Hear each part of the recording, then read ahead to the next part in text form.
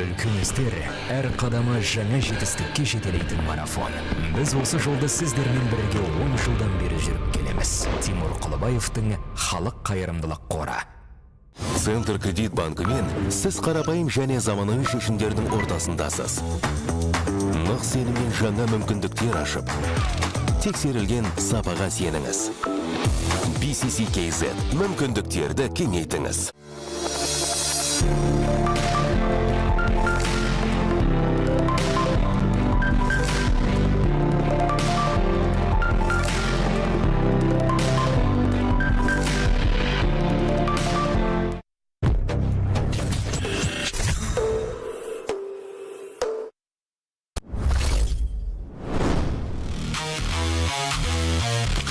MOBA Mobile is an esports discipline based on Mobile Legends Bang Bang and consists of a digital stage only. 16 teams compete in 5v5 matches played in a best-of-3 format. Throughout the tournament, all matches are played as best-of-3 series, with the first team to win 2 games claiming the series. The first game begins with a physical coin toss. The winning team chooses either its side of the map or first pick in the hero draft. In the second game, the choice automatically passes to the opposing team. If a third and deciding game is required, the right to choose is once again determined by a physical coin toss. Teams earn tournament points for each series victory in accordance with the tournament bracket.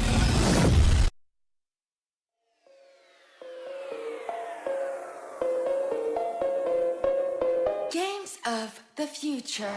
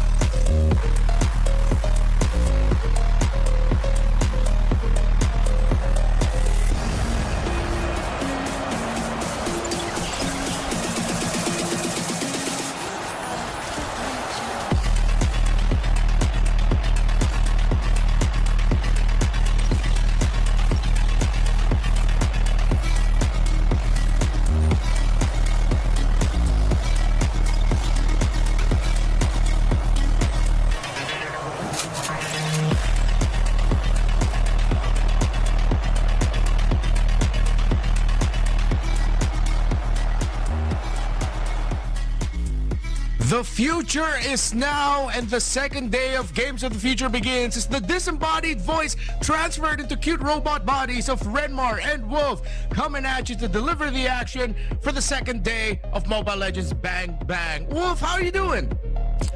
I am doing great, especially after watching all of the games yesterday, and the fact that we are going to be heading into the next round of matches, which will mean playoffs, which can also mean eliminations for today. So as much as I wanted to see the teams compete for more, but something has to be decided.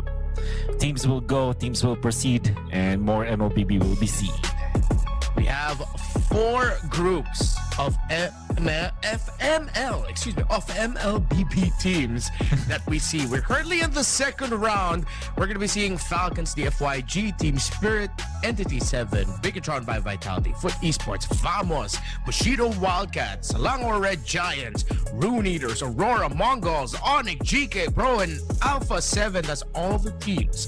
No one is eliminated yet, but there are lower bracket matches to watch out for, while the teams in the upper bracket will both be qualified, but victory or defeat could mean better placements. Yeah. And we already saw the shape of a draft of the metagame, I would say, through the draft of the teams that we've seen yesterday. And one thing's for sure, we are seeing a lot of snowball fights. It means that whoever wins in the early stages will be more likely to end the game as soon as possible. And even when they get to the late game, usually when they take out turrets, they usually just immediately win the fights. I think that we've seen only 1 or 2 comeback games from yesterday, and most of them are from the top teams in the region anyways. We did not cast any comeback game yesterday, but I did see one from the opposite stream, which was Team SRG coming back from behind and taking down Aurora in one game, then eventually the series. And that kind of tells me that, okay, I don't like that kind of metagame as personally, but at the same time, it means that the games will be much faster. Oh, for sure. It seems like Turtle 1, Turtle 2, whoever gets to win it and gets a tower after that pretty much already wins the game. Making comebacks is so much harder now with the presence of some really busted heroes that just thrive from the early portion of the game all the way even until the late. And I'm looking at you, Hirara, Paquito, but especially on this stream, and even in some games in the other broadcasts yesterday where Lafell and Gideon are casting, we got to see the rise of Melissa in priority, and currently the most high-performing hero in this tournament, at least, is actually the Barretts, with, if I'm not mistaken, the top 3 most picked hero and also the highest win rate at around 7-2, if I'm not being wrong. Oh, 7-2, but it was about 6-0 from our stream, was it? Yeah. Oh, it's 8-3 in total. Majority of them did come out in our stream yesterday, yes. Yeah. So, not only that, when you look at the teams and how they prioritize the Barretts, they eventually become very comfortable with the draft. So it's not like just a hero that you win with just by playing it. You also just make your own draft, your own composition, so fluid. And to add to that, we've seen a lot of good Barretts plays. Teams and players not only are identifying where to put Barretts in the draft, but also they knew exactly how to use it in the actual games. We're seeing how good the sneaky Barretts plays that we've seen yesterday, that it seems like it's not just a trend from MSC or from the tournaments I've seen here locally. It's actually the thing now. The way that you utilize your Barretts is you have to be very crafty with it, and when you are finding good targets and you're picking off your opponents, you're easily making it easy for your team to win. It has been a very interesting start to our tournament so far. So there's actually a video that we can go ahead and catch. Let's look at that. Do games bridge the gap between our understanding of the languages? Some think that they do because so many gamer slang words made their way into other languages. Mobile Legends players might just be the loudest crowd to agree with the statement. This raises a question. Which phrase is so easy to understand during gaming that it doesn't need any translation? Proof. You might have thought of something like good game /GG, DPS, or even buff /nerf. Or you might have remembered iconic phrases that are probably ingrained in our heads by now, like Bomb has been planted. in Counter-Strike, Flawless victory. in Mortal Kombat, An ace attorney. But back to the topic at hand. Where does the game Mobile Legends stand in all of this? There are many interesting categories in common phrases among Mobile Legends players. Character names, player behavior, in-game actions, and more. Characters whose names are long transform into shorter word collections. Beatrix turns into Bia. Gusion into Gus. Player behavior-related words like noob means someone who is new to the game. Jungler means a person who clears creeps and secures objectives. Or toxic, a player who is not on their best behavior. Am I losing you yet? No? Good. It will be quite important if you are new to the game. Now for the in-game actions. CC refers to crowd control, meaning any action which represses enemy movements. Backline is for ambushing your opponents. Gank, forcing a team fight when you have the numbers advantage. Did you recognize everything? If yes, now you are equipped to understand the universal gamer phrases during Mobile Legends Bang Bang matches on Games of the Future 2026.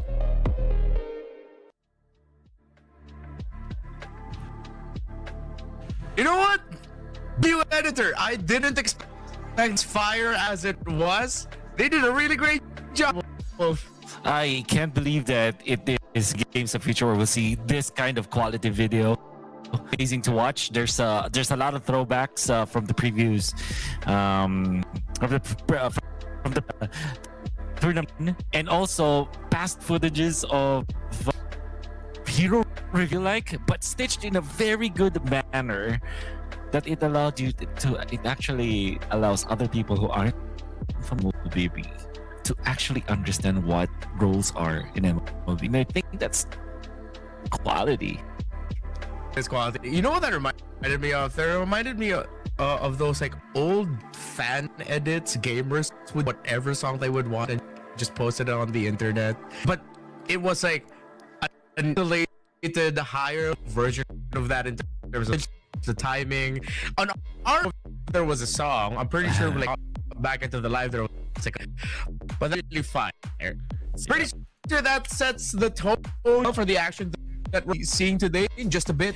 You're all gonna be able to see of matches, but pretty few of the viewers of Mobile Legends Bang Bang Esports, and you can see the schedule as well for the groups and the matches to expect.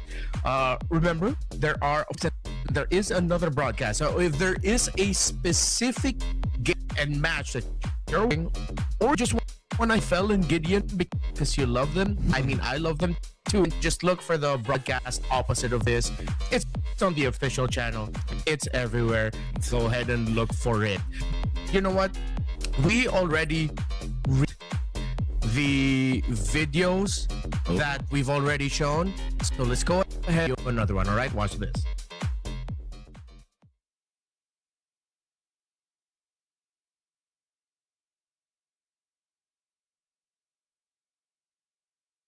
Did you know that Games of the Future has symbols representing it? That's right. There are 4 characters, which are called Guardians, whose purpose is to represent the spirit of competition.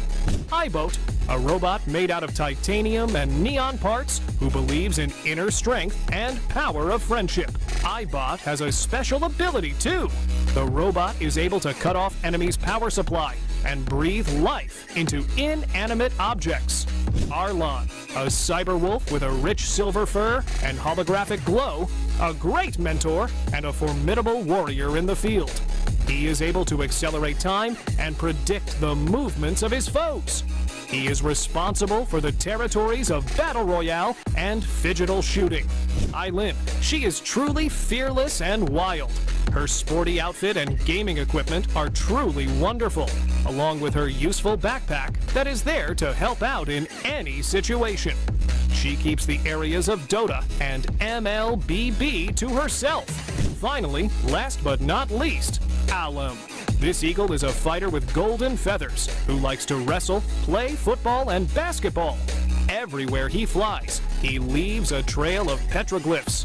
His special ability allows him to analyze the situations at unimaginable speeds. He is a keeper of many areas, and we love him for it.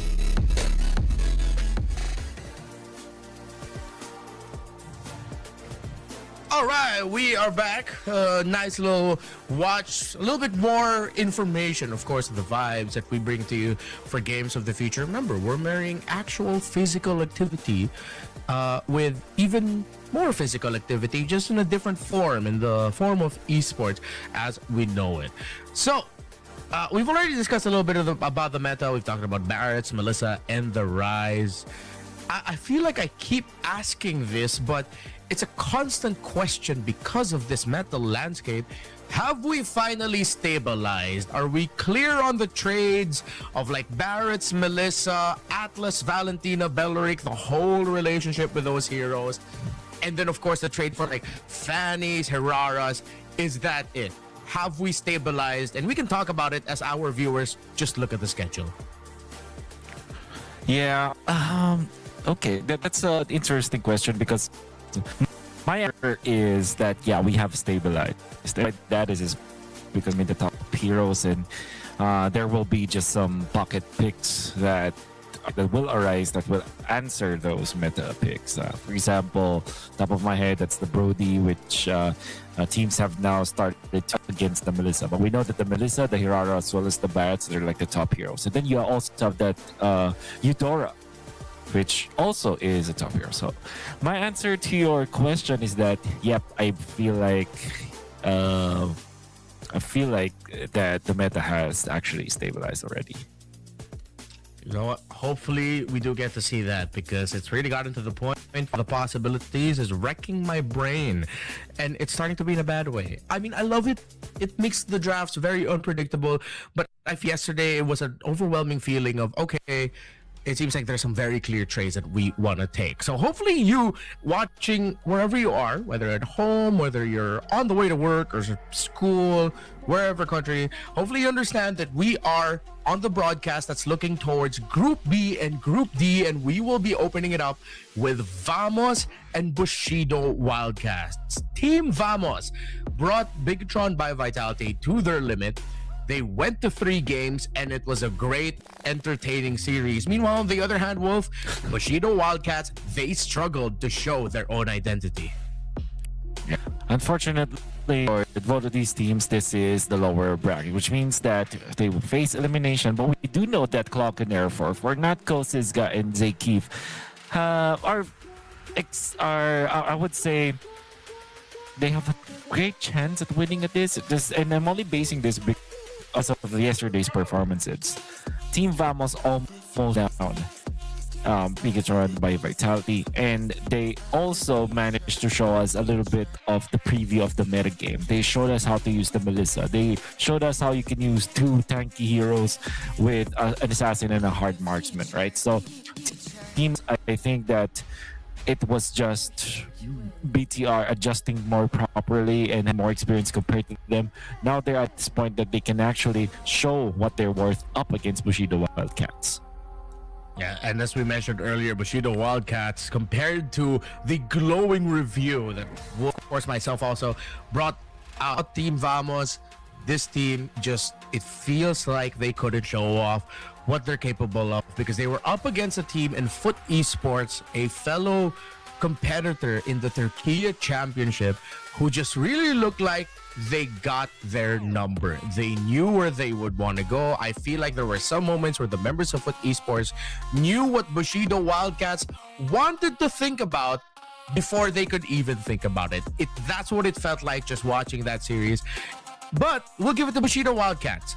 They had 2 drafts where you and I both thought, hey, this is good. Maybe even better than the draft of Foot Esports, but they could just not execute. If there's one matchup that I'm going to have to be looking out for, it's keeping it simple, and we'll start into the EXP lane, because Sizka, in the place of Sepat, really got to show off for Team Vamos and look so comfortable with the team. You mentioned a great barrier. He was a great Barrett's player and also handled heroes such as the Uranus and other tanky heroes really well. Meanwhile, Kuntepper on Bushido Wildcats just had a lot of moments of, I think the term you used yesterday was overcompensating. And when you're up against like Team Vamos, the risk of that happening again this series is actually so much higher. Especially because Vamos is a team that is also chaotic in the early stages, or final stages of the game thing. All things considered, so I do agree with you. You can this early game will be so volatile for both teams, especially because Bushido Wildcats can draft properly, and the adverse effect of that is the Wildcats might be in a tough spot because they might not be prepared for this kind of playstyle coming from Southeast Asia, specifically from Malaysia, and specifically from Tamos themselves. I think that there was a time where Sunshine and I think Sunshine did play up against some members of Team Vamos from before. Maybe M4, maybe yes, or at least experience playing up against Malaysian players. But in terms of familiarity, there will be a lot of challenges for Bushido Wildcats now. For sure, especially since Vamos really do love that playstyle that you were hearkening to, wherein it's quite smothering. But I feel like, and I think this can also evolve once again to a discussion returning to the meta. It felt like, looking back at some of the replays for MSC, how we talked about teams, checking out other broadcasts, it seems like more often than before, it's like every team now has to be good with aggro, has to be good with the early game, and has to be good with high tempo, which it's really how the game has evolved to, where it's really just about how liquid stampede can you get for everyone. Okay, my quick answer to that is absolutely yes, because you are heavily incentivized in this metagame that we have to be aggressive, to be aggro, and I think that you will lose more games if you don't catch up with this kind of playstyle, right? Of course, you still have to think about your macro and your late game. However, there is just so much benefit on focusing on your early game, because the teams that you will be playing up against will also focus on that anyways. The way that we're drafting, the amount of heroes that are really good when it comes to early game dominance and early game advantage is just too much. It's gonna be foolish if you don't really think about improving your early game in this landscape that we have. And I feel like a team that was a really great example of that yesterday, and we gave them a really glowing review as well for their performance in Group D up against Pro Esports, is none other than Onyx. Onyx has always had that identity of a team that likes to set the tempo, likes to dominate, but especially in this metagame where you really need to make that happen, and it's quite rare to see matches go into that push and pull, mid to late game type. Although we do still get to see it from time to time, it seems like the best teams can pull it off and finish the game 11 to 14 minutes in, you know? Onyx seem to have found a new footing in remembering what they're best at, and it's quite deadly. We've always thought of Kelra as the type to play marksman heroes, always been fantastic about that, always been fantastic with it, but the man played back-to-back Paquito games and made it look easy. Kiboy played Bathilda and Network. Lutpi went back-to-back with Barretts, and if that isn't a perfect snapshot of what the metagame is now, then I don't know what is. Yeah. And again, the biggest proof of that most recent, I would say World Championship, but a team with an international championship with worldwide audience, the biggest tournament of this year when it comes to the prize pool, MSC. In the finals, it went 7 games where both teams were just trying to win against each other in the draft. It's more of a tug of war of who's gonna get the much better early game heroes and the compositions. And when you look in the game that they played, all of that just translates and tells us that yes, you have to absolutely win the early game. 7-game series with all stomps. Oh, that will always tell you that yes, this is the meta game that we're playing now. We have to really think about the early game. So that is definitely the snapshot that we should look at. To add another layer to it, isn't just about, of course, like the draft, although that is a huge portion of it. And I like that you mentioned that the tug of war feels like it's really in the first phase bans and first phase picks. You know, that first three that you get really sets the tempo for the entire match, not just the draft in its individual scene. But it also asks so much of every player in every position in the first 3 minutes of the game to not mess up. You better be doing your job correctly or the entire team is feeling it. It's the most punishing meta landscape that we've had in the longest time. Before, there's a way for you to recover. You lose all 3 turtles, as long as you got farm on your gold, it's fine. You can get Lord 1. In this landscape, you lose all 3 turtles, there's a high chance the price to pay for that is that you couldn't get enough farm for either one of your side learners, which, by the way, is so much more important now, especially in this landscape. So I'm expecting a lot more of the same that we've gotten used to in the previous weeks of action that we got, especially since the start of MSC. And that should make it so much more difficult for Bushido Wildcats here going up against Team Vamos. For those wondering, we are just waiting for the draft to begin. So thank you all for your patience. We are once again in Group B matches. We're going to be seeing Team Vamos and Bushido Wildcats first in the lower bracket final. The winner of this will qualify. Later on, the second Group B match that we're going to be seeing is Bigatron by Vitality going up against Foot Esports, representative from Indonesia and a representative from Turkey. And whoever wins that will get a better placement in the bracket. Meanwhile, for Foot Esports or for Bigatron by Vitality, for who loses that matchup, will go into, if I'm not mistaken, with how it should be is, I think, I wish I double checked this, but I think the loser will go into the round of 16 bracket in the playoffs, while the winner of upper bracket matches will advance straight into the quarterfinals. Give me a sec while I that out. Okay. I Okay. think that's the case. Yeah, because it feels like you should not be facing the same people. Yeah. Yeah, I mean, it's not people, but yeah, well, people, definitely, but the same opponents, so is what I would say. Yeah. I think that is a topic for a different day for sure. Right now, teams will just focus on trying to win, actually, from what the matches are up ahead.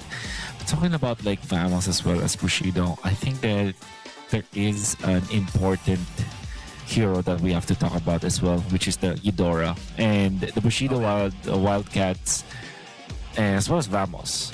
And I'm only saying that because the very first instance of the Eudora being picked and prioritized was actually from when I saw them being played by Vamos, actually. Specifically, it was the first match of the MSC group stages. And I'm sure that you were part of that casting grid, and I'm sure that you guys are also surprised from the Eudora. And me specifically, because I prior to that I wasn't actually paying attention to the metagame of MOBA. Well, I haven't been playing since then. When that happened, actually, so I was surprised about this Eudora. But then I see it just a few minutes into the game, just the first 2 minutes. I saw it in lane, and I already understood. Okay, this is why Eudora is really good. It is a lane bully. It matches up well against most of the mid lane mages that we have. It threatens tanks, and it's a big threat to assassins as well. Although it is also threatened by assassins, there's just so many ways for the Eudora to actually find an opening when it comes to late game team fight. So that's what I wanted to say about Eudora, and this is something that Bushido Wildcats also suffered from yesterday. For sure. I spent majority of MSC being the, I want to say, notorious but very vocal hater of the Eudora. And it's not because I think that she's not a good hero. I see the value. I see the strength. It is quite busted what she can do. If you get the snowball with the Eudora, it feels great. Hell, if I don't know what to pick and I just want a quick, easy win in solo RG and I'm in mid lane, I'm picking the Eudora. It's so underestimated that people just often disrespected it. And we saw a little bit of that yesterday also from Alpha 7 when they faced up against GK Esports and Q-Dora in Quanok. That man made the Eudora look so easy. He was flickering forward, catching assassins in the back, catching the backliners, catching the opposing mid laner in the middle of a whole team fight. There's such a high ceiling with what you can do with a hero that has a very clear optional set of combinations with the ordering of the skills so that you can maximize whoever gets hit when you have the superconductor passive. But my dislike towards the Eudora hero is that how it feels like sometimes it shoehorns you to a very specific type of gameplay wherein you're very close to mid-range, and that's why picks like the Melissa and Vexana popped up, because they had so much range, and a team with the Eudora would often struggle against it because now they're wondering, wait, we cannot get close enough because of the priorities of the Esme, the Uranus, but I feel like it's leveled up. And that's why yesterday I also was very vocal and said, I'm not much of a Eudora hater anymore. I feel like the team's figured out how to balance building around her. She's just so good. It's just it's just naturally good in the meta. It's just a good hero, essentially. It had enough buffs. It has stabilized in the meta game, especially in the times where there's a lot of assassins. I remember the last time that the Eudoraphobia was a thing. We were at the tail end of the assassin meta, actually. So it was between season 8 and 9, early into season 9 of MPL. So that was about 3 years ago. Oh wow, yeah. Don't remind me how old we are, man. Let's not count yet. We can just say it was quite a while back. Quite a while back. Quite a while back, right? So what I remember from then was it was a transition from assassin to the tanky meta, and Eudoraphobia was definitely a thing in ranked games, auto banned even in tournaments outside of the MPL, and then eventually for MPL. And in relation to that, assassins and hard marks, and what was the term, like marksman, traditional marksman, right? Yeah. They struggle from that kind of meta games against Eudora. So it's somewhat reminiscent of what we're seeing right now, especially with assassins, Hirara running around, Nolans, because there is a way actually to kind of survive those kinds of heroes. It seems like sometimes you just realize like time is a flat circle when it comes to MLBB. It seems like we're just working our way around. Give it another maybe 2 years and then we're suddenly back to tanks in the jungle, and maybe someone's gonna bring back Estes. I don't know, but I feel like we're just gonna head down that route. But of course, with newer heroes popping up and Hirara again coming out of nowhere, a lot of people expected her to not become a big deal. She wasn't up until it became assassin focused. Like, it was hard to make her work when you still had the Akais, Bakshas, and Fredrins running around the jungle. But now with those like pretty much out as an option, and it's very rare to see teams consider them, then hell yeah, welcome back assassins. Well, this is where we are now, really tanky EXP laners that sometimes. And what I like also about the EXP lane meta is, yes, you have a very clear trade for the Esmeralda, Uranus, but there are moments where you are encouraged, and Barretts, where you are encouraged to get a offensive EXP laner that actually can also set up. You're looking at Arlot, Lapu-Lapu, Engagers. They have stuns, they have crowd control. So for a moment, we thought like, it's really just Esme, Eura, Barretts, and tanky EXP laners, because you need an anchor in the side lane that's unkillable because you're playing an assassin. But then there are teams who have proven, no, you can play damage EXP2 even though you're playing a damage assassin, as long as it has the crowd control capability to go along with it, with a good mix of like tankiness and survivability. For a quick update for everyone, by the way, we understand that it is taking quite some time to head into the lobby. Team Vamos and Bushido Wildcats are conducting another round of tests. Again, we're just making sure that everything is settled well and properly. We want to make sure that all of our teams and players find themselves in a good footing. Connection is all good, comms are all good. That's why we're just taking some extra time here. We're just taking some extra precautions to make sure that Team Vamos and Bushido Wildcats, all our competitors, have a great experience when we finally hop into the game. Yeah. To understand the situation, everyone, because we're just waiting for them to start again. Going back to other matches, I don't know, were you able to catch the SRG versus Aurora gaming match yesterday? Where at least we absolutely have to just replay it because we were casting while as it happened. But yeah, we're able to watch the game a bit. Just a few glimpses. I know that it was a little bit more of a back and forth in the second game, although the first game looked like it was just a dominant SRG affair, which is surprising. I mean, they tried to whip out the Kufra also in MSE and didn't work out for them, but this time against Aurora in game number 1, it was able to work out. I believe it was like Kufra Selena in the center of the map, while Aurora had the more typical like Belleric, Eudora. They were even playing Fanny, but SRG got a pretty dominant win in game number 1. Yeah, and then game number 2 was Aurora Gaming starting really strong. They've taken out the turret in the middle of SRG and they were winning. I think they were about 5k or 3,000 gold ahead. Wow. And it was a great clash between two teams. There was a lot of back and forth where almost everyone from each team defeats each other in a clash or wipes them out. But then what really surprised me was that SRG used Rafaela against Midnight. The audacity to use it.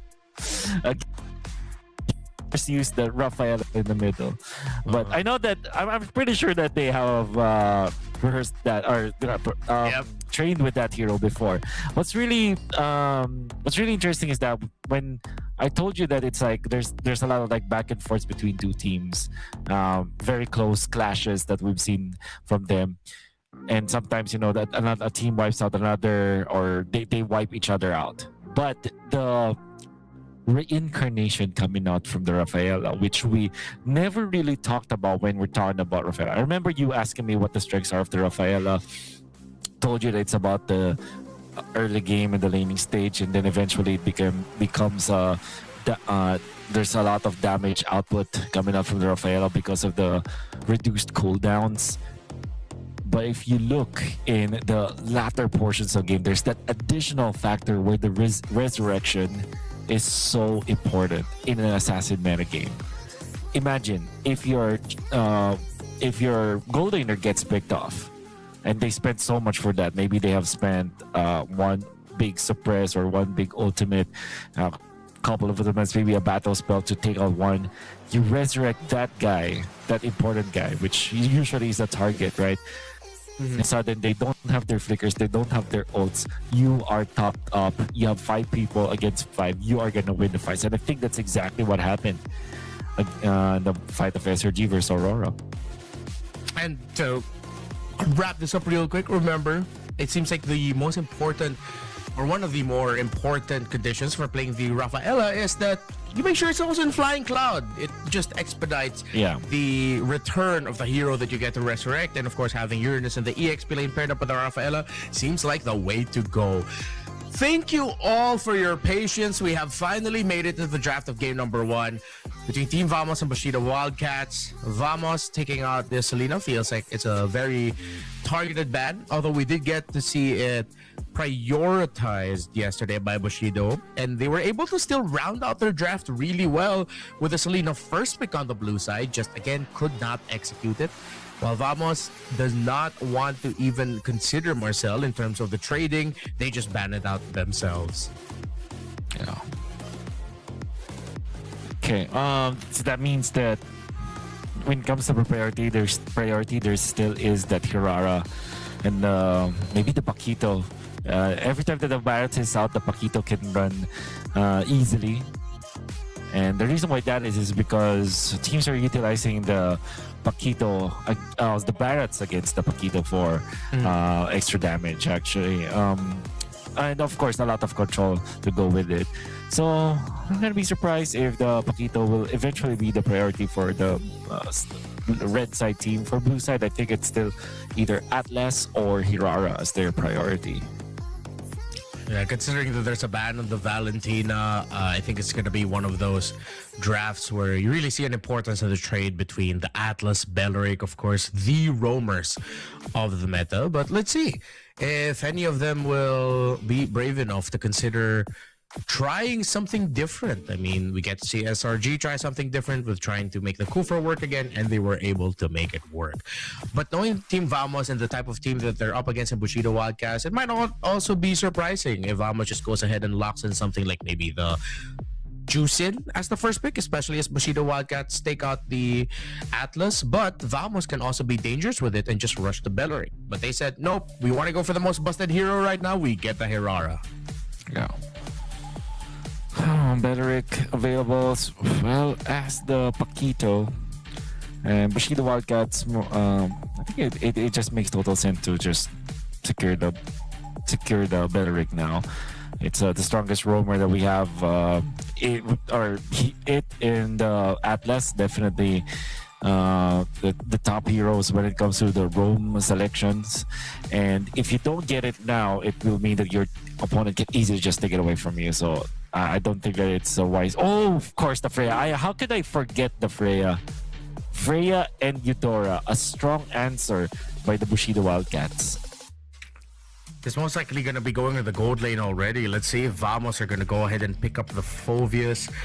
Or, interestingly enough, they find themselves in a pretty safe spot to consider even picking up something like the Eve if they want to just harken back to a little bit more control. But if they go ahead and pick that, Bushido can just quickly answer with rushing a lot of dive that doesn't really care about formations. But we mentioned it earlier, the Juice and potentially is the first pick. It still ends up with Vamos to help control the center, and it's going to be paired up with the Belleric. If Bushido Wildcats want up their speed and pick off, they still have a lot of options in the roam. I'm looking towards Cho if they want something to help supplement the Freya and team fights, and a Minotaur would go along with it. They get the Harley in red 3, the jungle pick that has risen up as a pretty much automatic response now to the Hirara and the jungle on the opposite side.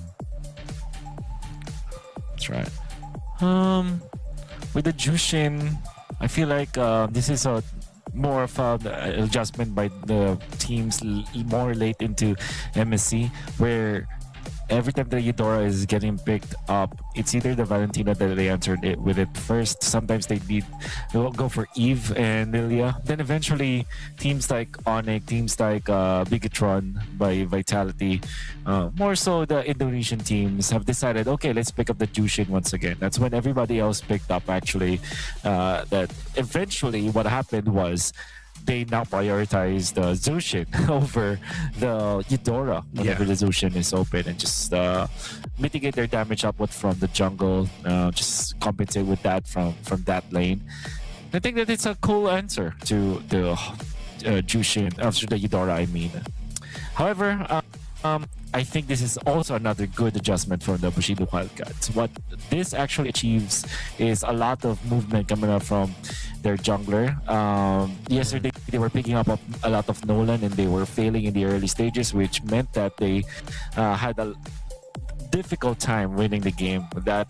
So this is a different flavor for Bushido Wildcats. Okay versus the Hirara, but also very good against the Jushin. So already good answer here for Bushido Wildcats. Yeah, to mitigate the movement of the jungle that you mentioned, Team Vamos would take away the Uranus. Besides the fact that they don't have heroes right now in their draft that could counter the rampaging early game Uranus, they also take away a great pickup that, especially since we saw it maybe a season ago, Uranus being utilized for handling macro on its side of the map. Multiple cuts, sometimes even turret 3. constant info. It could be quite nasty to deal with. But there's one hero we have to watch out for. Okay. So Vamos decides to change up the trade right away. The EXP, the Esmeralda, and the Uranus were both banned out. So we might see a return to heroes such as the Arlot with all of the dive available for Bushido Wildcats. Team Vamos might be keen on picking that up. Plus, you can use a quick final slash to punish the entry of the Freya, the Harley.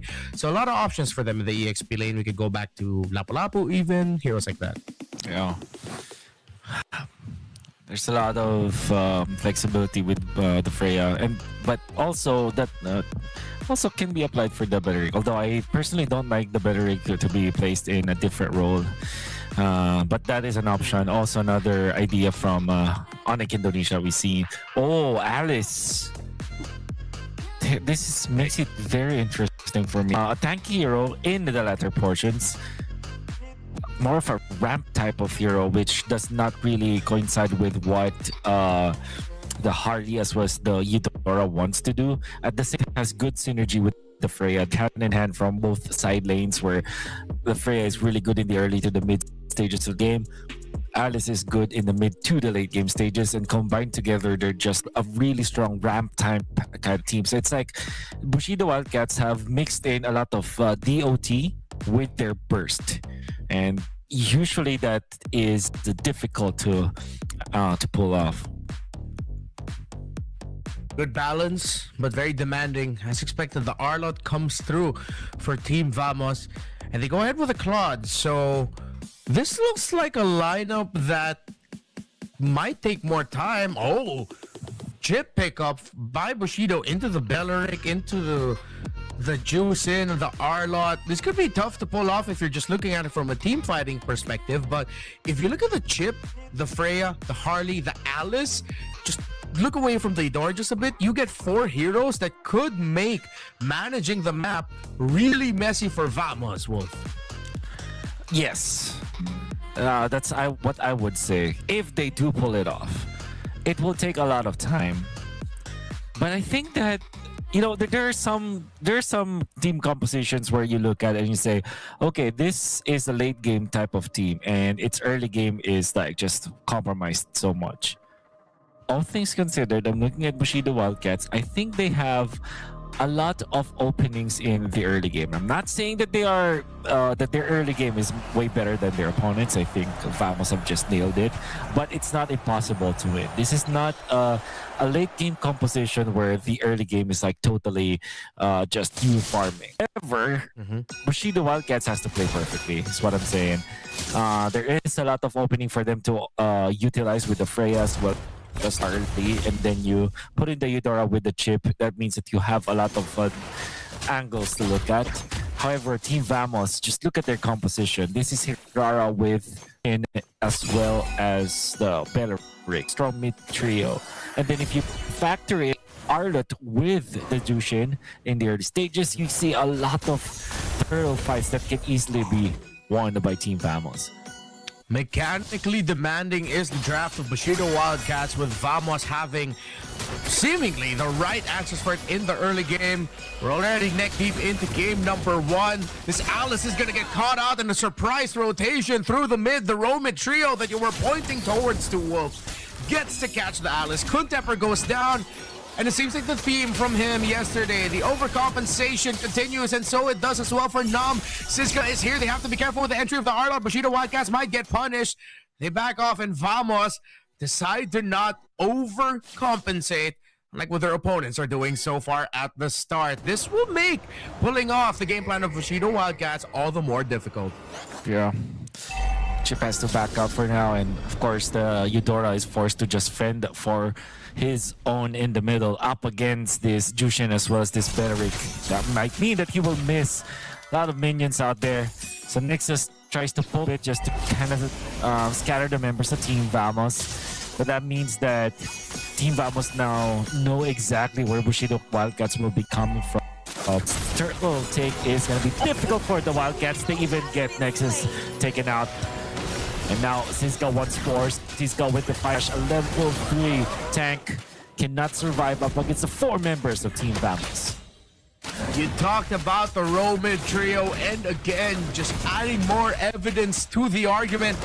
Vamos have cut out Nexus and have over-rotated, or excuse me, better rotated against trio Bushido Wildcats, who are now scrambling to get some semblance of control in the center of the map and through their own jungle. Nexus, after getting taken down, is now finally being able to get some farm, but the lead has ballooned, getting to 2,000. Meanwhile, up top, it looks like GOTF is in trouble. It is an Alice after all. He'll be able to get away. But if you look at the entire heat map, it's been all Vamos in the center. The chip has been relegated to just protect the jungle, not actually being able to be proactive, get information. This is going to be a really tough comeback for Bushido Wildcats, if ever. That's the best way to describe it. It's going to be a difficult comeback, all things considered. Now Team Vamos are gonna be, they're just gonna be controlling the mid now. They're giving even a lot of gold for this Claude for the double lane, and that means typical Freya versus Claude matchup where the Freya easily winning in the lanes now is not going to be the case. Natko has a level ahead of Sunshine in that lane. With the 3-0 start coming up, Vamos, and the way that they're moving, they have already a straight up way to win this game. It's 11,000 to 9.2k at just 4 minutes, and we talk about how snowbally this metagame could be. Remember, if you're only catching the broadcast today, the items aren't appearing seemingly as intended. Not always the most accurate. So if you're wondering, oh, how come a golden staff was picked up by the chip? Nope, that's actually picked up by the Freya.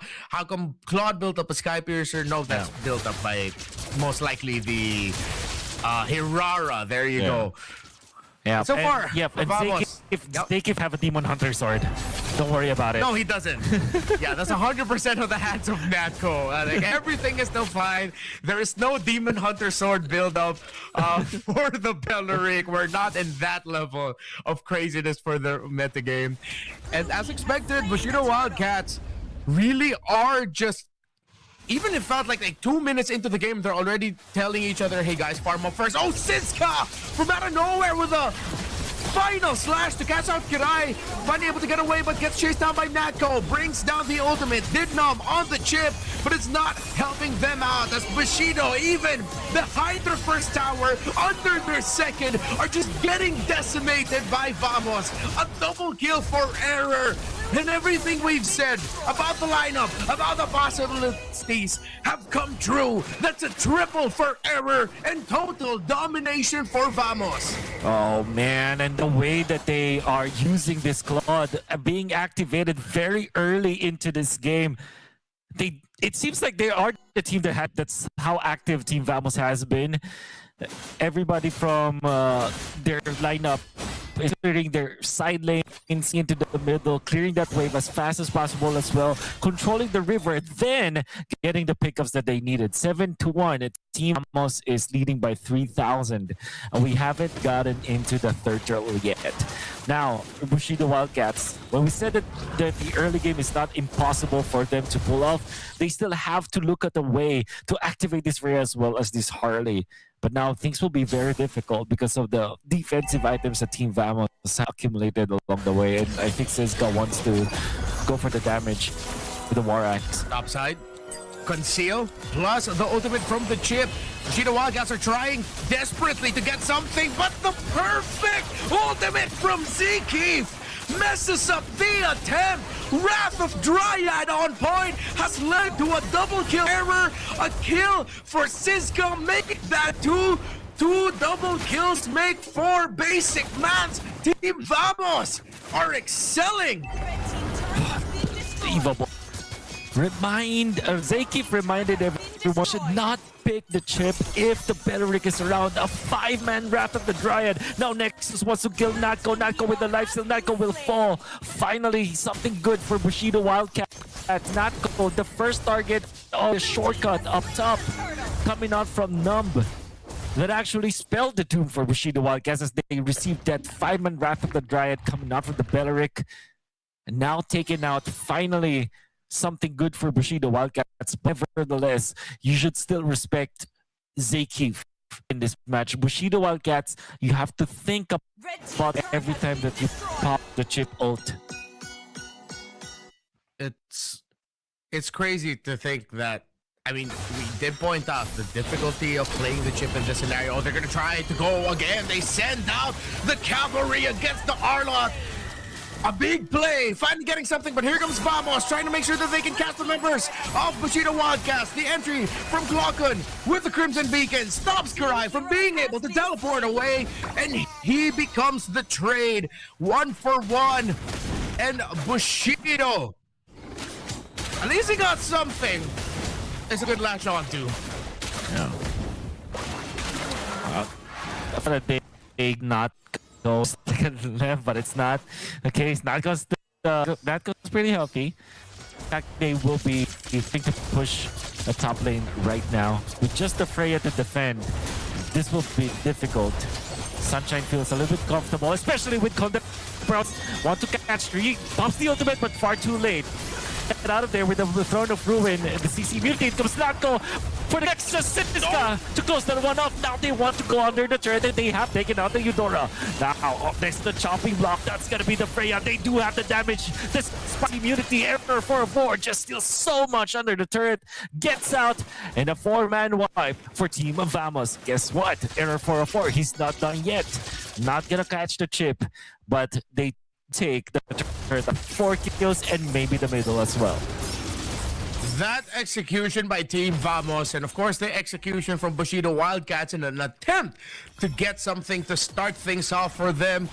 It's a perfect summary of the game. Now decides to go in with a flicker and says the entire team they're trying to get Natko, but with all of the AoE that Vamos has, they get stopped in their tracks. I felt like that was a Hail Mary at this point. A maniac. Will he get the Savage? And he does. Error 404. It has gone all wrong for Bushido Wildcats. Oh my goodness. Team Vamos. They were so ahead of this game.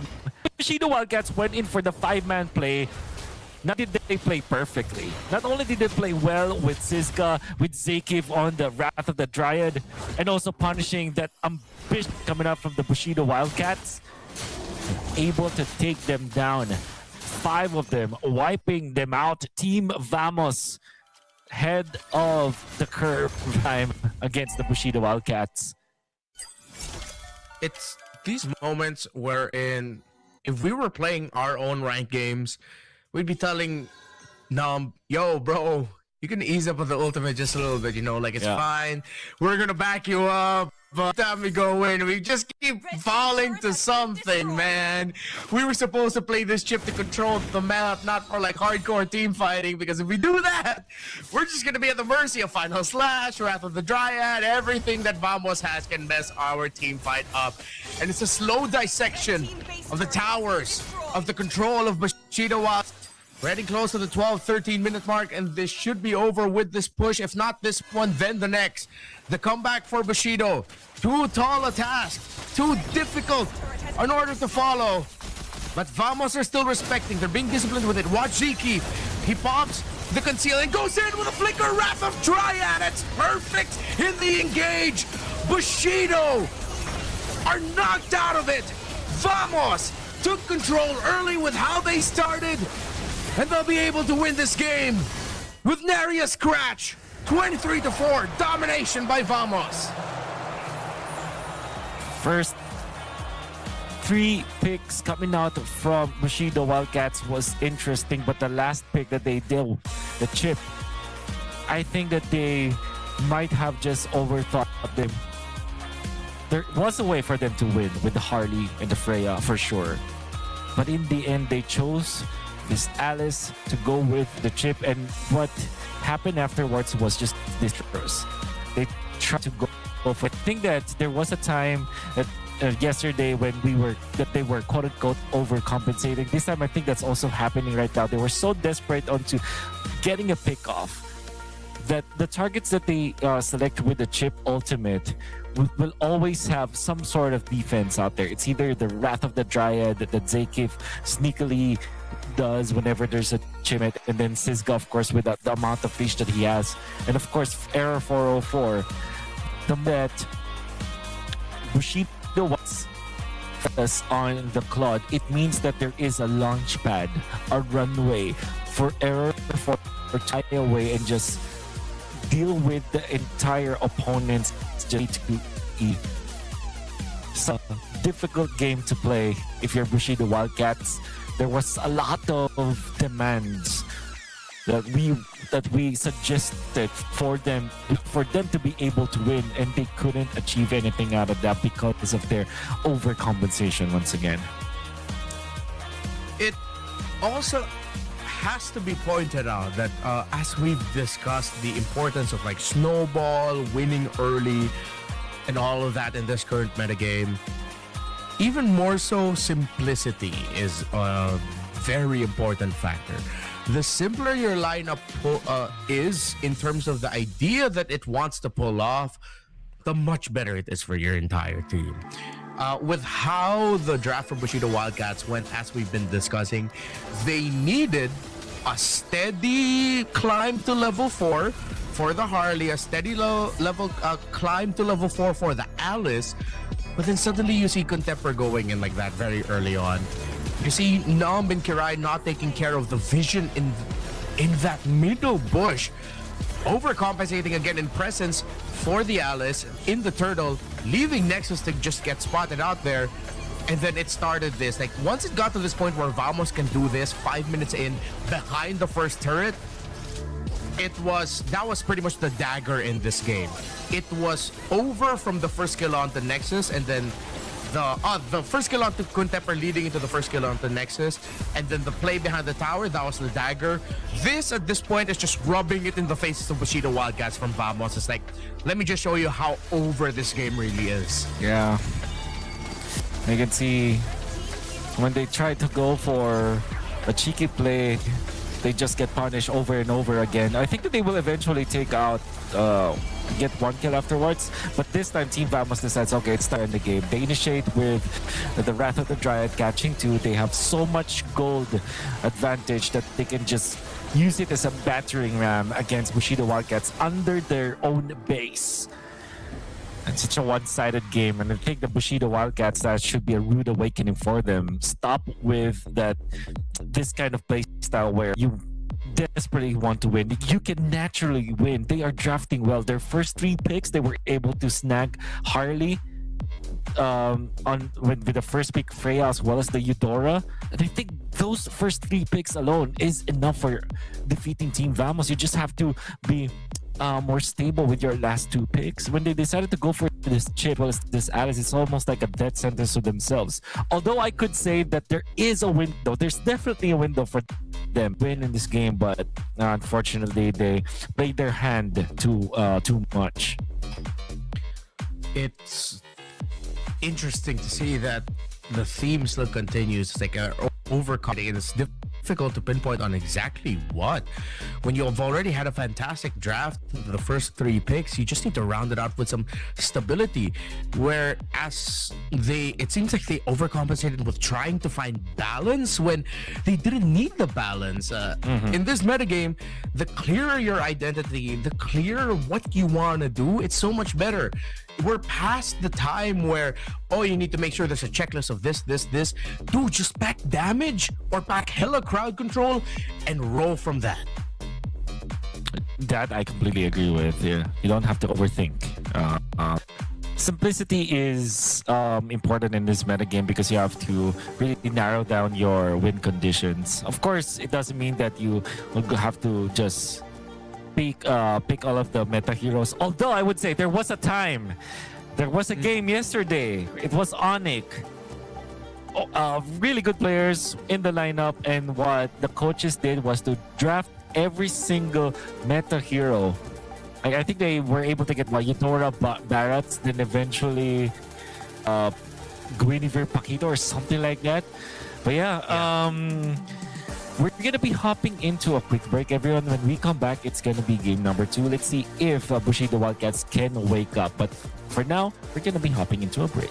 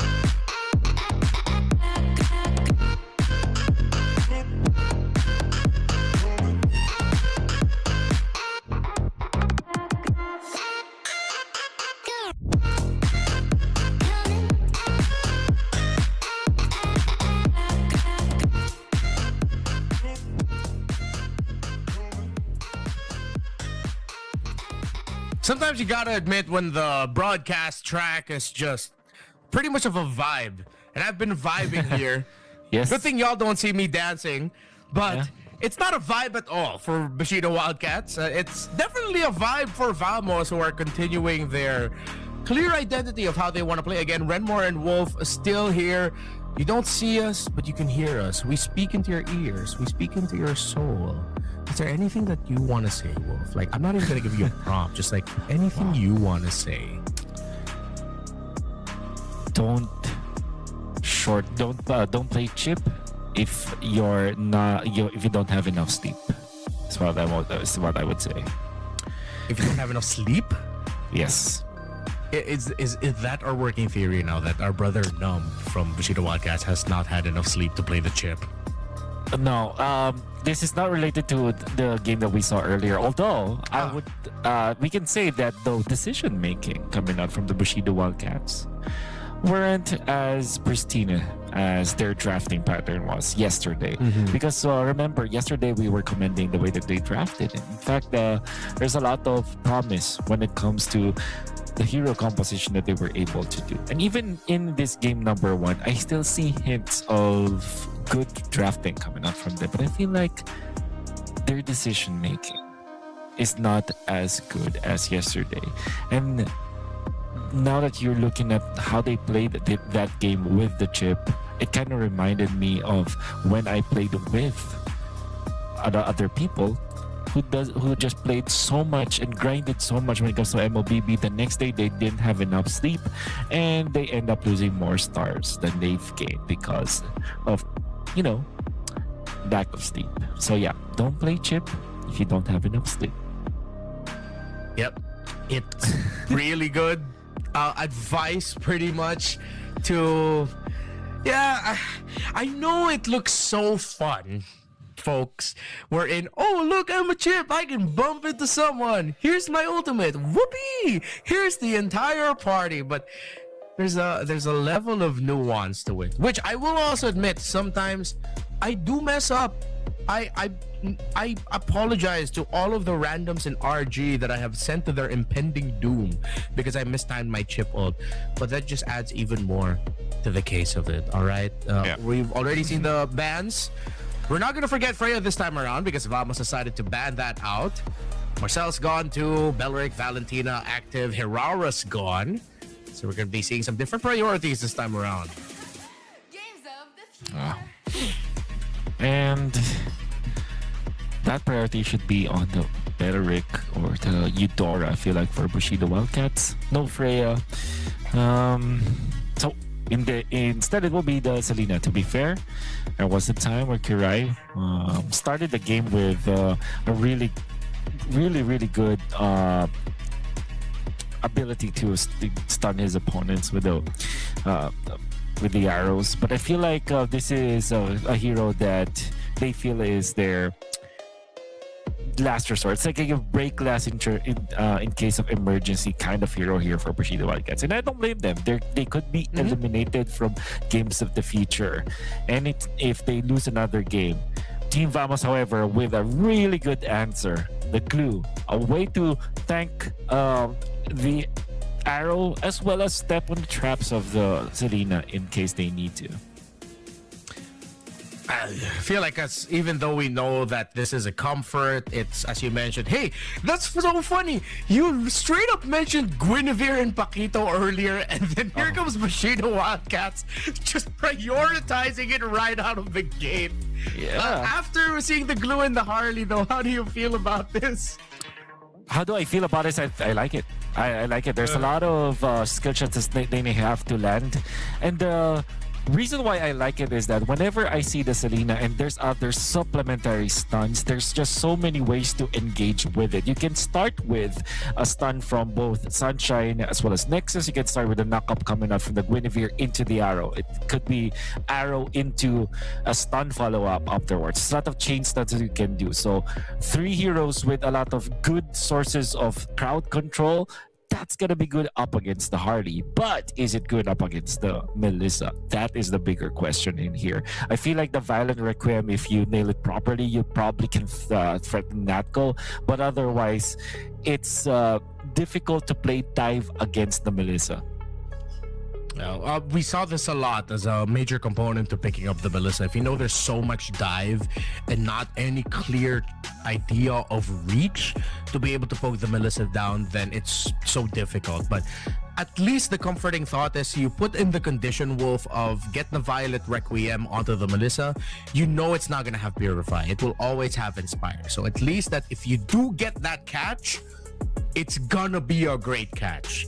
But it's, again, gonna be very difficult to execute and really pull off the catch Melissa out, because hypothetically, even if you get to catch her, there are other problems to deal with. So Bushido need to find a way to level this out with some form of reach or really good dive that once they decide to go in, there's no room for Natco on this Melissa to thrive. Yeah. And this means that for Team Vamos going to be looking at taking away more damage heroes like Arlet. Think about it, there's a good synergy for Bushido Wildcats with the Arlet, but Guinevere plus the Paquito plus the Arlet, I doubt Bushido Wildcats will actually pick that kind of composition, because that would mean that their Gwyn is your jungle and you have the Paquito in the gold lane up against the Melissa, and I think that is not a good lane to play at for Bushido Wildcats. So I think that they probably would have been better if they banned out the Brody, because I feel like Bushido Wildcats will with that one out. But we'll see. Maybe Bushido Wildcats themselves will just not pick up the Brody, put this Paquito in the gold, put themselves in a very tight spot actually. Yeah, especially since if Vamos decides to round out with like a Farso or a Vexana as their mid laner, then that's pretty much GG for a all dive composition, and you're playing a new game plus hard mode, hardcore mode, one death, and your entire save run is just gone. So they're saving that pick for later. They get the Uranus, and with all of this dive and burst, it's whoa, oh man, this is not gonna be a fun time for Bushido, but hell, if they pull this off, then they pull this off, but it's too demanding. Yep. You put your Paquito in a lane up against the Melissa. You put your Benedetta against the Uranus. There is a lot that they have to do. I have to say though, their river fights are really good. They have the damage, they have all of the stunts in the world, have good neutral objective team fighting, but their laning stage, that's what they will have to fix right now. And Team Vamos, what they only have to do right now is to pick a mid laner that will defeat the Selena. Maybe, okay, this is not a hero that I thought about, but it's another anti-dive hero. And this is also a hero that I have seen so many times played against the Guinevere, because what you do is to pop your ultimate when the Guinevere jumps. It will not stop the Violet Requiem, but it will stop any follow-up. And you also deal the damage. So I like the idea here coming out from Team Vamos, ready to close it out. Bushido Wildcats, I hope they're ready. I hope this is like a comfort thing for them, because otherwise their laning stage is gonna be disastrous. Again, that's why we put that asterisk of if they pull this off, then hey man, Bushido Wildcats can just look at all their previous losses and forget about it. You know, it's just, hey, we were able to do it with this lineup against this composite against Team Vamos. Let's pat ourselves in the back for that. We're now about to head into game number 2. Looks great for Vamos, especially since they rounded it out with a Zetian. Of course, a hero notorious for, as Wolf mentioned it, being anti-dive.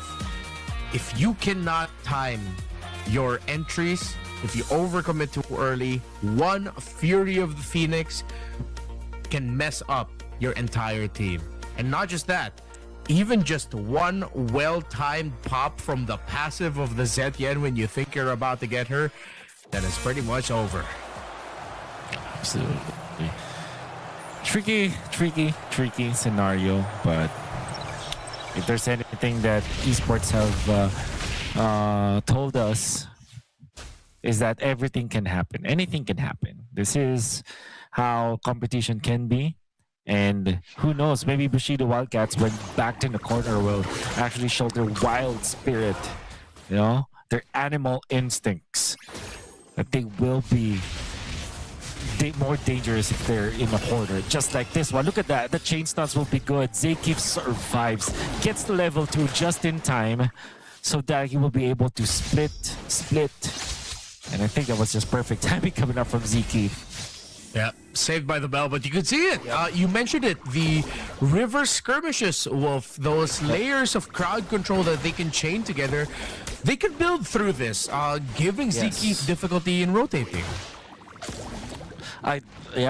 Maybe just skip the lanes, just fast clear the lanes, get out of there as soon as possible, and then team fight afterwards. That also is true for the Guinevere. At least Num gets away. Arrow 4-4 had to use deadly magic. Meanwhile, the EXP lane, Kuntepper desperate and getting that this could be bad for him. He's just gonna... Oh!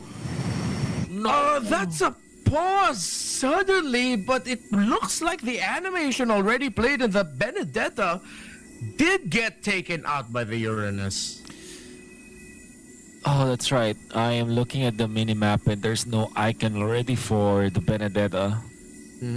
And if we're seeing this properly, I think that the Petrify is still available for Kuntepper, but I doubt that he will use it because he knows that the Purify is also available for the Uranus as well. So it will be a wasted Petrify if in case he uses that to try and survive. That still is the same idea here for Bushido Wildcats. They're going to be just fast clearing the way because we mentioned it's a Paquito going up against the Melissa, not a good lane for the Paquito. It's the Benedetta up against the Uranus, not a good sign for the Uranus as well. So tricky scenario again for Bushido Wildcats. However, losing the Benedetta very early into this game is not gonna help their case for sure. Yeah, and this is something that you don't want to experience, especially in an EXP laner with a lot of eyes watching you. Honestly, Siska was just standing around minion waves and spamming the first kill. I'm pretty sure that's how it went for him. It's like, all right, keep dashing in. Like, it's like Benedetta's doing aerobics in a powerlifting competition. It's like you're doing a lot, but it's the wrong setting for this man, and now it leads to him just getting taken out by this Uranus, and he made it look easy. Of course, we're going to be starting the game in just a bit. Thank you again for your patience, but if you just missed it, it's been a good start for Bushido up until this moment where Kuntepper in the EXP lane just got taken out by Siska, and it pushes the narrative even further of it feels like Kuntepper just wants to do a lot, but not exactly at the right time for it.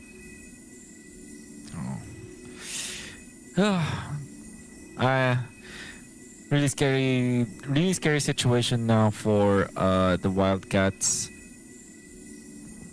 At the same time, there is a big part of me that kind of wants them to at least even win in the early stages. I feel like so that this game will be much more interesting and much more, and obviously not one-sided. Because I feel like whenever I see a composition with a lot of stunts, I do want it to be successful because I feel like that is a good way to approach MOBA matches. But I feel like if this kind of momentum continues for Team Vamos, well, Team Vamos are just gonna be having a great time. A Uranus that will get the first blood, and then you have the glue that will survive every single attack that is gonna be thrown at him, and then Arrow 404 running around the map comfortably. That's not a good sign for Wildcats for sure. Especially the start that they had gave them a lot of optimism, really. But maybe if they start layering really good crowd control for Kirai, Nexus, and Numb, leave Kuntepper to just do his own thing as the Benedetta, get the Selena, Guinevere, and Cho together to just chain things up, use Nexus's Valid Requiem and entry as some means to help sweep things up after Numb and Kirai have forced out Purifies from especially the Melissa. It sounds demanding, yes, but it should be good. Oh! Survives. Right on the money, Kuntepper still actually survives. We thought he'd get taken out, but I think he already used the eye for an eye, but he did use the Petrify, and Siska chose not to purify it, so that's what happened. But Sunshine up top, needs to be careful. Error 404 is there nearby. He tosses out the deadly magics, messes up Sunshine's flow of team fighting as he baited Sunshine to get a little bit closer to him. He's still trying to go after Natko! A two-man outplay towards the Paquito. And because of the fury of the Phoenix from Clockun, they were able to spot out Nub, who tried to back him up and tried to follow up for the kill onto the Melissa. But in the turtle pit, Bushido Wildcats will be able to get their first tip of the series. All things considered, Bushido Wildcats almost won that fight up top. They forced the rotation coming out from the Harley, and they adjusted focusing on the turtle, so they get something out of nothing. But of course, losing the gold lane, Paquito in the early stages is not a good sign. Natko almost died in there up top. The moment that Sunshine gets more, he will have the distinct advantage over the Melissa, but only now the movement coming from Team Vamos, the way that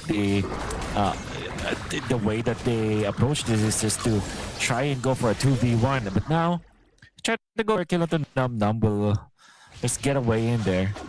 And with all due fairness, Bushido Wildcats, they have the lead. Yeah, you could see the hesitation also from Vamos in the sense that even though they were able to get the Cho onto the grab, not of course the best target for everyone to just jump on. You saw that Vamos is really respecting that crowd control surprise burst capability if they decide to go in. You do still have the passive on the Zetian. You still have space escapes and everything. Contempor is going to get dove on this time by two members of Team Vamos. He tries to use the elective final blow to survive for as long as he could. Maybe popped it a little bit too early, but at that point, Vamos just force it out of him. They get a kill. Up top, Bushido trying to make a rotation towards the Melissa. Meanwhile, in the mid lane, they get the arrow off onto the glue and the perfect kick. This was a counter dive with the fury of the Phoenix, but it's not going to amount to anything as Bushido have finally been able to show off what they can do, not just in the series, but here in GOTF with a good start in game number 2. Ooh, finally, we've seen. It's just a sight to see that they are utilizing their lineup in a way that they have the advantage. When we talked about their lineup, it's really good in river fights. Not in the laning stages, in the 1v1s, but in river skirmishes.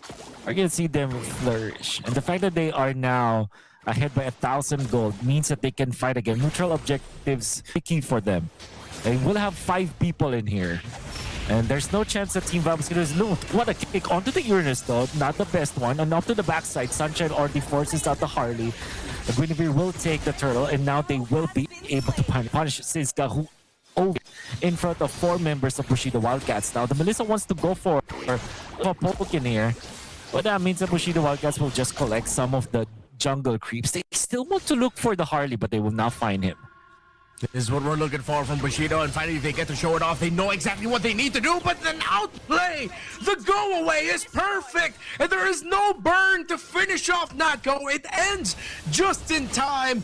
They're able to recover somewhat. Bushido are still controlling the map. They are still controlling the sides and the river, and despite that small win, still have to climb back. This is look now for Bushido Wildcats, now alive in the division, alive in games of the future. They also took out 2 turrets.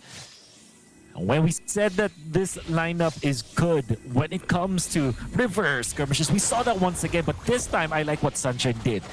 He was the one that forced out Error 404 out of position. And now they want to go for this orange invasion. Will not be in time for that one. They just took away the jungle camp, the Rock Ursa.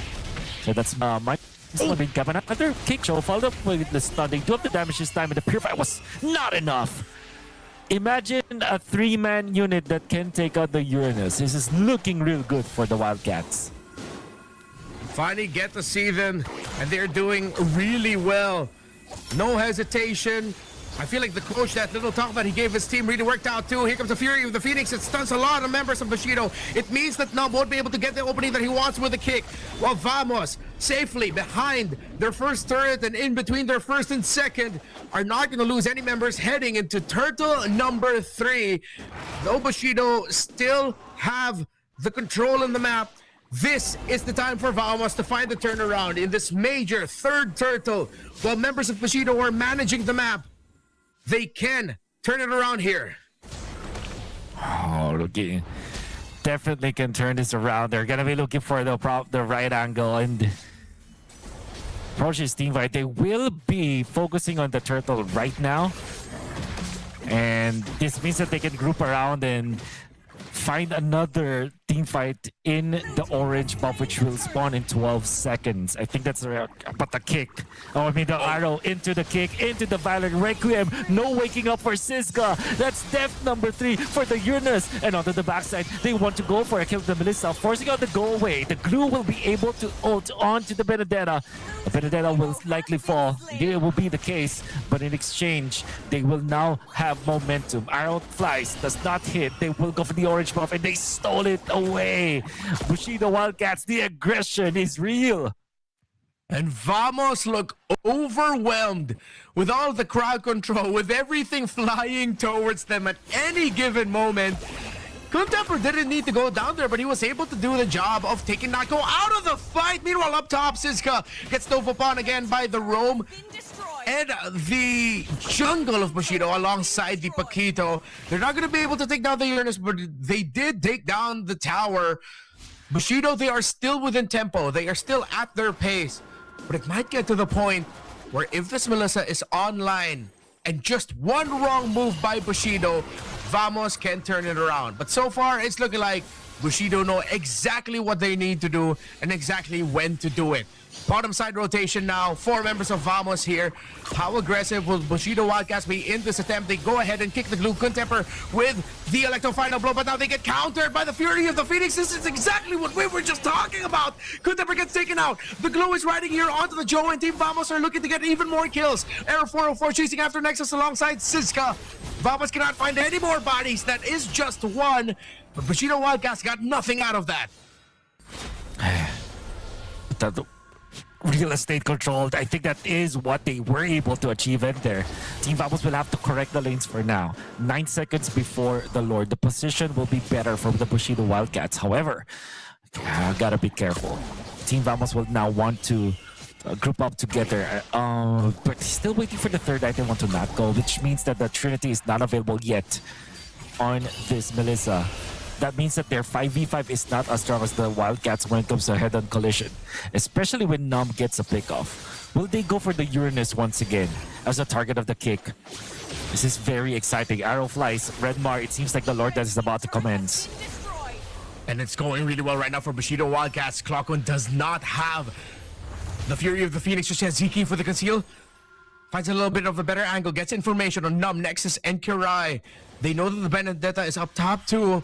There's a slow minion wave, a big one, pushing in the bottom lane of Team Vamos, and they need to go faster. It looks like they will. They're going to go ahead and try to force a reaction out of Bushido Wildcats. Sunshine coming in from the wings. So is the Benedetta. Numb trying to bait out abilities from Vamos. Do they know the Petrify? Electro Final Blow combo gets stopped a little bit from the passive, but Arrow 404 is down. Kirai gets taken out, but Netco somehow gets the last hit, and it all looked too good. Maybe it was too good to be true. Vamos wins it. Unbelievable coming out from Vamos. Bushido Wildcats already initiated well with Kunteber. However, there wasn't any follow-up. That's the problem. They have a lot of stunts, but they weren't able to chain it together. And the reason why that is because the positioning coming up from Team Vamos and the fact that the Fury of the Phoenix is the perfect way to counter the dive comp. After the jump coming up from the Benedetta, the Fury of the Phoenix information as well as the extra stun allowed for Natko as well as the other members of Team Vamos to collect themselves, utilize this Melissa in a very offensive manner while the glue as well as the units are protecting them. And of course, Error 404 and just dealt enough damage and enough disruption that the Wildcats' formation was crumbling.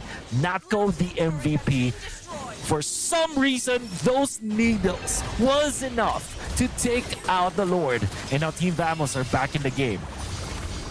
Numb trying to find a conceal angle, but isn't going to be committing it. Vamos know that they have the lead. This is the moment that they were waiting for. Bushido handled this as well as they could with the lineup that they had. They get an arrow, but the Fury of the Phoenix gets brought out again! We talked about the impact of this Zetian, and it's been felt over and over with every team fight. But in these past 2 major moments, It's the sad reality that Bushido now has to deal with. They did everything they could, but this was inevitable for the lineup that they were up against. Despite them getting a kick onto Ziki, he just gets to split away. And Siska can just now do this. Body the members of Bushido in their own base. Push commences. A lot of problems. Now Bushido Wildcats have correct now. Damage coming out from Natko is just immense. We talked about how the Trinity is not available yet for the Melissa, but this time it is now available. Just one team fight win was all it took. And now even Siska is not the target anymore for Bushido Wildcats. He's not an easy target anymore with the Purify being available. And of course the Melissa that can turn things around in case. Zetian Ultimate is almost available as well, coming out from Clockun. 2-0-5 on the Zetian, the mid laner for Team Vamos. They can engage once again. It's 30 seconds before the Lord, and it might well be the last team fight for both of these teams if Vamos takes it. It's Bushido who decides to take it. They decide to jump onto the Uranus, but now they're getting sandwiched here by the members of Vamos. Fearing the Phoenix is not going to land, but that does provide all the information. Not with the kick defensively. The Violent Requiem to try and stop the members of Team Vamos from jumping onto them, but it seems like it was inevitable after all. They try to go in with the Electro final blow, but Natko is down. Natko is down. The game isn't over yet. Whip us back into the portal.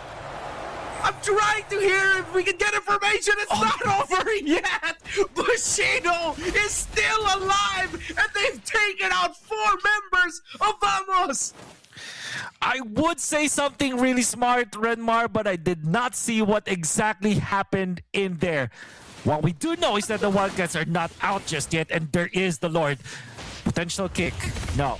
That's gonna be the passive. No, not even the passive to Zetian actually. Pop, that was just a flicker. Tried to go in. However, it's gonna be enough for them to take this Lord. There's some minion wave up top that has to be handled by Vamos as well. Sunshine takes it. It's not over, Redmar. It's not over yet. Hang on, everyone. We might see something historic coming soon. This is the best game that Bushido Wildcats have played so far. They are up against Team Vamos.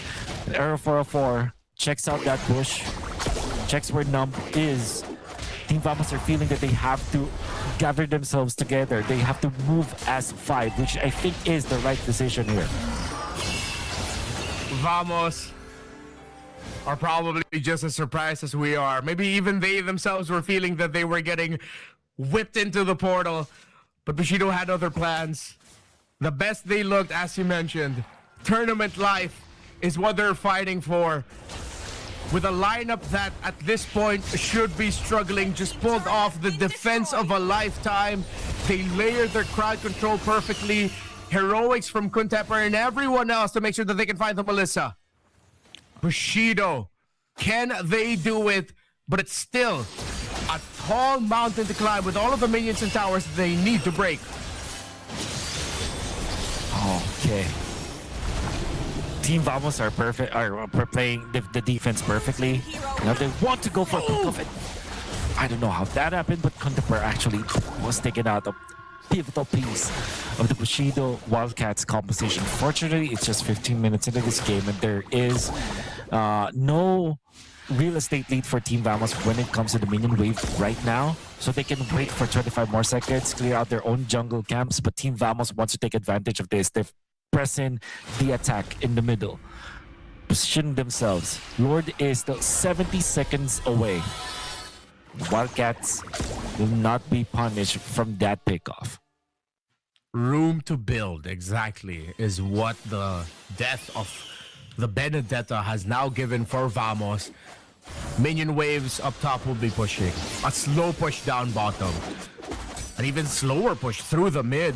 It's going to be a lot of minion waves for Vamos to deal with. Kuntepper has returned. So Bushido has 40 plus seconds to work with in terms of getting some semblance of map control, but Vamos doesn't want to give it. Conceal play to break this tower up top. to make the base go bald. No more towers here. The Abyssal Arrow lands onto the Zetian. They pop Clockon. They force the Fury of the Phoenix, and they find Error 404 in the center. Numb, Sunshine, and Nexus have done it.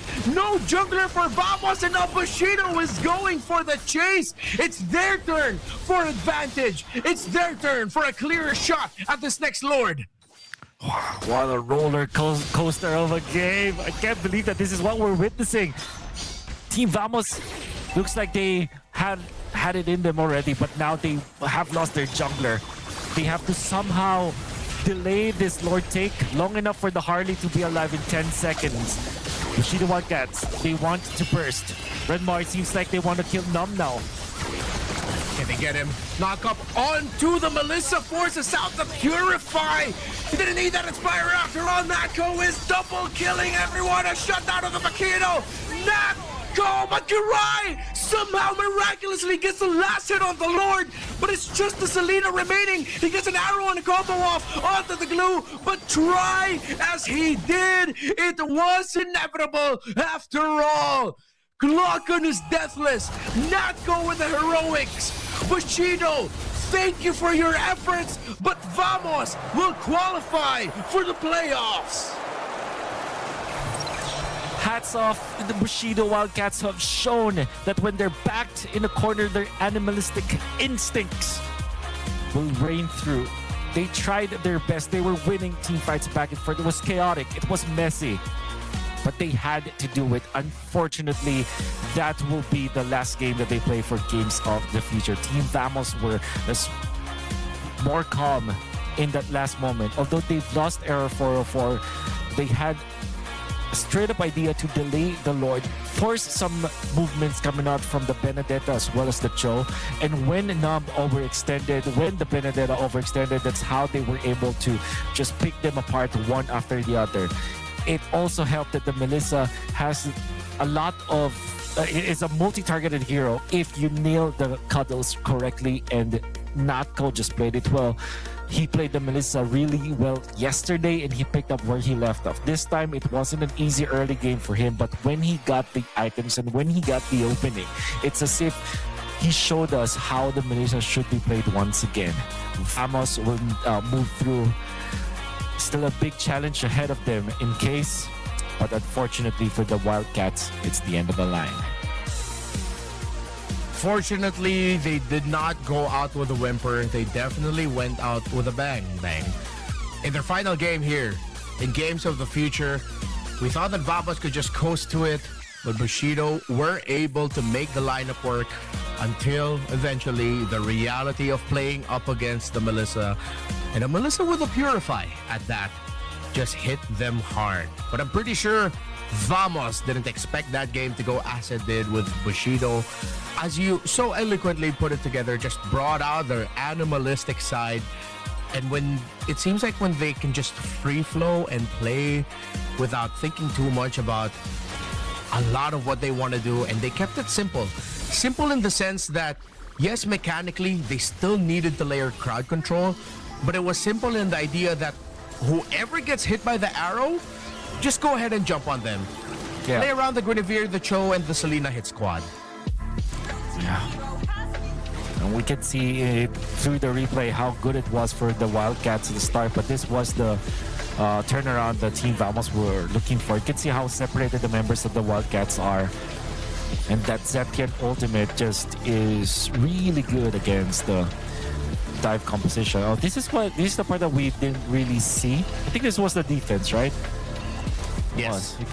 So it was a 3-man Petrify stun that led into Sunshine just decimating them, and of course Kirai landing the nice stuns afterwards. It's just Team Vamos were clumped up together, and there was that punish. For some reason, they took out Air 404. We're gonna see the Lord fight afterwards. And yep, Numb was just too low. The Petrify, the Guinevere jumped into Natko, but Natko was able to purify out of there. And the go away that will be a problem after the fact that the Vile Requiem was over. That was one of the many reasons why Team Vamos were able to win in that specific game. Yeah, imagine being able to take out the Purify of that Melissa, but I feel like at that point the team fight was just so messy. Even Cisco was doing a great job of playing around the other members of Bushido Wildcats, who I'm pretty sure really wanted to follow up for Nexus. And I think that's where their discussion was, because I believe I saw Nexus and it was Numb having a conversation. And at one point, Numb like did a hand sign where he crisscrossed. And then looking back at that last fight, I think that's exactly what they were talking about. Nexus probably going, yo, I got that Melissa, I popped this Purify. And then Numb was like, no, they had to split up because the Uranus was here. Let's just go with that. Yeah. I like that theory. And I like it when I sound smart. So let's just accept that as fact. But the fact is, Clocken is the MVP on this Zetian Wolf. Yeah. That Fury of the Phoenix and the last pick is Etienne as well. That tells you that there's a lot of mastery that is around this Zetian tournament from Clocken. And most importantly, Team Vamos knew exactly what they wanted to do to go up against this dive comp that they've seen. And of course, Clocken played it perfectly. 0 deaths, 81% kill participation, and a lot of damage dealt along the way. It was sad to see Bushido Wildcats go after finally waking up in this tournament. They played 4 games in total. The first 3 games that they played, it seems that they just couldn't really unleash their potential. This game, they were almost there. It's just that they ran out of gas up against Team Vamos, and with that, they bow out of the tournament. Still a tremendous showing, but Vamos does continue their road. Just a quick update for you from the other stream. Currently, it looks like Team Spirit was able to qualify for the playoffs. They had to forfeit their match against Falcons, but the champions of MSC easily swept through Entity 7 to make it into the playoffs. So Vamos and Spirit are in, and doesn't that sound familiar? Coming up next, the final Group B match to determine better placements. Bigatron by Vitality, Foot Esports. When we get back, we're gonna go on a break now. Renmar and Wolf come back later for the next match of Group B.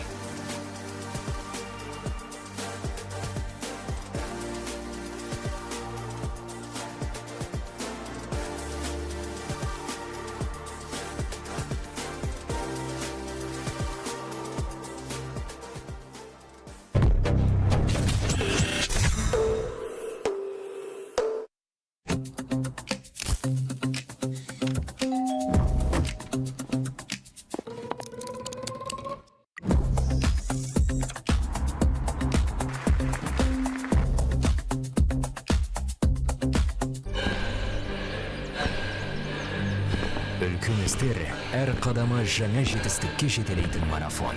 Біз осы жолды сіздермен бірге 10 жылдан бері жүріп келеміз. Тимур Құлыбаевтың халық қайырымдылық қоры.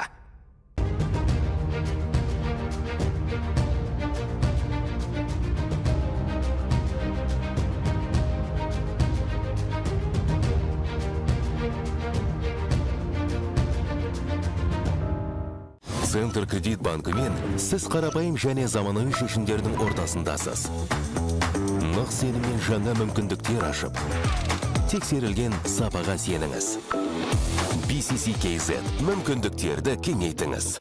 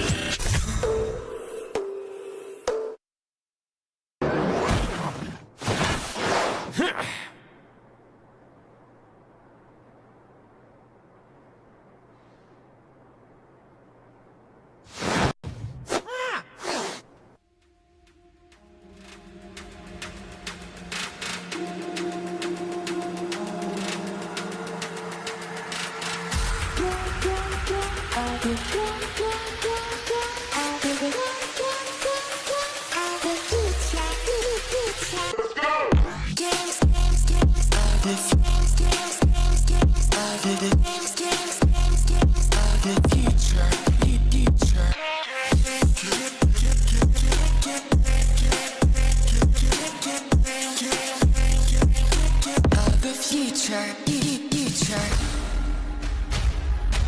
We're here to win. Let the best win.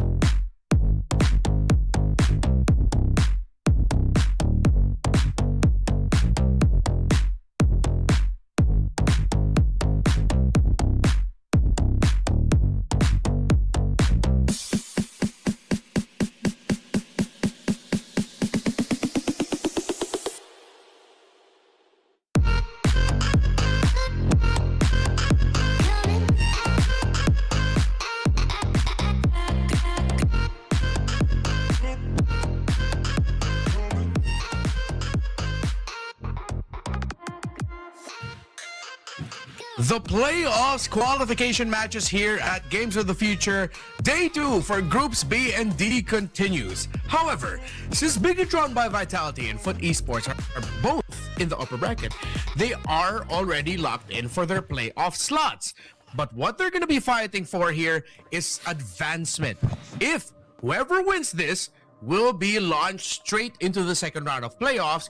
Whoever loses this still has to go through the first round. Renmar and Wolf still here calling the action. And how are you feeling about this one? Bigatron versus Foot. Well, we saw a lot of good stuff coming out from Foot Esports, but they eventually managed to show us that they are way better than Bushido Wildcats in the first series.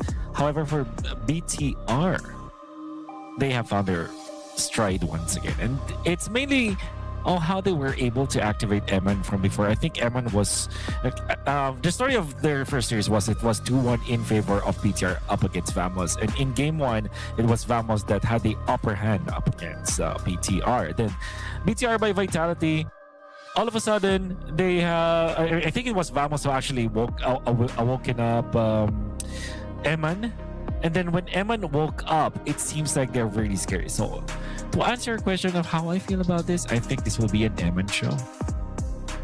I hope we do get that great show, as I remember we were saying yesterday, Foot Esports needed a dominant win similar to what they got against Bushido Wildcats to really increase their own momentum and chances of proving Bigatron by Vitality that they can beat them. Because if it was anywhere to a close game, then I'd be worried for them today. Since they sure up dominated Bushido Wildcats and they got to show, as you mentioned, a lot of good stuff, then I like their chances against Bigatron by Vitality. But BTR by Vitality, I remember our discussions yesterday. Number one, they gave Vamos a taste of their own medicine. They themselves picked up the Melissa, rolled with it. Game number 2, despite the rocky game number 3, excuse me, despite the rocky start to it, they got their condition and they were clear with it, as you mentioned, Eman. But Finn, Moreno, Nile, and Shogun, all of them were fantastic in the series. They played yesterday against Vamos, that it's safe to really look at them as the favorites heading into this game. Yeah, I feel like that's a very safe a very safe prediction if in case. And the reason why I say that is BTR have performed well in the most recent international tournament, MSC, up until the point that they lost against a Filipino team, Falcons. I think that there was a little bit of a change up when it comes to the priorities of the teams. Like, for example, when they first played with the Melissa in the group stages, they look unbeatable, and then in the playoffs it seems like there was a tech that Falcons were able to invent up against the Melissa.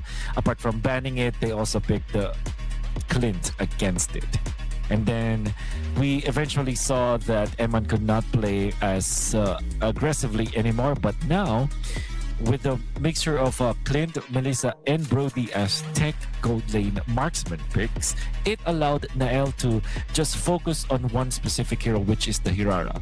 So BTR, I think they're the favorites in this scenario because of the amount of hero pool that they have up against Foot Esports. And we haven't even talked about the guy who actually has a lot of heroes under his belt, Maestro Moreno. Oh, the Maestro. He really continued his string of really stellar games, and games that just continued to push his own moniker. He really was a Maestro for Bigatron by Vitality yesterday against Team Vamos.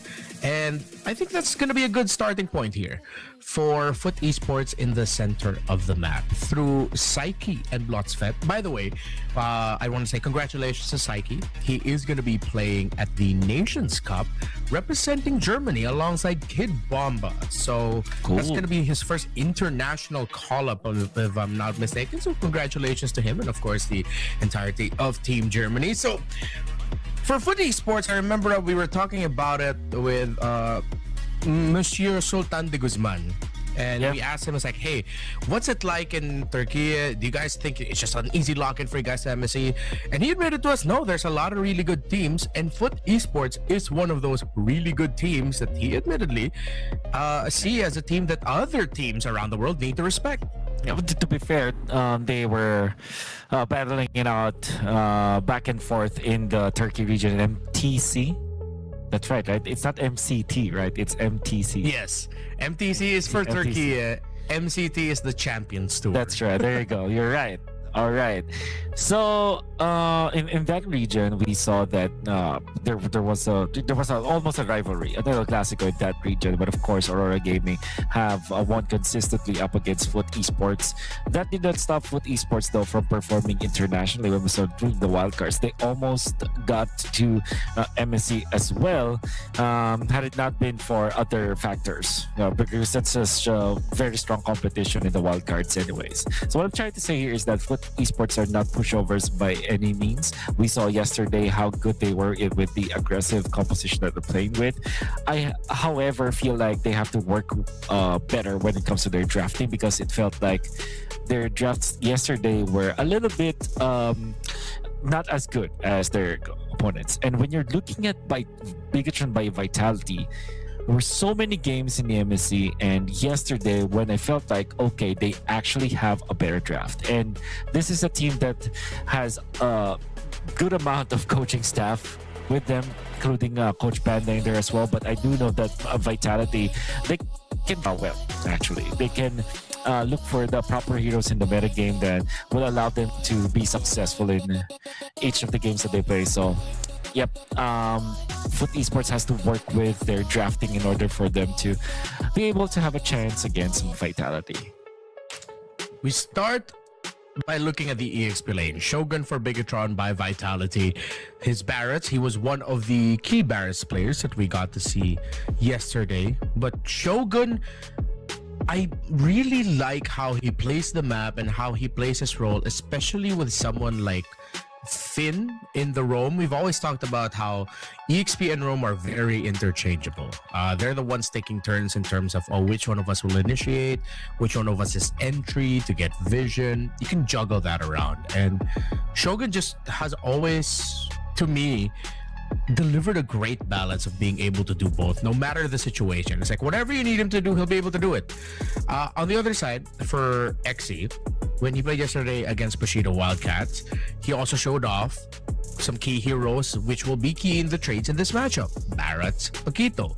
For Bigatron by Vitality against Team Vamos, they had Uranus, Ruby, and the Esmeralda. I had to be reminded that, okay, it wasn't Shogun that played the Barretts, actually. It was Sizka yesterday. So we haven't seen Barretts on Shogun yet.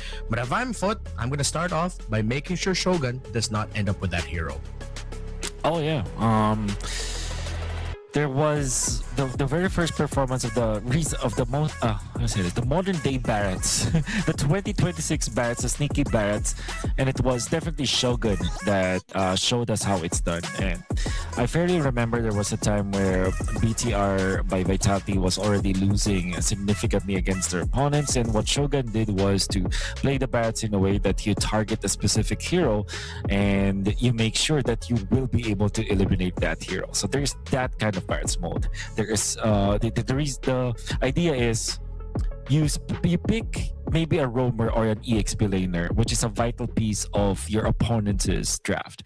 It doesn't have to mean you always target the jungler or you always target the gold laner. Sometimes it's just even the mid lane. The idea is just to identify which hero can easily be eliminated and will actually take away the nature of the composition of your opponent. So there was a time where he went for the roamers, that he targeted the mid laners, and it was wonderful to watch because they slowly whittled down their opponents to a point where they can now win team fights despite playing from behind. So that's one way to play the Barretts, and I think this is Shogun special. There was another Shogun special, which is a sneaky Barretts that we first saw, and actually allowed Vitality to destroy their opponents and win the team fights easily because of the pickoff. So Shogun, definitely the Barretts virtuoso of MSC. Barretts virtuoso. I never thought you could actually put those two words together in the same thought. A virtuoso and then it's Barretts. Big stompy boy, but of course with how they changed up this their ultimate. Honestly, very welcome change to death and as welcome. And it still makes sense in the lore. For Foot Esports, they did ban out 2 heroes against Bushido Wildcats, and I wouldn't be surprised if they continue to ban out, especially against Nile today. They took out the Fanny, but even with the Fanny gone, we saw Nile, of course, 2 Hirara games, plays the Harley, and I'm pretty sure in terms of the jungle pool, we're pretty much stuck with that. Hirara, Harley, Nolan, Fanny, and just trading out those heroes. Sometimes there could be Suyo in the mix. That's true. There are specialists for Guinevere, like what we saw from Kyrie, and I think eventually it will come up, especially when Hirara as well as the Harley is bad, and then Nolan is no longer good, or but Soyo is too much. Sometimes the option is to go for the Guinevere, and this happens when good marksman gold laners are available, when reliable marksmen are available, because what that gives you is the option to have the late game intact. And still, heroes like Brody, heroes like Clint, these are heroes that are great in the late game, but also very good in third turtle, in practically the mid game, which allows teams to be more creative when it comes to their overall hero compositions. I think we can latch onto that thought then. You mentioned, okay, with those gone, you still have heroes like the Guinevere. Would it be good for Foot Esports if they decided to try to call it back to maybe back to utilities in a way? I'm sure there's still always going to be one assassin let through, but if they can somehow manipulate the draft to make it look good for Bigatron to pick up something like the Guinevere or any other utility, do you think that'd be good for them, even if it's like a Barret's in the jungle for now? Or do they just play assassin? So for Foot Esports, I think it's okay to play utility. Now for Vitality, I feel like with how Eman is playing recently, I think it's way better if they focus on assassins. And I'm saying this not because I don't trust the late game options for Eman. I still do. I think he is amazing, but whenever I see Eman be aggressive in the third turtle, second turtle, first lord, and just get 2 items, just get Sky Piercer and he's okay with the Brody, or when he plays the Paquito, he's just so disruptive. I feel like Vitality feels more like a Vitality team when Eman is playing aggressive heroes, which typically happens if you have assassins. So yeah, for Vitality, Nael and Eman, when they play together, when they play with their strengths, I feel like they're a treat to watch. So yes, assassins for Vitality. Gonna be a tough task here for Foot Esports, how they're gonna manage, because even their own jungler is assassin coded. It seems like when Kazue can pop off, do his own thing, and really set the tempo alongside his mid trio in Psyche and Bloodsphet, then it becomes so much easier for Foot. But they are going up against Bigatron by Vitality. It feels like it's the classic question of, do you try to dance the same dance as your opponents, who by most accounts should be better at you in dancing that, or do you force them to dance something different, meaning that you yourself have to change?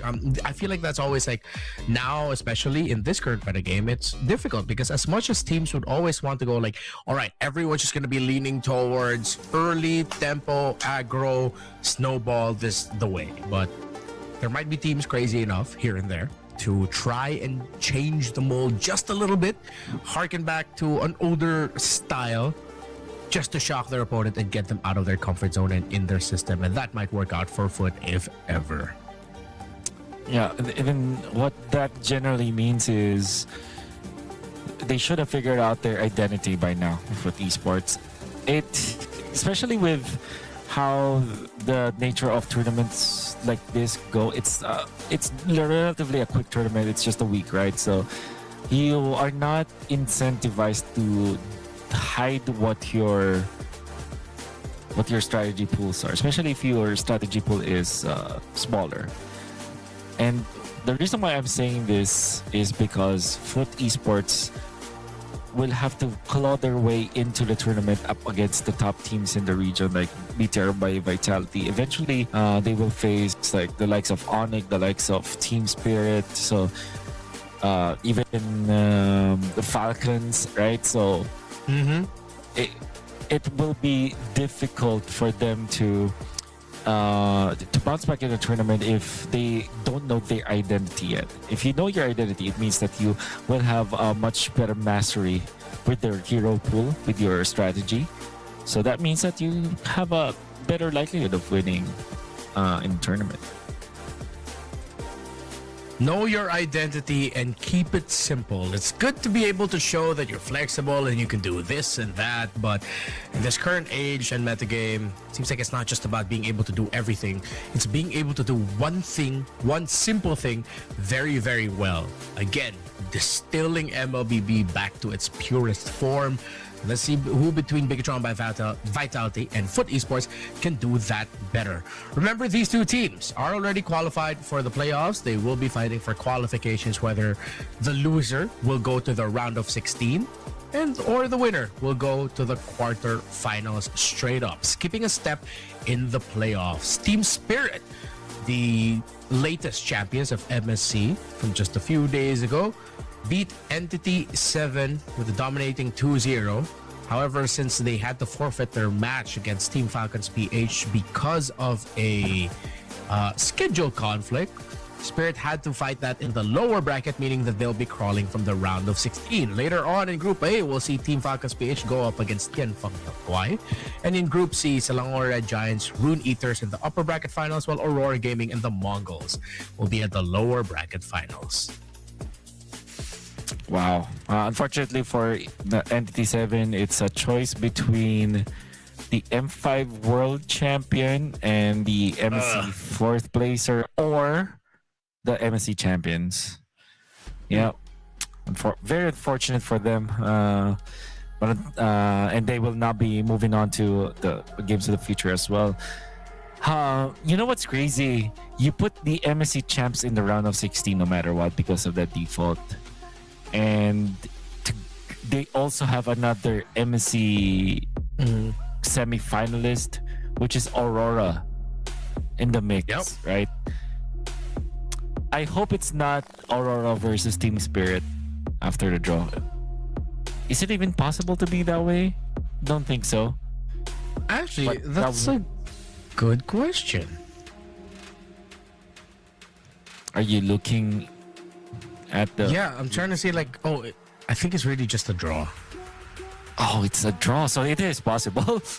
Yeah, it could be a possibility, unless like a cross-bracket thing. Let me... we were given some supplementary files. I remember I scoured through them before, but I don't remember seeing anything.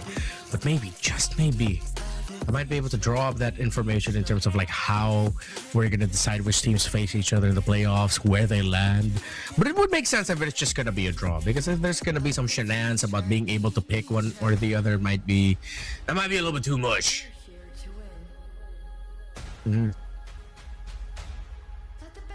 Right now, we're just waiting for the teams to start up. So while we wait for Bigatron by Vitality and Foot Esports to set up and make sure everything is all right, let's go ahead and watch this. The Games of the Future are a very challenging ordeal. It is a competition aimed at evaluating performance both at the digital and physical stages, which encourages strong ambitions, drive, and spirit. Today, though, we have gathered our athletes to take a quick break and try out Kazakh national food. Let's see what we have here. Bowersock, a delicious fried dough snack that is often enjoyed in the Central Asian region. What do our athletes think about it? Yummy.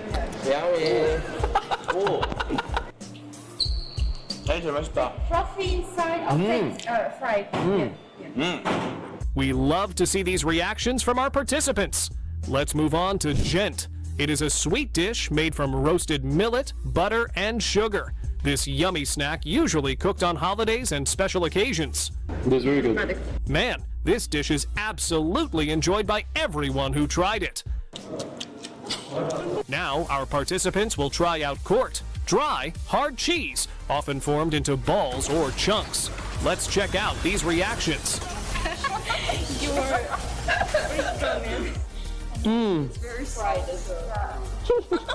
These reactions were absolutely awesome. Let's move on to kuimus. This traditional Central Asian drink is made from fermented mare's milk, and it holds deep cultural significance to nomadic cultures. Pour me up 5 glasses. I'm trying to get wasted.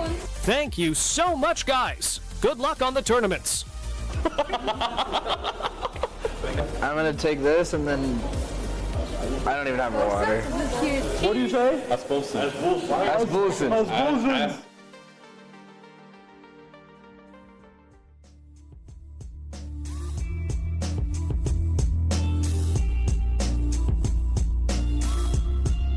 Great to see teams from different countries and nationalities get together and try out some new things. Big Drama Vitality and Foot Esports are still getting situated, so while we wait for them to get ready, let's take a breather for ourselves as well. We'll be back. Don't go anywhere. Stand by because this game could start at any moment. See you in a bit.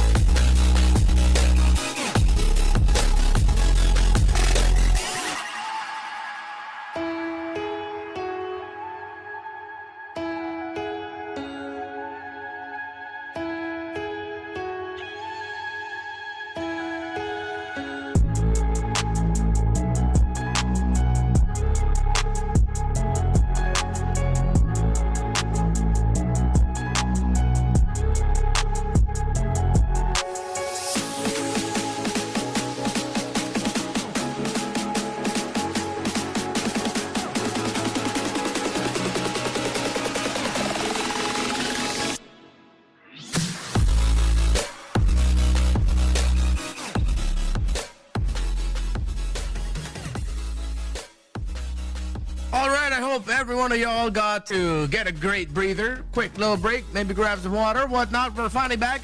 A pregame discussion on Big Trial by Vitality Foot Esports. We are set. We're going to be heading into the draft in just a little bit. Maybe we can get into a little bit more specifics in terms of what to expect. You know, Wolf, there's something that I noticed looking at the drafts from all of the games. There's one hero who's popped out a little bit more in terms of the picks, and that's Glue in the Roam. The Glue in the Roam.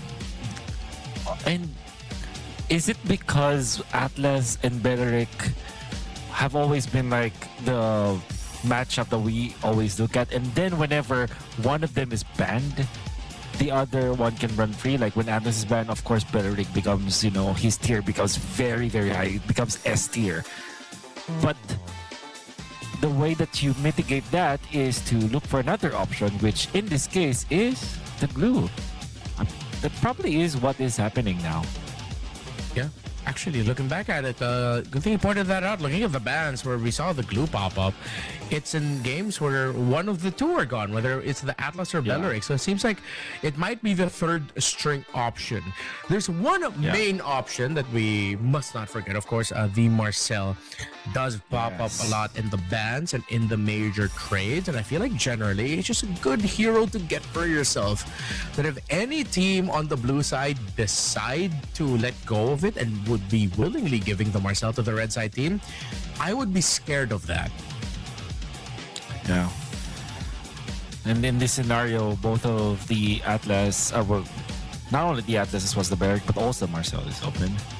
BTR just straight up ban the Hirara. Kind of understanding that there is no positive trade for them. And look at how people are now reacting against BTR. After watching that first series, Melissa is now a priority ban for BTR. Against BTR, I mean. This is not a thing, definitely, because there's a lot of things that you have to consider. You still have to think about Marcel. You still have to think about the Atlas, as well as the Beleric and the Valentina at a certain regard. So that is a free ban that BTR will always enjoy when whoever they face. That's going to make it a little bit tougher, the trading too. Well, come to think of it, taking out a hero that isn't exactly one of the S tiers that you want to chase right out of the bat opens up a lot of options very quick. It went straight from banning out the Selena to an instant Fanny ban by Foot Esports, one of the heroes that we mentioned. And again, we should be very scared of the team willingly giving up the Marcel as the first pick, especially when it's the Valentina they choose to prioritize instead. Yeah. How crazy BTR has been drafting, and definitely Foot Esports will be shocked in this first pick. Atlas, Beleric, Marcel. What do you pick now? And BTR felt like there were way too many options. Let's pick a hero that will answer all of that. And that definitely is the Valentina. I like the idea of the Uranus though. I believe that Foot Esports have chosen the perfect hero to be the perfect blind pick hero, in fact, which is the Uranus, because it really is not scared of anything just yet. The Marcel is a good pick overall, so that means that BTR, even when the Barrett is available, they will second guess picking that up. Without any Hirara, Fanny, Nolan, as well as the Harley might be the priority here for BTR. Instead, they go for the Paquito as well as the Atlas way really understandable. I wonder why they went in for the Paquito, because it does not answer both the Uranus as well as the Marcel. Yeah, it's pretty obvious now that you're most likely gonna consider this for either one of the carry positions in the gold or jungle. As the main go-to here. Might be too tough to play in the jungle that you might have already just shown your Emon card. Let's see if they have anything else to pull out of the bag. Foot Esports, I guess it will also make them think twice about banning out the Esmeralda. Even though it'd be great against them. You mentioned the Harley, it does get picked up. They have the Uranus and EXP. I guess it's like just for a quick hezzy for Foot. It's like, oh, do we still ban the Esme? Are we confident that this Paquito can still go XP? It doesn't really need to. They still have mid and gold that they need to pick up. They will be the first pick on the swing back. Might be good for them to lock in their mid laner and just adjust their gold lane pick depending on how Bigatron by Vitality rounds out their draft in the blue side. Yeah. Harley, overall, the good pick. I think the Foot Esports have managed to find their first 3 picks really well. What really just is scary is, will they find a good gold laner to finish this off? So they will ban the Brody. That means that we might just see a typical Moskov going up against the Claude matchup. At the same time, the flex is scary for PTR because this Paquito can be played in the gold as well. Now, that being said, BTR can just take away the roam. Oh, no, not really the roam. Actually, the mid lane golds. Yeah. Against the Valentina, you think always Gord or Jushin. I actually like options. Yeah, I like those too. Those would be really good for Foot. Gord Harley has always been a terrific combo together, so that might be the prio. They take out the juice in. Maybe they might just commit both bans into the mid laner, but might be a little bit overkill. They'll need to consider at least 1 gold ban, I think. Yeah. Well, hopefully it does not reveal anything. Well, one thing that will benefit them if they do focus on the gold lane bans, like Claude, for example, is that you will really panic if you're a Foot Esports. You might not have enough options in the gold lane. Let's just say the Claude is taken out, then where do you go next? You don't know where the Paquito is going. You can't just go for a carry because carry 4th pick, for example. That will not happen. They might even be required to last pick their gold laner because of how limited their options are and how scary the Paquito can be. So Hanabi ban, of course. All right. Let's take we close it out with our Arlot Hanabi ban. Makes sense. And wow.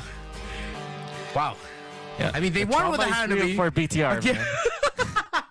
Yeah, exactly. That's exactly what it feels like. It's just, the trauma is real, but I mean, they were able to show up with it. Oh, here's a classic combo. I wonder if Foot Esports will think about just doubling down on all the combos for the Marcel. You get like a Kimmy in the mid, then you just get a Granger to round it out. Yeah. Yeah. That could be an option, which means BTR has to brace themselves for that one. That means Ruby Shin. Is this what they're going for? It looks like it, yeah. Like that's the only logical option, unless they're not gonna send this Ruby to the EXP. Oh no, it could. Some players have done that. Shogun did play it before. And that means that Paquito can still be like, this is just such a flex pick. But then again, they will reveal their jungler soon. It's going to be Harith. So Paquito in the jungle XP Ruby, gold lane Harith, Foot Esports can still go for the Granger. They might be scared of the Granger versus Harith matchup. It's still a skills matchup the way if you like it, but Granger overall is I would say a normal pick for Foot Esports. Maybe the strangest that they can do is a Moskov or a Claude, but the Granger just rolls in nicely their composition. Good string of damage, poke, burst. Puts a lot of pressure onto Xe and Bloodsphet for sure in terms of making sure the team is well protected. Wait a minute. Oh, wait a minute. It's a gold lane Esmeralda. And you know what I don't like about this? What? This is Foot Esports, School of Witchcraft and Wizardry. No that's true. physical damage. This, it has not worked before. I doubt it will work now. It's not like even the case of a gold lane Harith where it's like true damage that it actually supplements. Marcel deals true damage for sure, but Uranus, Kimmy, Esmeralda, Harley, there's some true damage in there for sure, but this is like way too much magic damage that that anyone should be allowed with. I don't know, Foot Esports, you better play perfectly, otherwise they can easily be taken out in this game number 1. On the flip side, there's a chance, slim at that, for Foot Esports to suddenly just snowball with all of this magic. That's one of the strengths. But again, that's a big if. Historically, lineups like these have turned into magic damage lineups versus radiant armor. Yes. Versus Athena's shield. And those items will just stop everything that Foot would want to do. Well, not completely, but it will delay the effectiveness of their composition. I don't like this at all. And there are so many good vessels for the Radiant Armors versus the Athena Shield, especially because BTR went in for the Paquito, went in for the Ruby as well as this Atlas. And to be fair, you are already feeling the damage output of Foot Esports in the early stages. Yep. This is what we're talking about when it comes to the magic damage compositions. They send the Uranus out. They understand that they have to operate through this timer. They have to play fast. They have to dominate early and get as much wins as they can. I'm pretty sure they're going to be hungry to get a quick kill on the Nile and delay the progress of this Paquito jungle as much as possible. Because if they cannot get those early wins, it's going to be a very harsh check towards their damage profile against the more balanced damage profile of BTR by Vitality. Bloodsphet baits out the perfect match. Quick little stun there from Psyche, immobilized. Bloodsphet getting chased down, and that's the Marcel down. Let's see if the damage will be enough to turn things around. Xy's gonna be able to take the Shogun. Psyche takes down Nile. It looks like they might be able to do it here on the early. A double kill for this Kimmy. Okay. When we ask for them to play perfectly well, they are playing so well and aggressively too. Have taken over the turtle and they are now taking some of the jungle camps for BTR. Bloodsphet on this Marcel. It's always good that the Marcel is on a team that has early game snowball because of this. Actually can set up more. Nile is very tanky at this point, as well as Finn, but against Psyche as well as Bloodsphet, they're running down the Atlas. Atlas able to survive for that. But the fact of the matter remains, they have stopped Nile from farming, and they will keep on doing this. I want to steal away the orange. I think this is the way that they're playing, that this should be played. Not only are you aggressive against heroes, but you're also oppressive in terms of controlling the jungle. This feels like I'm watching a drive-by courtesy of Wizards.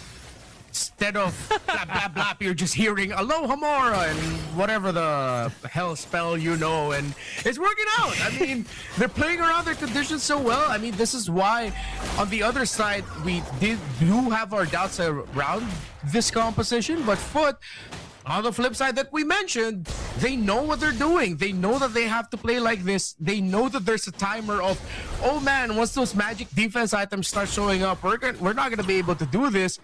So it's a question of how fast can they get their items for their Harley. Maybe if they'll put a Sky Piercer on either the Harley or the Kimmy at this point, just so that you can get that extra little kill power to get that out. And it's perfect. They know what they need to do. Yeah. It seems like they have prepared for this specific moment. This is not their first rodeo. They felt like the Esmeralda could counter the Harif, which is true. It's nature of those heroes are like that up to a specific point. I will not disregard what BTR can do with this composition though, but a 2,000 gold lead is commanding for Foot Esports to have. Golden Hour brought down here by Moreno as the Valentina Marcel cosplay. Just a delay. Get that by Foot Esports, but here comes Foot with their Esmeralda and their Harley. Shogun takes a lot of damage. Finn going straight for the Harley. Perfect match into the Fatal Links. It's the perfect combo for the damage. All of this magic. Drive by my magic wands. And it's too much for BTR by Vitality to handle. You're a wizard, Foot. And very commendable usage of the traction pulse. Amazing usage and piloting coming out from Blotsfed on this Marcel. Didn't have the golden hour in that clash that they won with, but the way that he stuns and actually helps the Kimi and the other members of Foot Esports nail their skill shots by actually stunning their opponents is really good. Oh no. Wow! A great usage of the ultimate, but XE will be able to trade. Fortunately for Foot Esports, that was just the Marcel. They didn't need to take that trade. RX trying to go after Emon, but it felt like at that point he just got baited into it instead of committing an escape. But he didn't burn the Purify. He just paid for it with his life. XE now trying to focus on the turret and mid, gets cleared up by Finn and Moreno. Did the minion waves. Foot Esports, I think it's starting to bite back onto them. It might be getting to the point where BTR by Vitality have the tools to answer this, but they know they have to continue this pace up until they realize they can't. Then they need to start slowing things down. Traction pulse committed. Shogun is able to run away. I feel like Foot Esports in general, if they keep on taking away the jungle camps coming up from BTR, it means like BTR cannot get into the late game, and their late game will also be delayed. Okay? Wow! Perfect! Ultimate Fatal Links indeed. Double kill there for Moreno is a setup of the century here for Bigatron by Vitality. Foot Esports were not ready for that. Admittedly, neither was I. Did not expect BTR would pull the trigger like that and make it look so clean. They take 3 down and they'll get turtle number 3. Unless Kazue is crazy enough to try. He's way too far. Maybe Foot might just try, but Bigatron will be able to take this very quickly. With their best. Blotsfed is here though. Going for the free moment, does not have the golden hour. Will just give away the turtle for that. RX wants to chase as well as Kazue, but it seems like BTR have just gotten out just in time. And I think that this is Blotsfed just making sure that he will keep on having the Thunderbelt stacks. It is important for Foot Esports to keep their foot on the gas when it comes to taking the jungle, but they cannot give away big team fight bets onto BTR, just like what happened in the bottom lane. This time they will try to push bottom instead of taking the orange. Now will secure his orange and will eventually get to his purple buff. But the reward for Foot Esports there was to get that push onto the bottom lane. Moreno has been stellar in this game. 4-1-1 and double kill in the last big fight. And Foot, they might just be reaching the point, that fork in the road, in terms of whether or not they can make this lineup work. They're getting pushed back. Little by little, the capability of their lineup to bully BTR by Vitality into submission, into their side of the jungle, is happening less and less. So maybe 1 or 2 big team fights to solidify whether or not Foot can still do this early on, because the longer this stretches out and the tankier in terms of magic defense the members of BTR by Vitality get, the worse it gets for Foot. Finn decides to go forward. The Fatal Lynx gets countered a little bit, but blocks Finn. He's not going to be able to survive that onslaught. It is getting to that point. They're way too tanky. The magic defense. Moreno with the targeting of the Psyche, forcing out the Kimmy. Kazuma gets spotted out here by Niall. He's going to chase him down. This Paquito going after the Harley. Full on combo. Fork in the road, and it is gone to the way of BTR by Vitality. Right in time for Lord number 1. The moment that Foot Esports' formation was broken down by BTR because of that snag, the Fatal Links committed on just 1 hero, it was enough. BTR, they understand the scenario. Foot Esports has to be complete as 5 when they wanted to win a team fight, but that does not happen, and they will try to stake this Lord. They will be successful in doing so. Blotsfed will be able to run away. Every time that there is -1 coming out from BTR, Foot Esports will not be able to win the team fights. It will take the whole village of Foot Esports just to win, and BTR has found out that that is their secret, and what they'll do now is just to group up and take one after the other. And BTR by Vitality's teamfight targeting, specifically Moreno on this Valentina, has been stellar. Single-handedly keeping Psyche away from that fight, getting 2 shadow strikes in towards the Kimmy, sending him out, and then suddenly it just looked really bad for Foot to fight into it. So BTR, they themselves, they know their condition. It will reach that point, and we are finally there, wherein the lineup of Foot is gonna greatly struggle against the lineup of BTR by Vitality. Part of the confusion, and even from my own perspective, I have to admit, is the fact that you can't really tell if it's Blotsfet or Moreno's golden hour that gets dropped by. Of course, you can see the sign if you're the player, but not so obvious if you are from our perspective here. Look at Eman right under tower, doesn't care. Moreno gets the last hit, but it was the Harith dancing beneath tower number 1 in mid through his own Zaman Force that made that look easy. Foot Esports are getting dismantled. The Lord falls top side. BTR by Vit will continue their push, trying to take some tier 2 turrets. It looked really good at the start, Redmar. It looked like Foot Esports knew what they had to do, but okay, Shogun is low. Shogun might die because of this, but he's still able to land the ultimate to get one. RX will be able to run away. Good shutdown coming out from Foot Esports. They will need more of those if they want to get back into this game, because as it stands, BTR are leading by a lot, and naturally the bottom lane as well as the top lane gets pushed by the big minions spawned by BTR. Everything falls now on this Kimmy for Foot Esports, for Psyche to stay alive as long as possible, start getting some items in. Kazue, of course, will be there with the deadly magics, and that's where you can start it off. But the survival of this Kimmy is important for them to be able to turn this game around back towards their favor. It's even out somewhat, as that little win in the center now allows Foot Esports to open up the map. But in the next big sequence, Moreno will have the golden hour of the Marcel ready for Bigatron by Vitality. And what this entails for Foot Esports is that they will need to go for this kind of play. They're looking for the target, Renmar, but Blotsfed already showed himself. Kazaway is here. Shogun, not the best target, but if Psyche can participate in teamfight, it's going to be bad. But already, the golden hour is being exchanged. There's going to be a big -1 coming out from BTR. They weren't able to protect their Esmeralda, Renmar. Without the Esmeralda, they lose a major frontliner. They jump now onto XC, who's trying to hold, but it's not going to be able to. That's 2 members of Foot Esports down. Big Charm by Vitality has found an opening. Psyche is now left behind.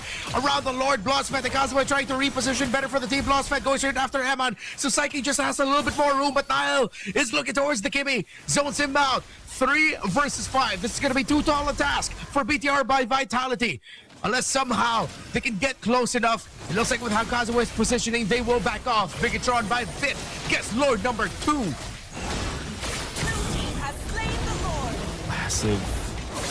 massive pickoff, and then followed up by another one. BTR are just way too good when it comes to their positioning around the map, and they're dismantling Foot Esports. We talked about how Foot Esports needs to be together. We talked about how they should be the one oppressing the jungle of BTR, but all of that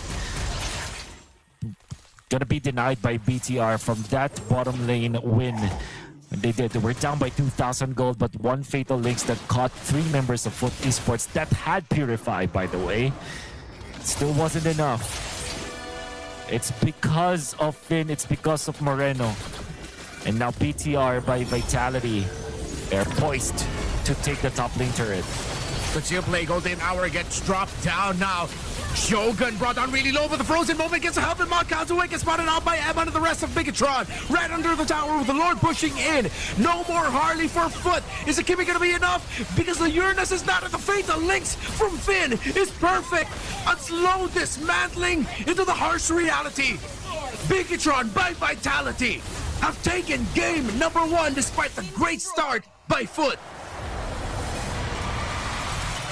When we talked about the draft, you were really scared for the composition of Foot Esports, focusing on magic damage, and you also mentioned that it would only take the Radiant Armor or Athena Shield or a couple of magic defensive items for BTR to take over this game. They did that, for sure. But the timing was just so right in the bottom lane where they were able to find 3 kills out of nowhere. Niall was having a lot of trouble securing his farm. The Harith was not being activated. There were so many kills onto this Atlas, but eventually BTR have found the perfect team fight to get the game back around in their favor. And afterwards, they have identified all they had to do was to get those pickoffs for them to be able to win the succeeding team fights. It's the recognition of your conditions. Know what you need to do, and then you'll be able to start taking it. Early on, Foot Esports, you know that they have that early game damage going very well for them. This is very tailored to them and their own understanding of this metagame. Wherein, yes, this lineup does well in the early, and there's a chance you could go snowball out of control here. But if you want to do that snowball, I was wondering, and please correct me if I'm wrong, there was not a single Sky Piercer built by anyone in the team. I believe they were thinking, okay, you don't need to build Sky Piercer because there's the Harley anyway. In a way, it's sort of the same. But if you really want to double down on the idea of winning it early, you gotta put that Sky Piercer, though greedy as it sounds, on that Kimmy. Get those stacks, and it makes it so much harder for Bigatron to eventually turn it around. Like, around this moment, imagine if they had a Sky Piercer, it'd be way too risky for them to try and take. And this was the moment right here where Fit, with a flicker and fatal links, slowly then got to bring Bigatron by Vitality into this game, to this point where Foot Esports just could not get a footing anymore. And afterwards, it's just a slew of -1, -1, -1. Foot Esports just cannot regain their composure. Golden Hour were on point anymore, coming out from Blots. But Moreno just copies it, throws it back to Foot Esports. It's been ever so reliable on this, playing at least once. 0 on this BTR. BTR are at that level right now of confidence. Should be difficult for Foot Esports back from. Well, at least this is harsh. Less all of those kind of composition. It just can't. Over time, again, look at that. Radiant Armor, Radiant Armor, Radiant Armor. And that was it. That was game. It was so difficult for Foot to get one. They needed to commit a lot of damage onto whoever gets hit by the Deadly Magics. The time Shogun got picked off in the mid, they needed a little bit help from the turret as well, alongside that. And then they didn't have any more resources onto anyone else. If you want to make this work, you have to have Sky Piercer in someone. There's no way of skirting around that. Get the glowing wand, sure, but after that, get the Sky Piercer. Hell, rush the Sky Piercer if you have to, because it's a clear idea of what you want to do early on. Yeah. Very unfortunate, and I hope that this is the last time that they will try this. We already know that this is not the best way to approach an MLBB match. There's a reason why there are items like Kiraz as the Radiant Armor. This you from focusing on the damage source overall. To be fair, let's not deny the fact that Foot Esports were winning up until Radiant Armors were picked up, until Finn, So what I'm trying to say is that this kind of composition, it's not impossible to win with it. You just have to really stick with your win condition. There's just way too much on the list, right, to think about when you have this kind of lineup. It's not impossible. It's just very difficult. So this is the other side of the coin we're talking about in terms of leaning towards one very clear and specific idea. You still have to have respect for damage profile values. Let's see if Foot Esports can force the issue and go to a game number 3, or will Bigatron by Vitality end it in game number 2 with a sweep? We'll find out after the break.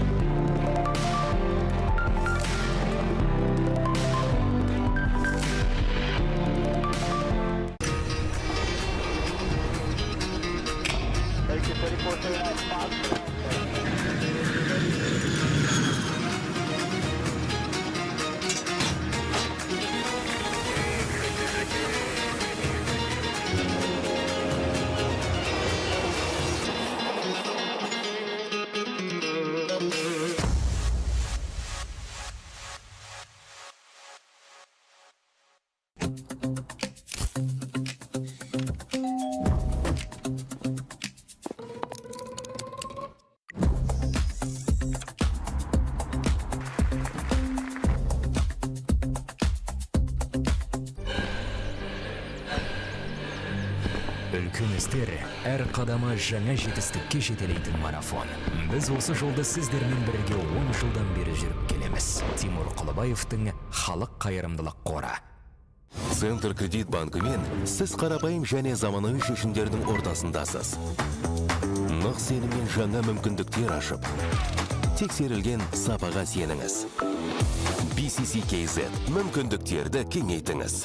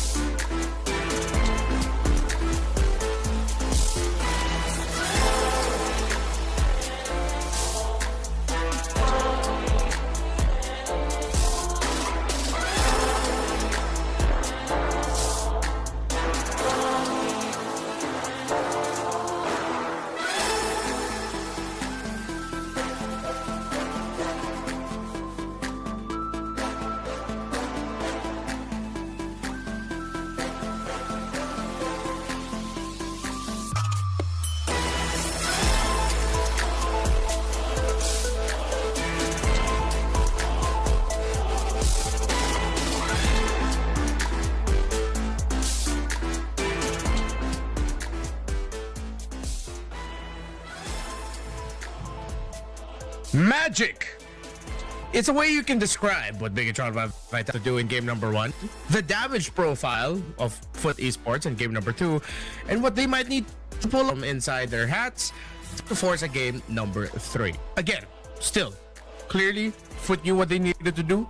Pedal to the metal. They were winning early, but it just hit them. And that realization of this isn't going to work in the mid to late. This is where now we look towards balance, not in terms of identity of what the lineup needs to do, but just damage profile. Have some physical in there, even just one. That's why we were looking for the Granger at the end of the draft for Foot. Yeah, it seems like for Foot Esports, what did they were they able to achieve in that game was to just make it a difficult mid game. Like literally the third turtle as well as the first lord. That's the sweet spot.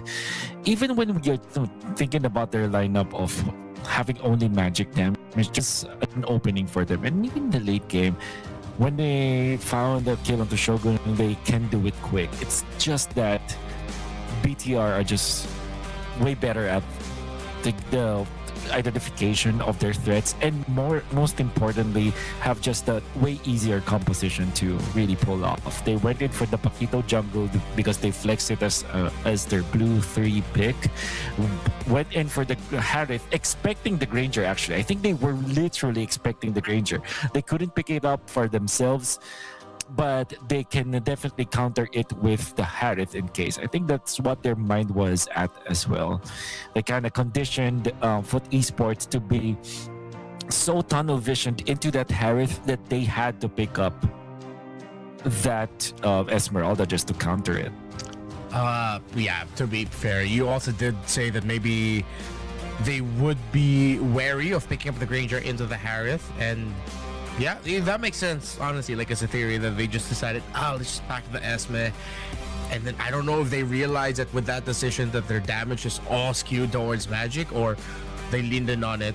I'm leaning in more to the idea that they leaned in on it and just accepted that it might be tough. But again, if you want to do that, I will die on the hill. Someone needs to build a Sky Piercer. Foot Esports decided to take away the Hirara, left open here.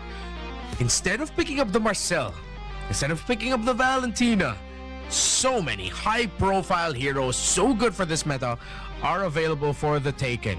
I think Foot Esports are banking on the hope that they might be able to get away with the Barretts in blue 2-3, considering that Uranus has been banned out by Bigatron. Yeah.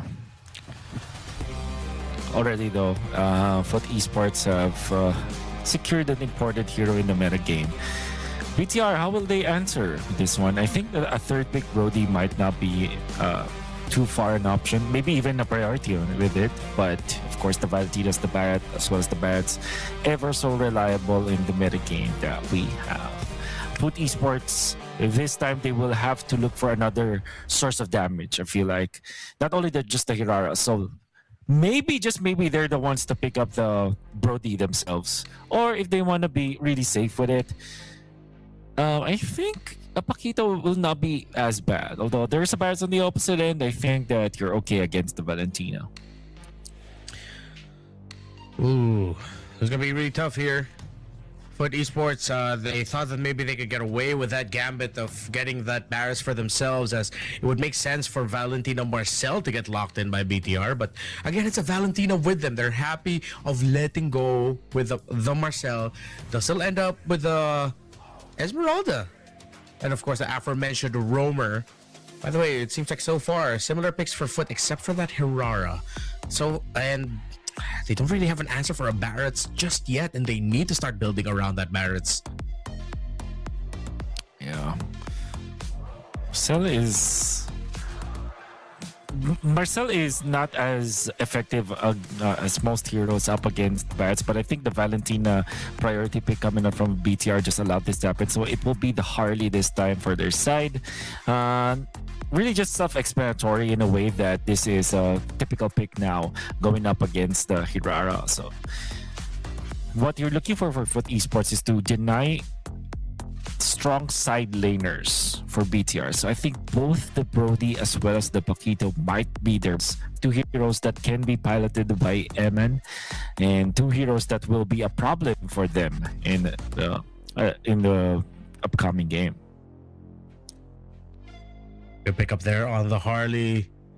The Dora gets taken out by Bigatron, so that would have stopped the Harley in its track, but I might have been okay with letting that through, considering that well, no, to be fair, that the Valentina might also want another option for the mid lane ultimate to take, instead of just taking the Golden Hour over and over again, so that they have a little bit of a better layering and options, instead of being so one-dimensional around it. But it worked out well for them in the previous game.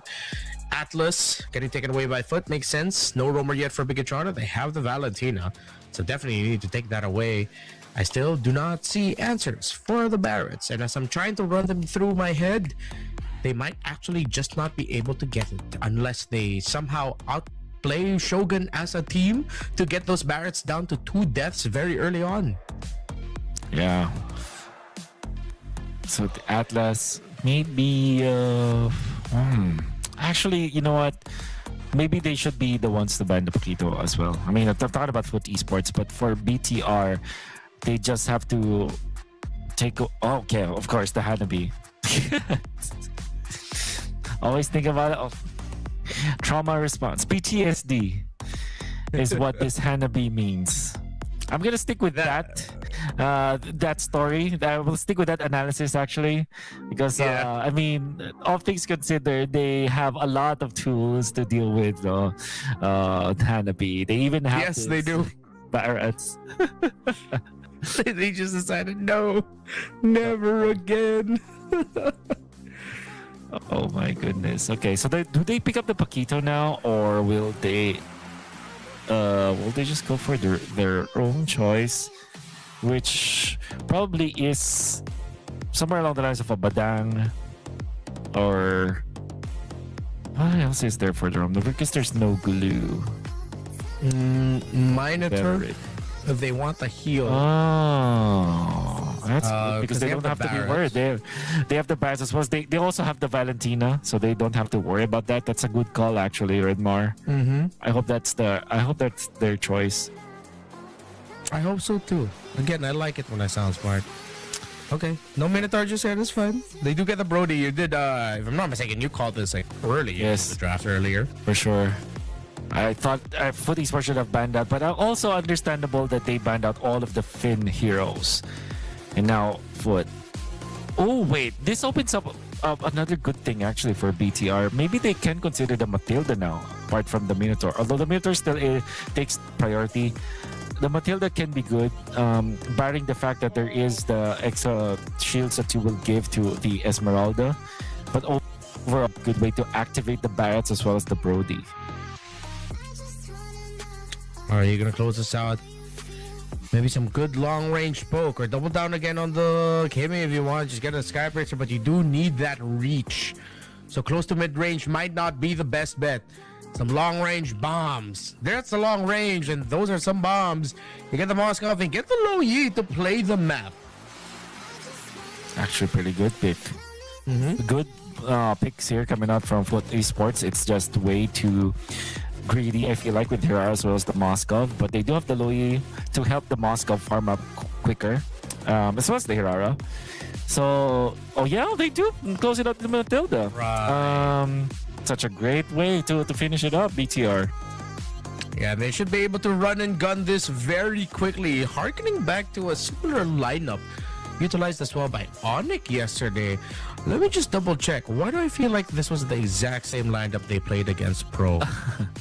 No, it's just the Matilda and Barretts that's the same, but pretty much the same ideas here. What are the conditions that we have to watch out for here, especially for Foot, if they want to force a game number 3? Okay, you'll have to think about securing your jungle first.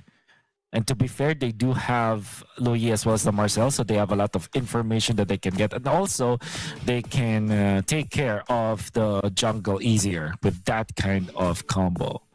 So that's number one. So take care of your jungle, take care of your turrets. Second is be careful where you fight, right? It's best if you just farm on your side of the river. A few jungle camps. When you can, last until the 15-minute mark, and if you get to that point when BTR are not too far ahead, you do have a way to win this head to head when it comes to the late game. One thing you have to watch out for with Edmund on this Brody is that big blitz where they start just grouping up together as an entire team to rack hella stacks on this Brody if they do want to still pack it up, with the Sky Piercer, or if this might be a Sky Piercer less Brody that we will see. They are paired up with a Harley after all. Usually, that's what we see from teams. You already have a Harley, don't need a Sky Piercer. All right. XC will aid Kazaway in invading this Rock Ursa, but Finn is here ready for the defense, as well as Shogun up top. They will keep their jungle camps intact. They just don't want to fight this. They want to go dive for Finn. Not sure who was able to take it. It seems like, just basing on the XP, it's going to be Kazaway, but Psyche now very low. Actually survives from that one.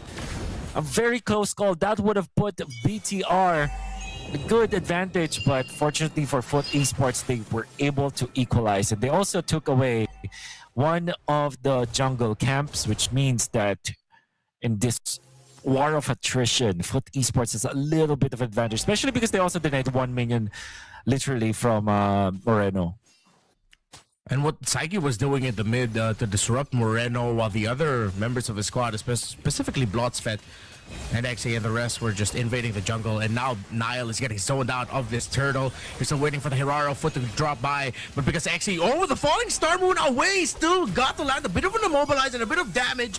It might be a little bit good, but the slight reset and Niall winning the retry means bad news for Foot, as BTR can now invade towards the purple buff. They're trying to protect it. Kazue will get zoned out. He's trying to get close, but with the presence of the Barretts, it's gonna be too tough. They get away with Grand Theft Purple, and Foot won't be able to find a clapback. Well, movements coming from BTR, so pristine. I mean that with this Shogun. Close range, Daytona's welcome will miss. And of course, the flying dinosaur.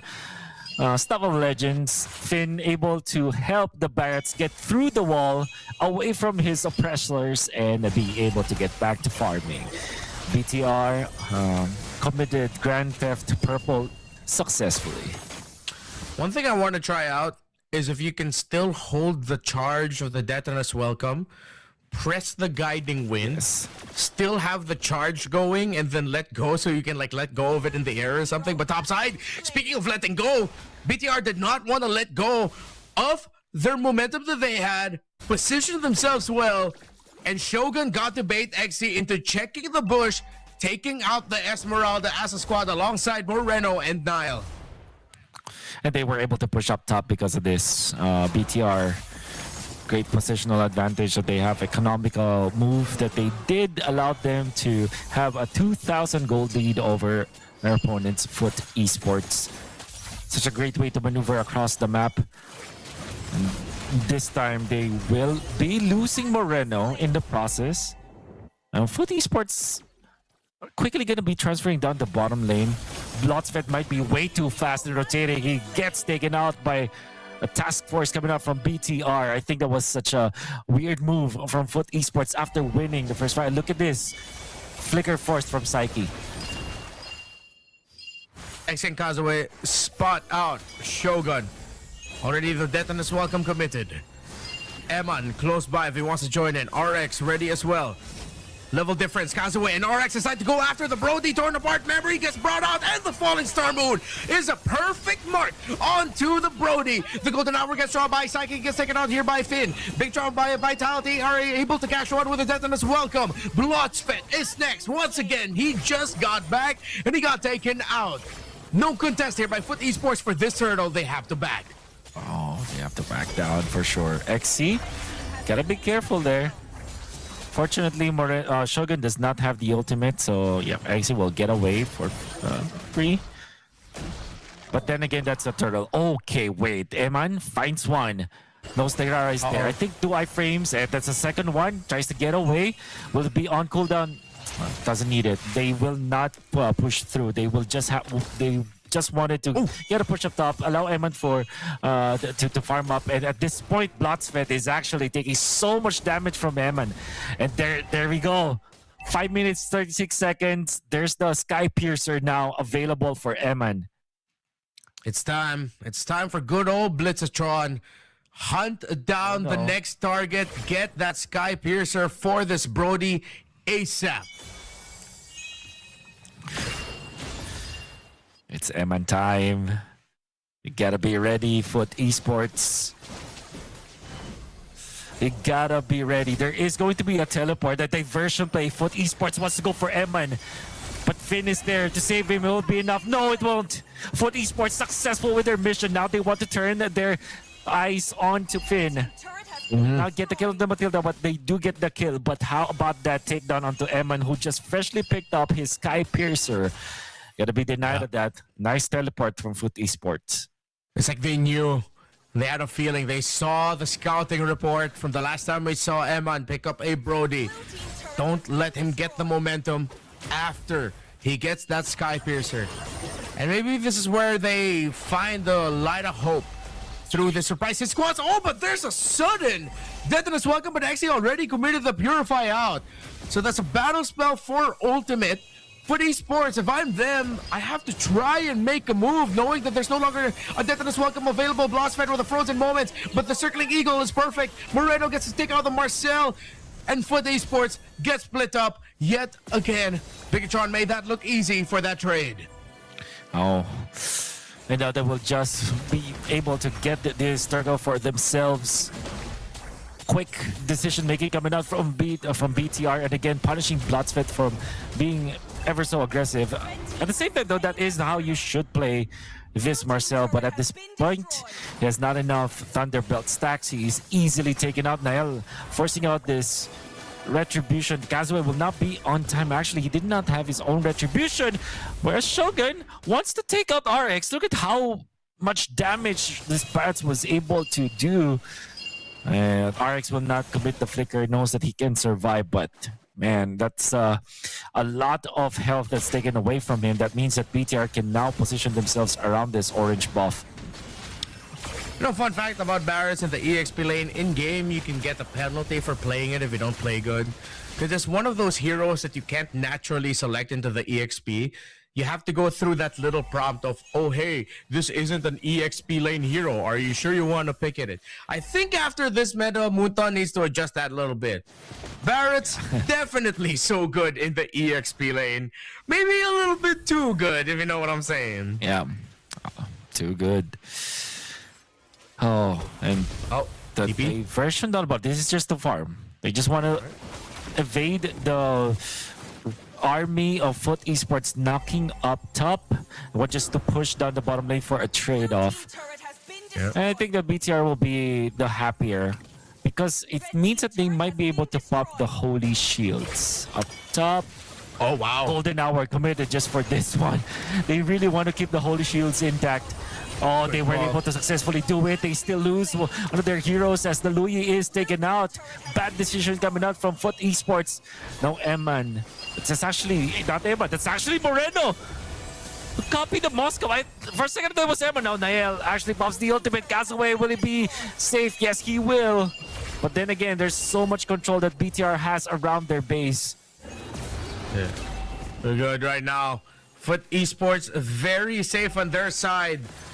Bigatron by Vitality will now control the jungle and steal away a purple buff from the Hirara of Kazue.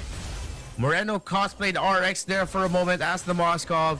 And look at the spread of BTR. They sent the Barretts alone. Look at how nonchalant Shogun is. He doesn't care.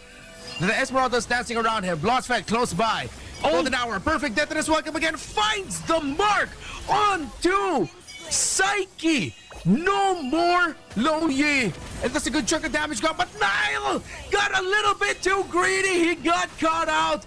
BTR still have their front line for their Brody. Maybe they can get something out of it. For one trade, 4v4. Both teams back off. BTR could find out the Psyche. I wonder why Nile was too aggressive in that regard. I think that they wanted to take more kills afterwards, but a kill of the Psyche already means that you can actually win the Lord fight. Now, Psyche is back in the game. Nile will be back as well. XC, they want to be able to punish. Look at his backline. Teleportation coming out. Kazue might be in trouble. The Bronzefed actually will be taken out in the process. Psyche as well. A bad decision coming out from Foot Esports. They thought they could win, but Nile just respawned, and Nile will be there to supplement more damage. Foot Esports. A massive, massive wrong diversion. Mistimed, misexecuted, and a little bit too greedy. We saw a little bit of that from Nile earlier, but he got back just in time just to witness Foot Esports do the same thing. It felt like a Hail Mary play, but now this looks bad for them. It's getting close to a 10,000 gold lead for Bigatron. They're going to get a lot more resources. The Lord will march out. Bronzefed going forward. Golden Hour is massive, but Shogun and Nile coming in through the back. This is going to be a huge sandwich play by Bigatron. Bronzefed eats up. Oh my God, Shogun gets a perfect death and is welcome with the flicker. But the members of Esports still alive. Emma gets to take out Exy. That's 2 down. Shogun gets Psyche. It's these damned Barrett's players who are just so sneaky and so good with it. It's not just about the size of the Barretts that matters, it's how you use it, and Shogun has used it perfectly. Bigatron, by Vitality, will sweep Foot Esports in his best of 3. Shogun has showed us once again why you should ban the Barretts against BTR by Vitality. They're just too good. It's like he always knows who to target. I think he really set the standard on how you should play this type of Barrett. It's like a proper hitman Barrett. Knows exactly where to point Daytona. Always perfect. Finds Psyche, and then eventually another good find down the bottom lane with that flicker. And with one torn apart memory, because of how much stuns, how much stacks he was able to get, Emma just obliterated the rest of Foot Esports. Foot almost took out Nael, and then eventually Nael was taken out. But my oh my, what a great play coming up from Shogun. You can see the potential and the ideas around Foot, why they are strong competitors against the likes of Aurora Gaming back in Turkey, but this time around, the champions of Indonesia, relentless in their pursuit. They were able to solidify their win. Clear ideas, again, similar to Onyx, their understanding of the metagame, what they like to play around. The importance of the Barretts, the Brody getting the Skypiercer as a key condition. Bigatron looked so good with it. What an execution. These Indonesian Barretts players are wild, man. It's not just Shogun, even Lutfi was tremendous with it in MSC, and even in this tournament. It's modern day Cho. Again, I said this yesterday. Modern day Cho for people who love dinosaurs. Yeah. The way that they're able to thread the needle and find the perfect target. Sometimes they do it point blank. Sometimes they eat a flicker. Sometimes they go from bushes. It's just so many ways to approach it. And because of their mastery with the Barretts, they're able to pull it off time and time again in important team fights as well. It's always it's always fight winning is what I want to say. The first blood going into Shogun, and look at this, he finds Psyche through it all. If not for the Nail death, this will be BTR just securing the fight for sure. Was a good stun coming up from Foot Esports, but how about that? That's from the parking lot, literally. Able to glide, find Kazue. Scrambling, Foot Esports were running away. And because of the fact that there was a quick -2 from BTR, there wasn't any chance at all for Foot Esports to get back to this fight. they eventually lose the game off of that jump coming out from Shogun. Barrett's, I think the best way to describe him, he's a literal wrecking ball, you know? Yes. And Yes. it's crazy because even though, let's say, you get a big lead, Deton is welcome, being a -1, and the fact that even at the deficit, you still have to use a lot of things to finally take it down. It's the perfect hero for this meta where the really high burst heroes are back, which is good for Barrett's. And then at the same time, it's like, oh, we've used all our burst. How are we going to take it down? Is the marksman still alive? And if the answer is no, you're not taking that Barrett's down. It's the perfect storm for his return to the metagame. Yep. The stars have aligned for the Barretts to be back in this meta. And I'm just so amazed on how good Barrett's players make it. How do I say this? Like, they make bad Barrett's player look really, really bad. You know what I mean? Like, because of how good Shogun was and Lutpi eventually, they set the standard on playing the Barretts to the point where it's hard to keep up if you're really bad at Barretts. If you just barely know how to play the Barretts, if you just know how the skills operate, if you're not on the elite level of how Shogun and Lutpi and others play it, you look really bad, right? Whereas these boys, like, it looks like they look like assassins actually when they see them play. That's a good way to put it. It's like they know their one big target, whoever that they're gonna get, and then it just gets followed up so well. And of course, supplemented by our MVP of the game in Finn on that Mathilda. Yep. It was a great wrap up to the draft and a great wrap up for this series where Bigatron by Vitality will move on to the playoffs alongside Foot Esports. But this means, again, Bigatron by Vitality secures the first quarterfinals slot in the playoffs. And I'm not sure if this bracketing is actually correct, but it seems like, based off of this one website that I'm sure we're all familiar with, Foot Esports will be facing off against Team Spirit. So I don't think it's a draw, but it might be set placements. So that's going to be an interesting matchup there. Yeah. Foot Esports need to just regain their composure. I think it's just the bad decision making that they're able to have. But of course, they will have to wait for their moment out there. They're drafting well. It's just that their impulsive decisions get the best of them in this series. Coming up next, we're going to go on over to Group D. Onyx and JK, Pro Esports, and Alpha 7 North. One for an upper bracket slot, one for an advanced slot, the other, of course, for tournament life and for just making it through the playoffs. Two more matches to close out the day. We'll be back after a break.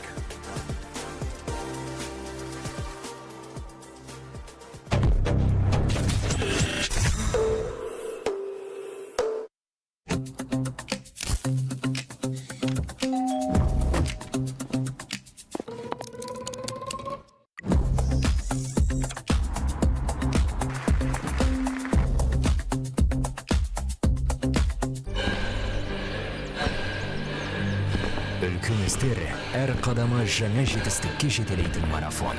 Біз осы жолды сіздермен бірге 10 жылдан бері жүріп келеміз. Тимур Құлыбаевтың халық қайырымдылық қоры.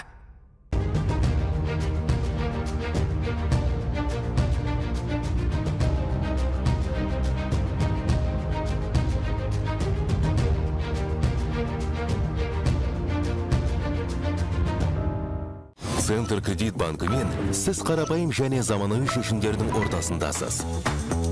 Нық сеніммен жаңа мүмкіндіктер ашып, тексерілген сапаға сеніңіз. BCC-KZ мүмкіндіктерді кеңейтіңіз.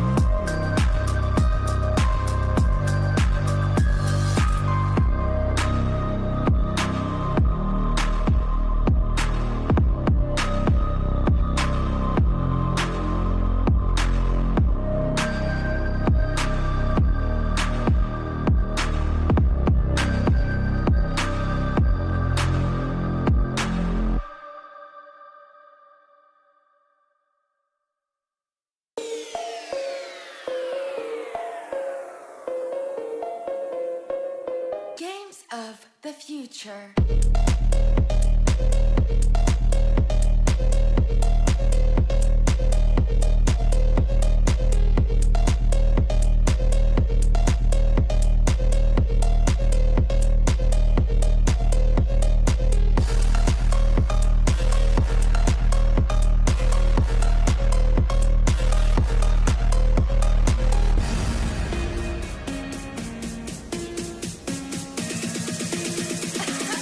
Games of the future.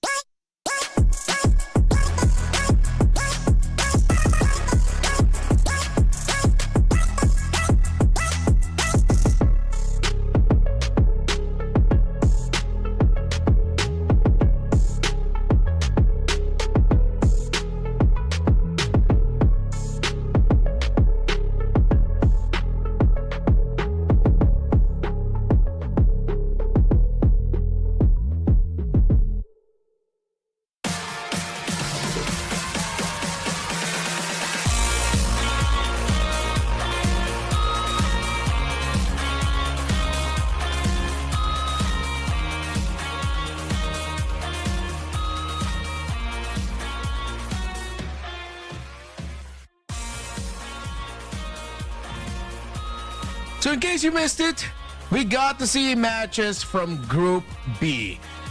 Big drawn by Vitality swept Foot Esports. Of course, Foot still in the running for a playoff slot. It seems like right now, with how it looks like, they might be facing off against Team Spirit. Team Vamos moving forward, sending Bushido Wildcats home.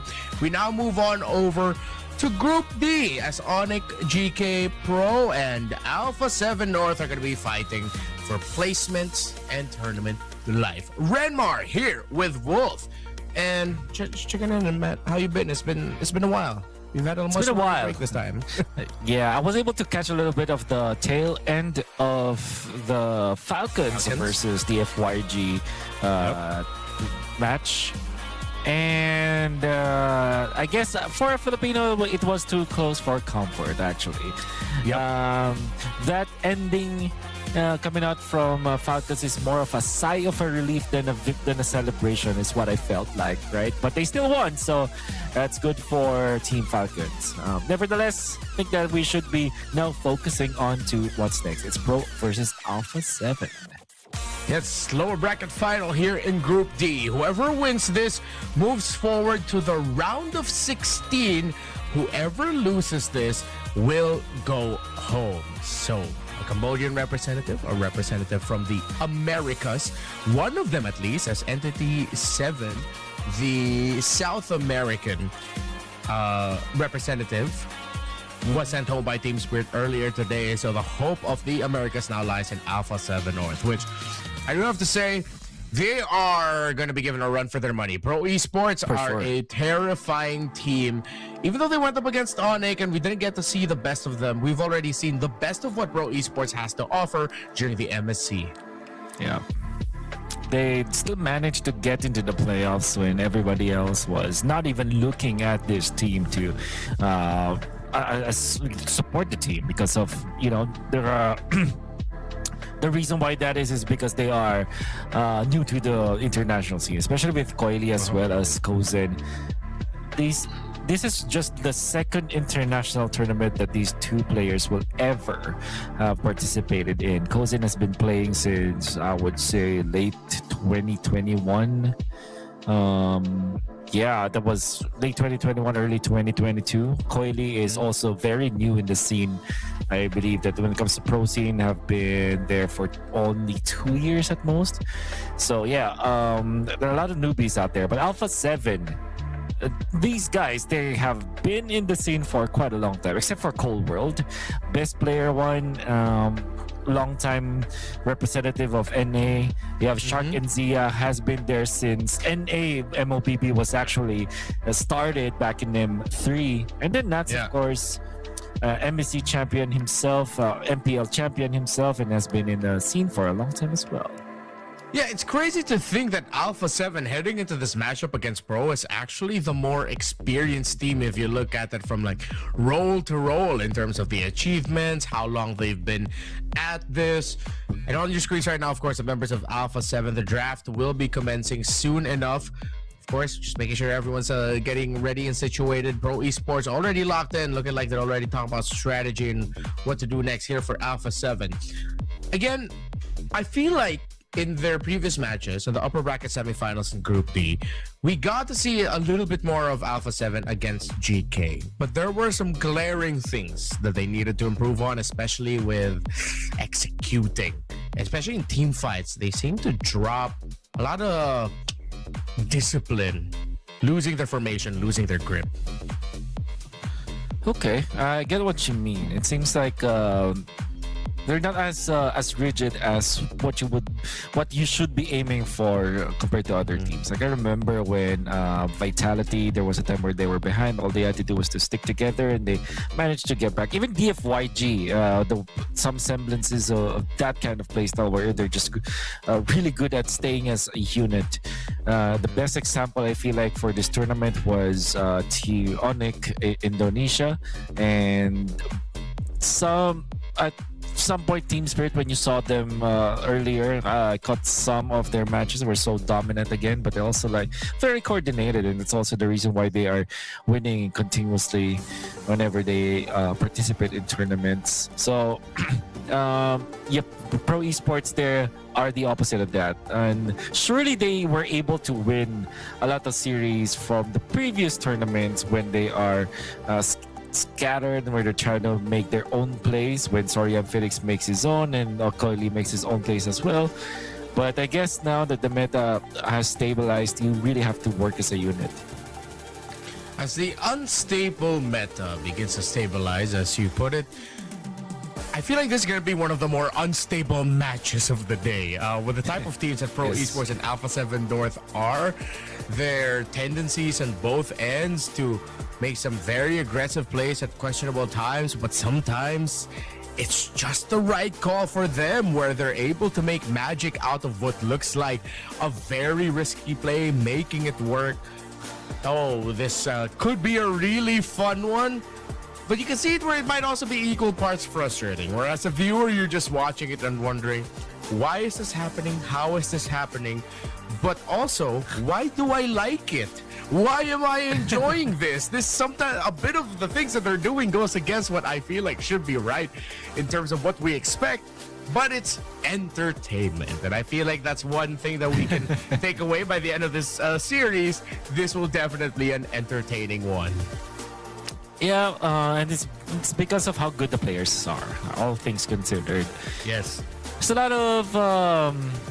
There's a lot of superstar material from both teams, and I'm gonna name one per team. And it's Coily for sure on the side of Pro Esports, has proven himself as one of the uprising talents in the world of MLBB when it comes to jungling, especially with assassins. Scary with the Fanny as well when he gets his hands on that, and of course ever so rebel with the Hirara. And on the other side, it should be Nats. However, I feel like there has not been any Nats kind of gameplay that we've seen for a long time. And I'm saying that because I was so used to seeing Nats just dominate in games and make crazy outplays, win from the laning stage, and then take over afterwards. We have not seen that in a long while. So for the sake of Alpha 7, I think they really have to wake Nats up. Get Nats activated. Similar to, of course, you mentioned Coily for Pro Esports. Another superstar there is Sorian Felix, and you did touch on it earlier. As long as he can be active, proactive, and has his presence felt in the lane and in the portions of the game where everyone starts grouping up together as team, then that's good.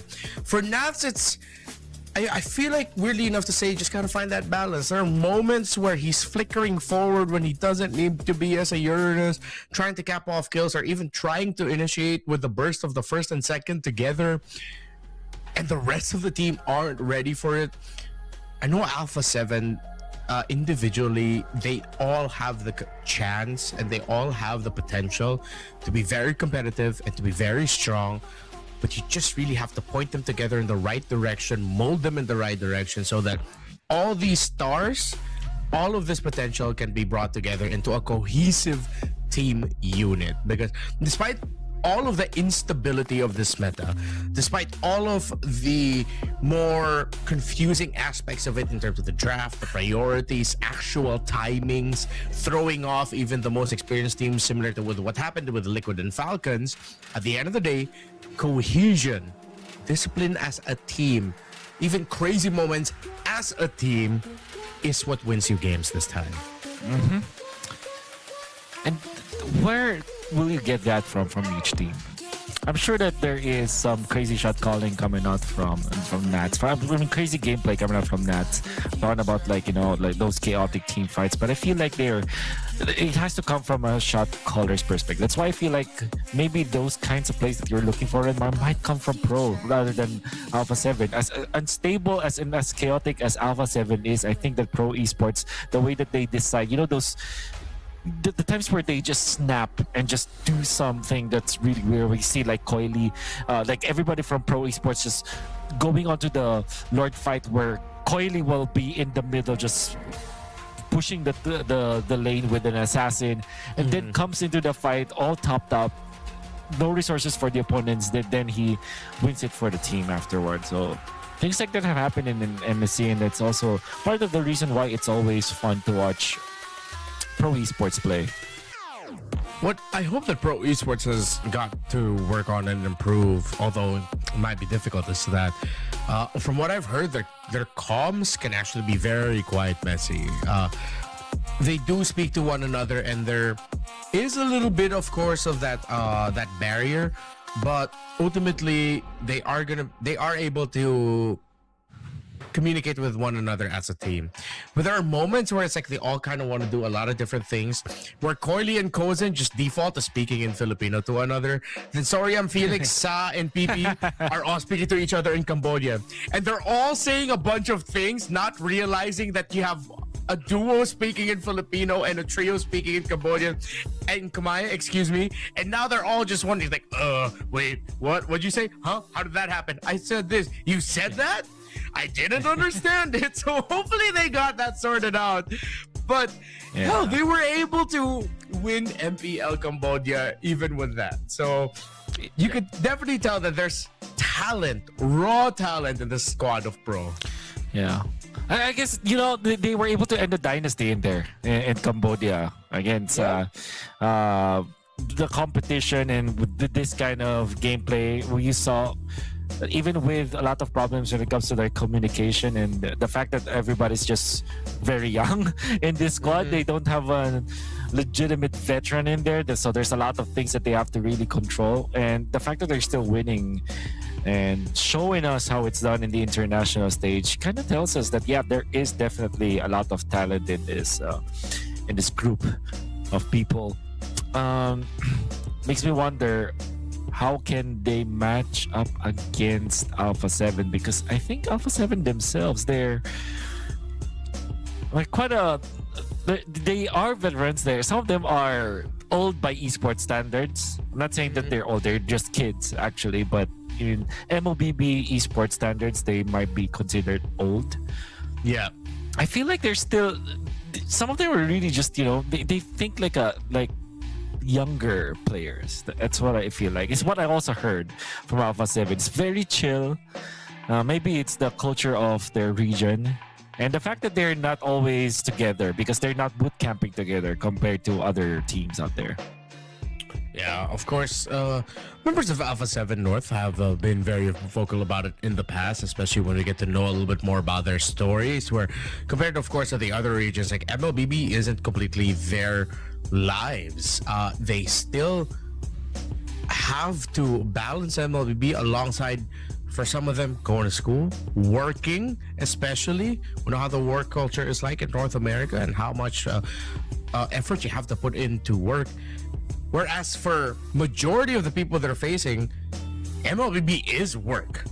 It is their life. It centers around playing this sport, this game over and over again and hitting your peaks, while Alpha 7 need to make time in their busy work lives and day lives already just to make this work. And I think that's why maybe a little bit I could see why, alongside this being, of course, very valid path to go through in life, to be a professional esports athlete, or maybe just deep down, it's a little bit of an escape from them. It's a little bit of an escape from the daily lives that they already live. Yeah. And the reason why I will agree with that is because, unfortunately, this is the landscape that they have to play in. This is what they have to deal with from that region. And we've heard a lot of good stories from just different parts of the world, like in the Philippines, in Turkey now. In the case of the Team Spirit members, it's also different. In the case of Myanmar, it's also totally different. And in the case of the North American region, where you can see Alpha 7, it's also very different. And of course, there are so many things that we wish that they will have, like more players in the scene, more chances, but it's just how life is. They just, like a boot camping is just not sustainable in that region as of this moment. Maybe in the future if they get to. That's why I feel like every victory for Alpha 7 or whoever is representing NA, it's always sweet, you know. I don't know if you feel the same way. It is, yeah. Because it feels like they need that, you know. They need that for their region. Yeah, and which is why like every time we get to see any team from North America eventually get a good run in an international tournament, win against teams that have like established leagues already. If Alpha 7 North beat Pro Esports today, that is a wave the flag, cue the fireworks and eagles up in the sky, maybe send a jet out, levels of celebration. Because Pro Esports, again, they come from a region where they have their MPL, long established at this point. They are the champions of MPL Cambodia, so this will be massive. Thank you all for your patience, but very soon, around 2 to 3 minutes, the draft will begin. We are getting close and close to that point. We've seen Bigatron by Vitality now constantly ban the Hanabi. After what Kwanok and GK did to Alpha 7 North, will Alpha 7 North now go aggressive in terms of taking away the Eudora from Pro Esports? My answer is yes. And it's not only because of that effect from yesterday and correlating it to what BTR has, BTR's reaction was. I believe that Eudora is always going to be relevant when there is an assassin that's available. So if you will see the draft pattern, and if let's just say that they see Fanny as well as Hirara being banned by their opponents and they couldn't get their hands on it, they're better off banning the Eudora because they will not have a good assassin to kind of force that Eudora out. Or maybe take it away, maybe use it, maybe Cold World can use it, and Alpha 7 can just focus on that one. I feel like Eudora is so relevant in this meta game because of the nature of the jungle heroes. And if you think about it, Koi Lee as well as Best Player 1, both of them will not appreciate facing against a Eudora. You know what? Yeah, if they can't ban it out, even consider it as an option for them. Although they did play really well around it, they got to utilize hell at the second game against GK when they even picked up a Rafaela in the mid lane, paired it up with a Harith in the gold, YSS jungle, EXP Esmeralda, which was up against a Uranus. They were doing really well. It just took one team fight where they dipped in the comms, dipped in the execution, that it just didn't work out. It makes a lot of sense for them to want to take the Eudora, considering, of course, the type of players that you mentioned, the two junglers are. Yeah. Besides that, what should be the other priorities we should see? Because Alpha 7 was trading Uranus and Esmeralda. Would you want to see Naft on something a little bit more active and high damage, considering he's up against Felix in the EXP lane? My answer to that is always a yes. Esmeralda might be the only hero that I want to see him that is sustained in nature. I don't know if the Barretts is a good hero for both of the XP laners in the two teams that we have. There is one hero though that I want to bring up, which is in a different lane. It is the Ruby. Technically, it can be played in the XP, but I feel like both of our gold laners actually like to play the Ruby. Oh, that's a good point. So, Zia as well as Kozen, they play it. And I feel like that will be part of the second drafting phase considerations for both teams. I feel like that is a good hero. It also fits the assassin meta well. It works with the assassins and it works against assassins. I think it's a good hero to consider. Yeah, and knowing that you're up against someone, you can imagine of these two teams as maybe somewhat of a mirror, in the sense that you have players who have great individual skills that at some points they really just want to able to show up and show off like what they can do. Pro Esports, Alpha 7 North, they're both like that. Ruby is a great stopper to that. and maybe heroes such as the Ruby that you mentioned, Badang might come into the equation. But in terms of the bans that, as we already are pretty neck deep into the draft, pretty similar bans that we've seen in priority. Barrett's, Paquito, Atlas, Freya, Fanny, Hirara. The Valentina is up as an option for Pro. However, they don't need to take it up for themselves as the Vexana's already been taken. They need some poke damage to reach that Melissa. Maybe the Gord or the Farsa even is in consideration. Yeah. And then when it comes to their jungle option, like again, Hirara and Fanny ban here for Alpha 7. I guess you can pick up the Nolan now. Oh, they went for the Harley. I thought I will consider the Nolan over the Harley, but the Harley makes a lot of sense up against the Melissa. The Nolan, it has no synergy with the Marcel, actually, think about it. So now it makes total sense. Now, best player special, it's going to be the Guinevere for Alpha 7. They're going to be focusing heavily on this Melissa. So, yep, unfortunately, the Ruby pick will not be the option now for Pro Esports. I think they're going to be thinking about the hero that Kozen can play that will be able to win against the Melissa. So I'm thinking Clint or Brody. Fortunately for Pro Esports, it's the Claw that was banned out. So they will have either Brody or Clint as their options for their last pick. Very good pickups, if ever. I know Pro Esports were looking at the EXP lane and thinking, okay, we take out the Esmeralda, but I think you also have to consider banning out the Arlot here. Maybe even the Fulvius?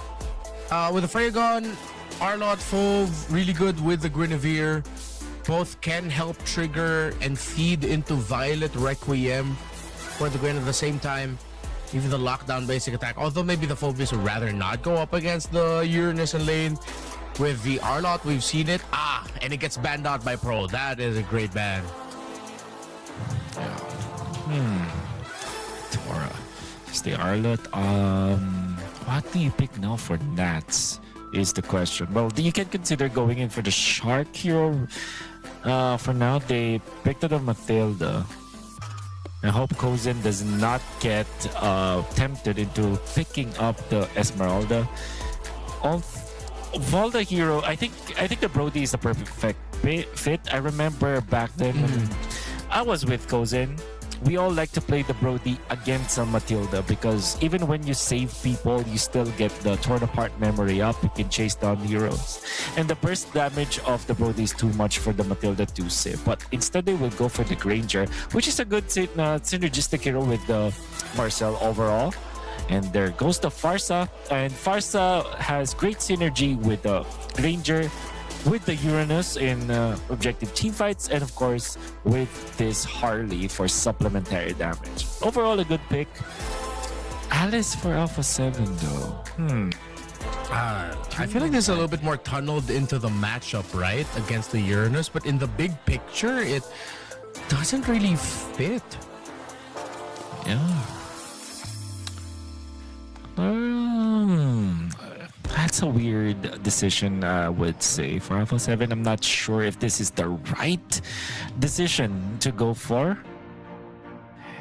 But then again, they're stuck with this. It has okay synergy with the Matilda, I would say.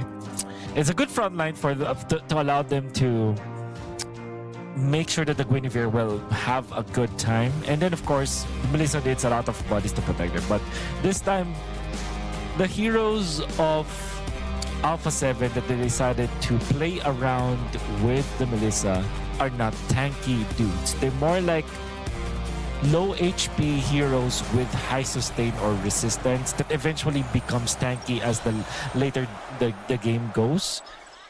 So this might be a problem because now they're going to be faced up against a Farsa Harley with the Granger. So let's see how Alpha 7 will survive the onslaught of Pro Esports.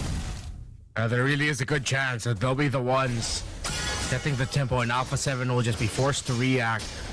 But look at the DXP lane and how this Alice Uranus matchup will handle, of course.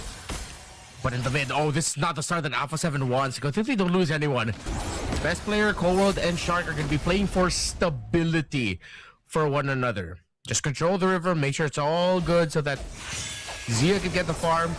And if they can, and if only it looks like it's going to be a good chance, You get some kills early for best player 1 to start getting his items such as the concentrated energy. But if it's way too risky, you don't need to take it. That's I feel like this will be a pro esports sided first turtle, I feel like, and I'm saying that because of the nature of the heroes with just the Matilda as well as this Vexana. But then again, if best player is able to find a pick-off as he's trying right now, and he stole the orange, so that's really good for Alpha 7 now. Very successful invade, quick rotations. Of course, with how Nath's just bullying and outplaying Soria and Felix in lane. Couldn't get the information off in time and help out, of course, Coily, who was already trying to handle the invade. And Alpha 7 are playing this tempo properly through this Mathilda. Good speed, good decisions, converting into objective wins as Turtle 1 spawns. You did say it was pro esports coded, no level 4s just yet for either roamer. Let's see who's going to be able to get this first. With Coily already going to his purple buff, they concede and Alpha 7 get Turtle number 1. That's Alpha 7 just nailing it. Pro Esports, they are grouping up top. They wanted to stop the Melissa from farming, maybe take advantage of this Granger in the early stages. However, they will not be able to do so. Alpha 7 did not even have to commit so much to protect the Melissa out there. And this is such a great start for Alpha 7 that they will allow this Guinevere with the Vexana and the Matilda to just run around the map. Because I think that at this point, what you're doing now, if you are cohort, is you just fast clear your lane. Maybe punish PPP, who is walking literally in front of them right now. PPP will survive. Shark might be in trouble. Gets the flicker out. Golden hour forced. Sorry, Felix is low, but that's as much as both teams will get in that scramble in the middle. Could have been so much worse for Pro Esports. PP was able to get away. Alpha 7 still holding a lot of the priority in the river, in the center of the map. Sorry, Felix has been left into just trying to manage this Alice. But with Coily going down to the bottom lane, maybe they'll be able to find an opening there. PP stops Zia and Shark from comfortably making it into the gold lane, while Kozen is now able to get all the last hits and maximize the farm in the minions. Nath gets dove on by 3. He's holding Throne of Ruin. He buys time, but he gets taken out. It seems like Nath was too eager, trying to get a trade or even trying to win there against 3. Fortunately, will die. And this is important because the Lord is upcoming. Coily will be able to secure his own. You can see the reaction coming from Pro Esports when they saw Alpha 7 commit a lot of heroes around the purple. Kozen just fast cleared his own wave. And with the threat of losing some minions, Zia had to just call everybody to just back out of there and get back to the lane. Now here comes a start of the fight. Frozen moment, lots of little snapshots. Golden hour, really good too. And you saw best player 1 there, hang time up in the air. Couldn't even complete the animation of the jump. Perfect golden hour, made that look easy. What a great golden hour. What an amazing play coming up from Pro Esports. Really commendable. They want to go for this play though. That is a nice initiation. They will find Coily. Perfect target. The circling eagle, guiding wind into that Violet Requiem. Perfectly executed coming up from Alpha 7. Now Shark wants to force out the kill onto Kozen. PPP will be there to help him out. And best player, the way to celebrate with that kill onto Coily is to now take away some of the jungle camps from the Harley. Instead of risking the jump into committing it, once again another Violet Requiem spatial migration. They're able to find Sa with Vexana getting the last hit. Zia and best player 1 going after Soria and Felix, but this Uranus is too crafty with it. Is able to get away. Still, that's a 1 for none. And Alpha 7 has control in the purple buff. Meanwhile, at the bottom, Coily outplays Nats. The Alice falls. Purple buff getting contested here by Alpha 7. With Coily on the opposite side of the map, it looks like the North Americans are going to be able to take it, while at the same time sending him back with his long flight, but it's Sorium Felix who finds Cold World left alone. Ate up by the Uranus. Great pickoff for Sorium Felix. Felt very confident once he was able to complete the Radiant Armor, oppressing the members of Alpha 7 in there, and they still want to go for more. That's actually manages to just get out there. I think we are now in a point where both of these XP laners are now a threat, and with just one item, they're able to participate in the team fights much better. Pro Esports, fast clearing the top, will go to the mid. I think they are eyeing for this turtle. PPP will be the one to check out where best player is, and actually take some stacks with the Thunder Belt, and slowly working their way towards this turtle. Turtle number 3, I feel like this where it's all gonna crack open. There's gonna be at least 4 deaths onto one side. You have to be careful with it. Circling Eagle lost in already. Coily wins this retribution battle for the turtle. Another golden hour! And Alpha 7 now have to scramble to get away from this. Is Pro Esports want to commit the chase. Sa no longer has the ultimate. They fly in, but Alpha 7 minimize their losses. Great call, just back off, playing it safe, as Pro Esports has already won the sequence. It's starting to be a close match between Pro Esports as well as Alpha 7 right now. But the objective, the neutral objectives, being in favor of Pro Esports because of how they were able to utilize this golden hour. I think it's masterful the way that they played it. Looks really good. Now slowly up top. Movements coming up from Pro Esports. The bottom lane being pushed by the Harley, and then up top with 2 siege minions. Alpha 7 have decided to commit a lot of resources to defend as well. It seems like there will be a little bit of a skirmish. No one dying. Another attempt at a push for Pro Esports. How hardly is Alpha 7 going to be able to defend this? Nope. That's 3 of the Squishies members of the lineup just solo zoned out by the Uranus.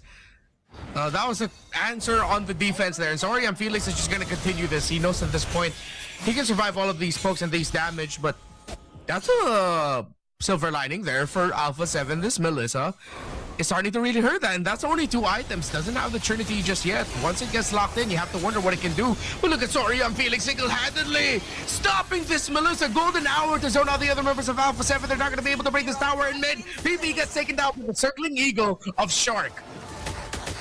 A wonderful usage of the Eternal Guardian as well, coming out from Colbert. They were able to defend, and now they move forward. They want to get a kill. Sorium Felix is not the best target. The counterplay, the feathered airstrike, the zone of the Alpha 7.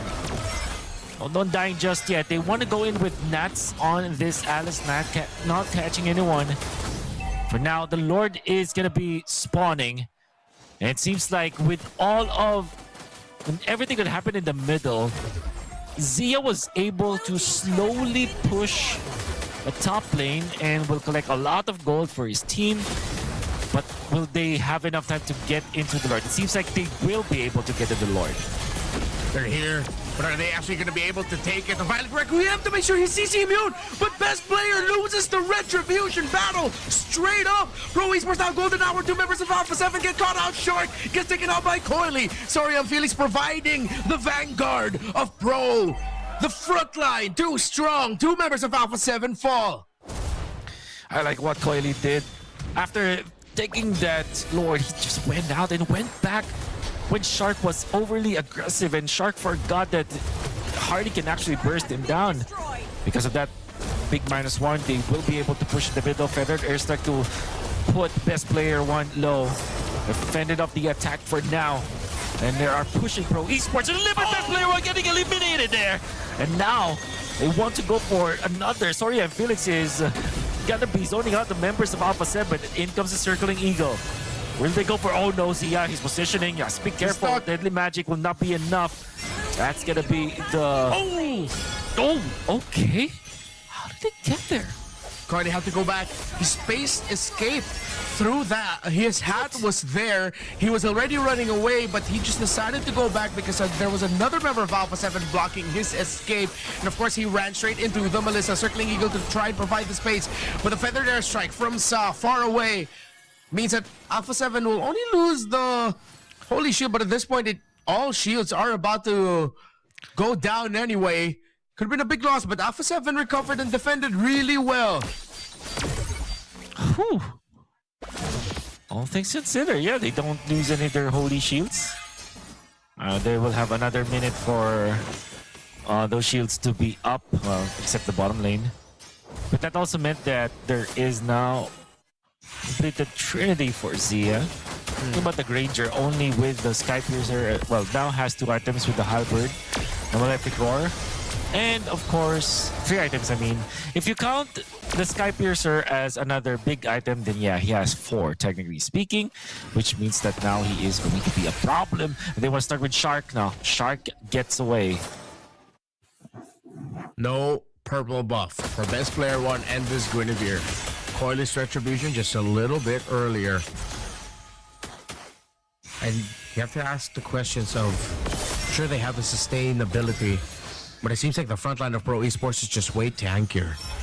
All the long-range bombs. Oh, Golden Hour freezes the Guinevere. But it's just that. It's not the setup that they wanted. Shark walked back right into it, but used the Circling Eagle to escape. After eating up all the deadly magics, they can re-engage. This looks good for Alpha 7 if they want to, but Pro Esports backed off real quickly to the range and poke of the Farsa and the Granger. They're being steady with it. Sharp formation by Alpha 7. This Melissa hurts. And this is going to be a realization by Pro Esports. They have to maximize all the range and all the pokes that they have to make sure the Zia falls down. They can dive on it. This could be a long dance.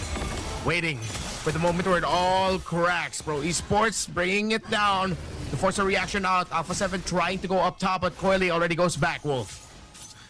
And that's gonna be seen by PPP. Arsarian Felix has to be careful because he cannot be near the vicinity of his teammates. Otherwise, the golden hour is going to be there. Muddles is gonna be a problem. They want to go for Shark. The Feather Air Strike is not on the mark. But now the third from Nats. Now they want to get for more kills here, but the damage is not gonna be enough for now. They're chunking down the members of Pro Esports, but Shark is the first one to fall. Zia dives it forward. What a bad decision. He gets obliterated by Pro Esports.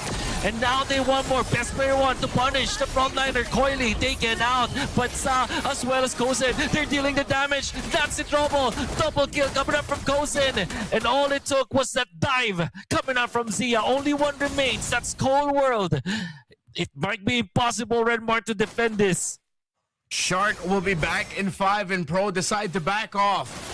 Calling that going for the Lord is the better option. Zia, you see the flicker of hope in his eyes when he dashed forward, thinking that he would be able to chain some great damage together to quickly get 2, maybe even 3. But it's burst that you're up against, and with no one to block the Granger for you, you quickly get turned into a Sky Piercer stack. From none to 4, Kozen should be able to end this game with max stacks after getting fed with all the damage from the rest of his team. They should be able to finish it here. But let's see if Alpha 7 can pull a miracle in the defense. It's a miracle that they need. They do have the Vexana. And it has the ultimate. Can use the Eternal Guardian just for the defense. Soria and Felix is feeling the damage coming up from the Melissa, but not for long. They push the mid. They push the top. Defense, Renmar. Zia taking so much damage from the pokes. Way too much distance, way too much range. Zia's doing everything he can to deal damage. Golden Hour is perfect yet again. The best player 1 with this little bit of knockup couldn't do much with it. As the other members of Alpha 7 are frozen by. Look at Nats and the damage that he's taking from this Granger. Unstoppable is Kozen. The pokes, the stacks, and look at that damage from Sa! Feathered airstrike with a flicker to boot to close the distance. It's only Shark and Cold World as Pro Esports still have another round of minion waves to come through. It's gonna be a long time until Shark and Cold World get back. We're just gonna see how Pro Esports closes this out, Wolf. Kozen in the front line, Saswell, force air Shark. Shark takes so much damage, but we'll try to evade. We'll try to delay this, but it is inevitable. The minions are pushing in. Sa will be taken out, but the base still falls. Alpha 7 will fall to Pro Esports. This, again, another tug of war between 2 good teams. But the one that lets go of the rope with the bad timing Zia just jumping forward to the entirety of Pro Esports meant that Alpha 7 will lose the tug of war. And you saw with the positioning too, the other members of Alpha 7 were not ready for that call from Zia. Everyone else was stayed back, Cold World and the gang. And you can see the frustration, of course, over there in the far end. Best player won. We're really gonna have to talk about how they're gonna force a game number 3, because Alpha 7 would not want to complete their tournament run here winless, at the brink of elimination, when there were moments where it looked so good for the squad. They just couldn't get those strings of events to work out for them. It was very close at to a certain point. They could have taken it. Oh man, I can't. I feel bad for Alpha 7 because I think that there was just some miscommunication that happened in between. We can see that they're really team fighting hard. You can already feel the damage output coming out from Zia. Even Sorry and Felix is feeling it. Lord Dance eventually went in favor of Pro Esports. Alpha 7 are able to still equalize, I would say. They still managed to defend after this one. And they lost all of their outer turrets, but they can still team fight. We are feeling it already. This was the fight. Shark, first one to fall. They will want to go on to Coily, but Zia was just too far forward, too far away from his teammates. There is some damage from the other members of Alpha 7, but not having the Melissa in the team fights meant that they just couldn't recover afterwards. You could see why he tried. He did chunk down Kozen a considerable amount, almost taking him down. But again, it just wasn't the right time. If the other members of Alpha 7 were much closer to respond to it, then we would be celebrating the 100%, because they would have been able to trade it out. He still would have ended up falling down, but at least they get Kozen on the Granger, stopping it. But it ended up just becoming the catalyst to those long-range pokes, the bombs from this Granger, the bullets, the long-range feathered airstrike as well by Sa. They closed out the draft really well. They know that they're playing with a Marcel, despite Soriam Felix struggling in lane in terms of getting his presence felt, because Nath was always just so, forward with it, trying to delay Soriam Felix. Really just, in our terms in the Philippines, we brusco him, not the player, but in terms of just he's bodying him in lane just to show him who's stronger. He would overstep, and other members of Pro Esports would come in at the right time to punish the Alice for being so aggressive. Tough break for Alpha 7, but it was close. All they have to do now is to just make sure that they get their agency back into the game when it comes to their shot calling, when it comes to their decision making as a team, because it feels like they are not as coordinated as one would want in this specific scenario. Then again, that's game number 1. In game number 2, we also have to start with the draft. I feel like for Pro Esports, they got everything that they wanted to have. They have this Marcel with the Granger, so that there will always be that golden hour into the Granger, bullets, DPS, for them to guarantee a pickoff. But they also have this mode where they have the Farsa and the Uranus to scout out where the enemies are and chunk them down enough for the Granger to finish off the kills. So that's a pretty solid foundation out there we've seen from Pro Esports in terms of their hero composition.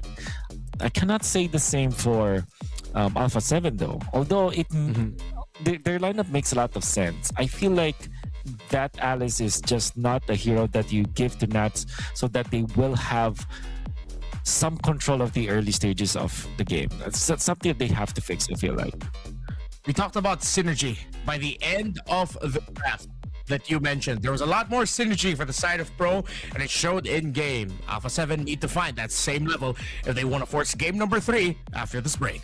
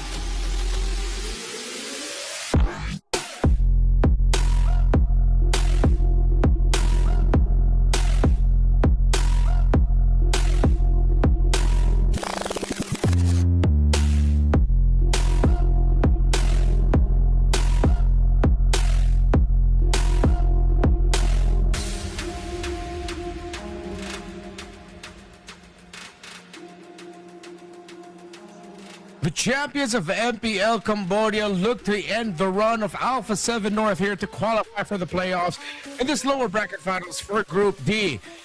But it is a best of 3 and there is still that chance that Alpha 7 will bounce back and force a game number 3 and take us all to the edge of our seats. Welcome back to this series, our third one for the day. Again, it's the final qualification through the lower bracket for Group D. Renmar and Wolf still your casters here. And if we could sum up real quick what happened in the previous one, starting first with Alpha 7, without saying Zia dashed into 3, how would you summarize it, Wolf? Well, a good way to look at it is that the Granger was protected properly by the side of Pro Esports, and Alpha 7 tried their best to pierce through that protection and take out the damage dealer of Pro Esports, but they just can't. And there were 2 important damage dealers out there for Pro Esports. I'm going to be including the Farsa as well.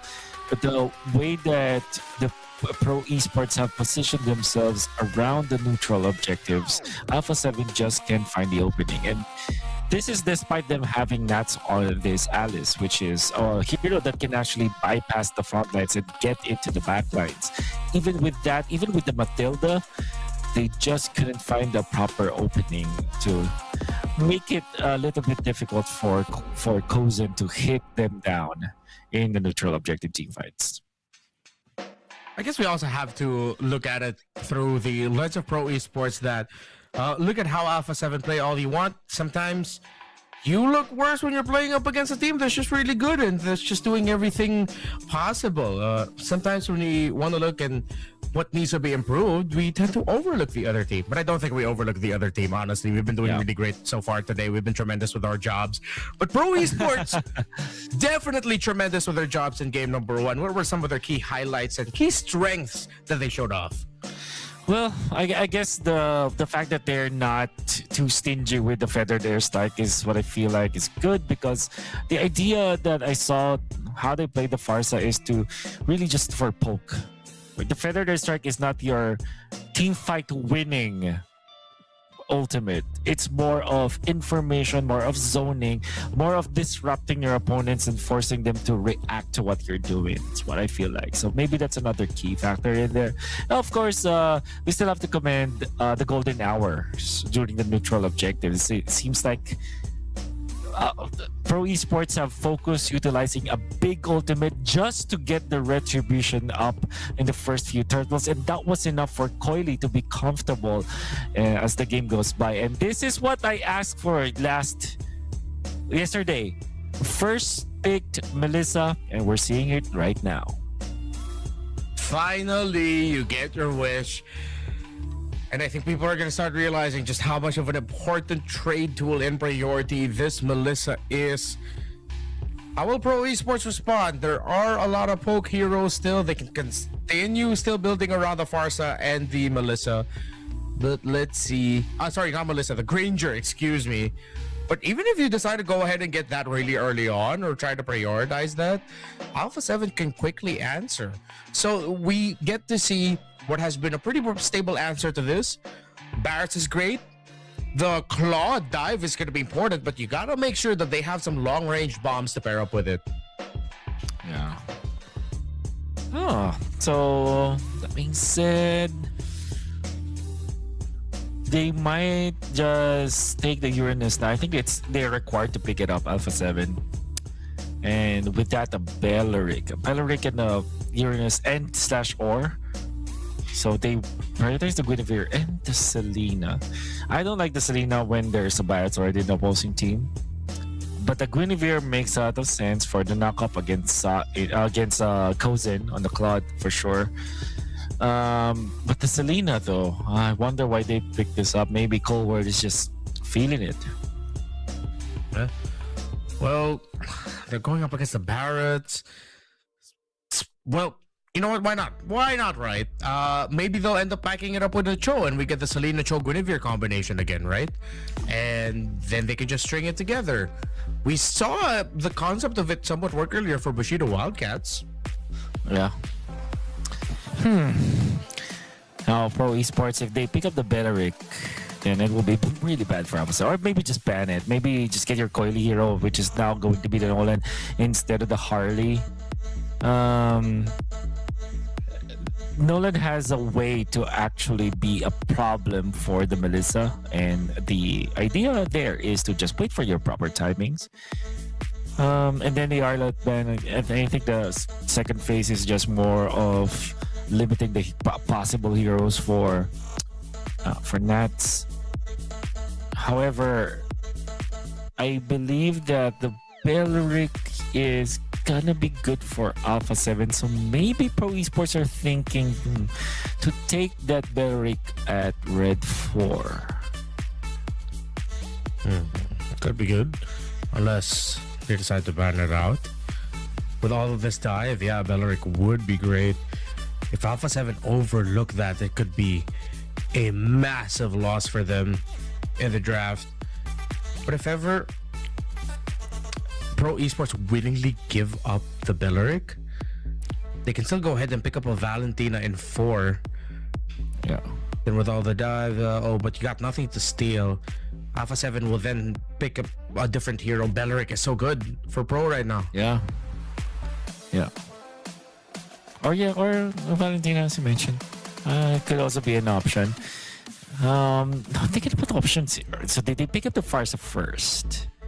I think they might have a different idea here. This doesn't look like a Belleric kind of choice now. Or Alpha 7 just goes for the catch with the Selena, okay? So no choke plus the Selena combo. This is strange pick, if I may say so myself. It doesn't really pressure the Nolan at all. But then again, Alpha 7 still has that option. Is this a Yu Zhong from Nats or a Lapu Lapu? I feel like a Lapu Lapu will be better, so that they will have more damage. Would be a great pickup. Oh, but they decided to go for stability and get the Rizla, so they're really putting all of it in the Zia basket, on this Melissa basket. It's like they're telling him, hey man, we're gonna give you another shot. Time for you to pop off, because this entire composition is built for you. Oh, makes me think, what is apart from the Belleric, what is a good blade armor carrier here so that they can counter this Melissa eventually? Or maybe a dive, maybe even a Khalid, for Pro Esports, so that they can get into the back lines. But I feel like I gotta say, a glue. But there is already the Melissa. Okay, this is an interesting pick, but it does answer a lot. So number one, it's okay against the Selena because it can go for the split and you can tank some damage, even step on traps, even actually soaking the arrow if you needed be. It has a lot of utility actually here for Pro Esports. Honestly, better than the alternative I was thinking of, which was the high loss. I like this glue. It's a little bit better, a little bit more proactive. You're not just a hot man horse, stabbing people and bringing down a red carpet. I can't believe those words came out of my mouth. I wasn't ready for that. I mean, that is what you call it. A centaur is a man horse, and our community has commonly accepted the fact that high loss is quite hot. That's not a personal preference. That's not me saying that. I'm just digging my grave here. We'll say something Yes, smart. you are actually digging your own grave. And one smart thing that I want to say about this is the fact that there is, now that I find out there's a really good synergy here for the composition of Alpha 7 around this Katotkacha and the Terizda. And also, the Terizda can be utilized to kind of soak some damage from the Claude. There's also the additional knock-up, so you can combo it with the Guinevere that they already have. Do not be confused about the icons that you're seeing from the left and the right side of your screen. They're flipped, all right? So it's Alpha 7 on the blue side with the Guinevere, with the Terizda, and on the other side, that's Nolan being piloted by Coily. Pro being steady with it, but they're upping up the tempo in this EXP lane, trying to increase the chances that Naths won't be active for turtle number 1. But a lot of bodies as well for Alpha 7 here. They decide to go in. They are really greedy trying to go after this Barracks, but at least they forced out the flicker from both the Barracks, but Cold had to use the flicker just to get close. Revenge strike by this Thursday is not going to be able to take the Barracks down. He'll be able to get back in time for Turtle 1, but let's see if he'll be able to hit level 4 in time for it. Oh. Sao wants to force Zia out there, but so much damage actually at this stage of the game. We don't appreciate that as in the laning stage. And Coily is level 4, so is best player 1. You're gonna be wary of where the junglers are gonna be moving. Taunted, PPP has to get out of there. Has the skill to us a split, just to get out for sure.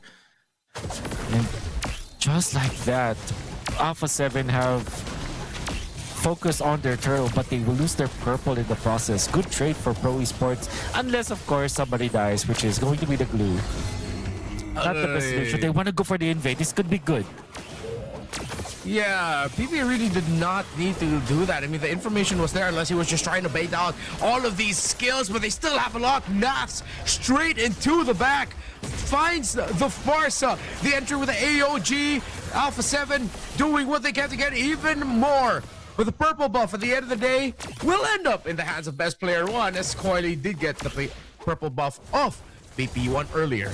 Oh, finally Alpha 7 again woke up, utilizing Nats so aggressively. Not even having to use the flicker means that it's really good for Alpha 7. And Coily traded for the purple buff, but ended up giving so much resources to Alpha 7 because Alpha 7 decided to blitz the turtle take out PPP, get to the purple afterwards, and then just win the trade overall. Good start for Alpha 7, ahead of 1,000 gold at 3 minutes and 20 seconds. This bodes well, very well for them, excuse me. When you want to get with this kind of lineup is BP want to get kills, get his items quicker so that it makes the process and eventual power spike of the Melissa so much smoother that it's going to be seamless. It doesn't feel like there was a transition from early to mid game. It just happens in a snap. And they pretty much take that condition as long as Sia does not get an unnecessary death. You can lose any other member of Alpha 7, but you cannot lose his Melissa if you want the power spike to hit at the perfect juicy time for it. Pro, on the other hand, they do have burst. They can use that burst to try and get someone. But the problem is the response of Alpha 7 potentially in those river skirmishes with all of that crowd control could even be fatal in that attempt for Bro Esports to get a 1 pick-off. Yeah. It seems like the MO now for Pro Esports is just to stabilize once again. Just calm down. Eventually, they will get to the point where they can now take out the members of Alpha 7, but at a specific moment, it's not advised for Pro Esports to actually engage. Alpha 7 feels that way. They want to be the ones to decide whether or not they will team fight. And they are putting 4 members up here up top. There is the flicker after the Daytonas. Welcome in a great one. Best player down, bites the deck. Shark onto the backlines. Will have the AOG to get out of there. Sorry, I'm Felix. The Bats player is actually so good. Again, go away. He's going to keep Melissa safe for now. Zia gets out of there. Kuzin has to pop a BMI to just get out of there. And it's going to be enough for Pro Esports to actually take out some members of Alpha 7 up top and give Kuzin some farm. Perfect initiation there from the Barretts. And it's all these Barretts players. Great with it, clean with it. Saad didn't have the feathered airstrike when Kozin decided to go in with a blazing duet, as he did utilize it for that pickoff. I mean, better than nothing, they did get 1, and it was the jungler too. But it's this Melissa, it's this prized gold laner for Alpha 7 that they built their composition around that still stayed alive. They've switched up the lanes. Nath decides to go up top to hold that. They don't want a split happening, and they don't want to lose control there as the turtle is spawning in the opposite side. Kozin very comfortable with the farming. Good tech coming up from Alpha 7 to put Nats in front of Kozin instead of the Melissa. That means that they can easily stabilize that lane. Turtle is going to be up in 27 seconds, and I feel like Alpha 7 really wants to dip their toes into this neutral objective. Sa again just committing the Predator Strike just to defend the bottom lane turret, and was successful in doing so. A little bit of a split push there coming up from Coily, and they're going to be collapsing into the third turtle of the game. Let's see if Pro Esports can actually take this. They're the very first ones to get into position, and Kozen is going to be one-on-one leading the charge. Coily is still at the Lizard. Best player one already shows himself. A lot of information for Pro Esports to work with. Sign Cold World hovering around the bush. Kozen, Coily, sorry, I'm Phoenix PP here. That's the engage. Perfectly timed for Pro to set up an entry from Coily to retreat away. Here comes the Blazing Duet straight off the Zia, and the Ballistic gets pushed out. No other way to put it other than that was clean, pristine, and hella freaking mean by Pro Esports with how they started that off. And it all started by Sorry I'm Felix with that flicker play to Daytona's welcome. Actually, 10 of the members of Alpha 7, Coily securing the turtle, and the ultimate coming out from Kozen. I think the idea is to just force out the go away coming out from the ultimate of the. Didn't matter if Kozen will be able to kill that Melissa or not, as long as the ultimate of the Melissa is down. It seems like Zia will not be confident into putting himself in front of Pro Esports now. So it's like not having the ultimate is almost guaranteed that Zia will fall and will die. Yeah. And that's already a -1 in favor of Pro Esports. By the way, I think this is accurate. This is a Skypiercer Claude. By Kozen. Skypiercer Claude. Yeah, usually we see the Trinity into it, but we rarely see a Skypiercer Claw. We see Skypiercer Creature, of course. That's a necessity. That's a hell of a take, Kozen. He went DHS, Skypiercer second, and I believe he's going for the Golden Staff second. Let's see. Once we see the Skypiercer stack symbol, because the item was there, it was locked into him. Yeah. Oh, that's going to be an engagement. The perfect Violent Requiem. Pro Esports are losing bodies. The turnaround by Alpha 7. But sorry, I'm Felix. Held on for too long. Kozen, is he going to be able to get the stacks if it is a Skypiercer? Let's confirm it. No member of Pro other than Felix goes down. Shark is the trade. It's Rome for EXP. Wow. Alpha 7 still finding a lot. Well, this is the benefit of having a lot of sources of stunts in the combo for the turtles, as well as the Kacha with the Guinevere as well. There's a lot of knockups that they can do. But now the Lord fight commences. Get in. Predator Strike already pop, already cancelled. Terista misses the mark. Nat's now gonna be in trouble. Nat's taken out. In comes Sorry and Felix, the Purify from Zia, so that the Dictator's welcome will not be there. The Blazing Duet coming up from Kozen is not gonna be enough. Felix goes down. PvP will be next. Coily gets the Lord and actually dodges best player. And this is gonna be a dance between the junglers. Shark wants to dip into the fight. The taunt is perfect. Coily still gets away, but eventually falls from the damage output of Cold World on this Selena.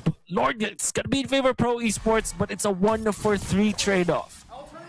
Coily still winning the retribution battles, and based on the indicators, it actually is a Skypiercer Claude for Kozen.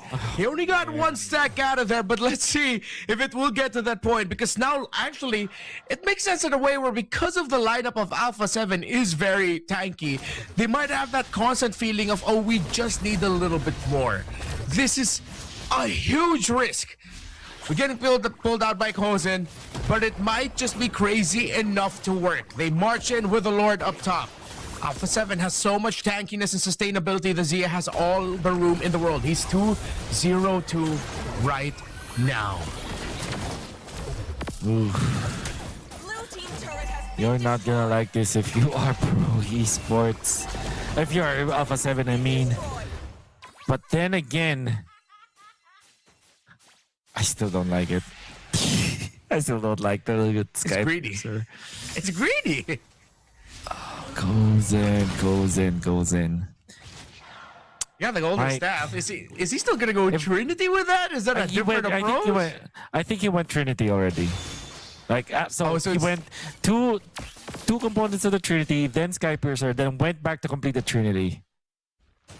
With the Corrosion Scythe as the last one. My goodness. What a take. I mean, he's going back. He has not completed it yet, though.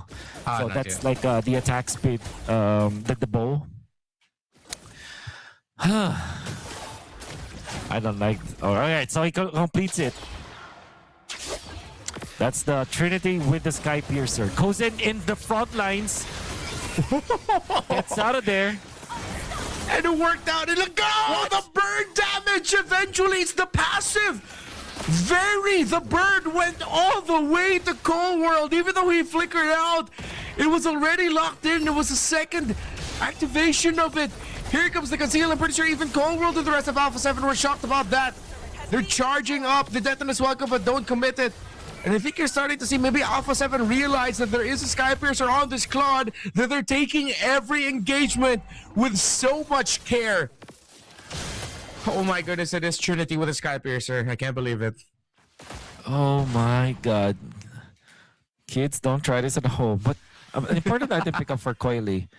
Actually went for the Blade of Despair very early to this fight. What is happening now in the world of pro esports? But of course, what this achieves is a lot of damage as they went in for the good catch. Do they have enough burst? But there is the onto the backlines, catches free. Shark still falls though and goes in now, chunking down Nats. Sky Piercer, it's gonna be a stack for Kozen, and now they go for more. Soria Felix will be taken out as they now ride into that Melissa. Zia falls down. 3 down on the side of Alpha 7, and now the Lord or the push in the middle. The world is the ocean for pro esports. They can decide where they want to go. Redmar, are they gonna go through top? Are they gonna go through mid? I'm pretty sure they want this tower here. They've sent the Nolan and the Farsight to go back and handle with the Lord. They're gonna call back the Claude and the Glue. They're gonna stop the attack. The Pro Esports are going to be looking to end it with this Lord push as they've taken down 2 towers in the base of Alpha 7. That was a good counter set by Alpha. A terrific penalty zone by Nats. But the targeting and the man marking of Pro Esports was just a little bit better. PPP flexing as the Glue. Patrick Starskin, Lord marching in the middle. Coily is gonna come up from top. Going for a pick-off perhaps, or a wraparound, a pincer maneuver. Pro Esports will have all of the lanes pushing together against Alpha 7 in the conceal play. This could be endable for them. A huge counter set from the Turizla yet again would be able to turn things around for Alpha 7. No more base turrets. The massive damage from the feathered airstrike. Too much to handle, but they do have the sustainability, the knockback from the so-called missiles, whatever the hell you want to call it. But then Zio gets taken out and bursted. The taunt from Shark. He's trying to buy time, but he gets turned into a stack play. Zig duet. Double kill for Kozen and Coily. And I'm pretty sure they got to wrap it up with a kill as well. Pro Esports sweep Alpha 7 North. And that's the end for Alpha 7 North. It started really well for them once again, but Pro Esports, all they had to do was to group up, wait for their right timing. I think the overall MVP that I would say is Sa. I think the way that he's using the Farsa is so commendable.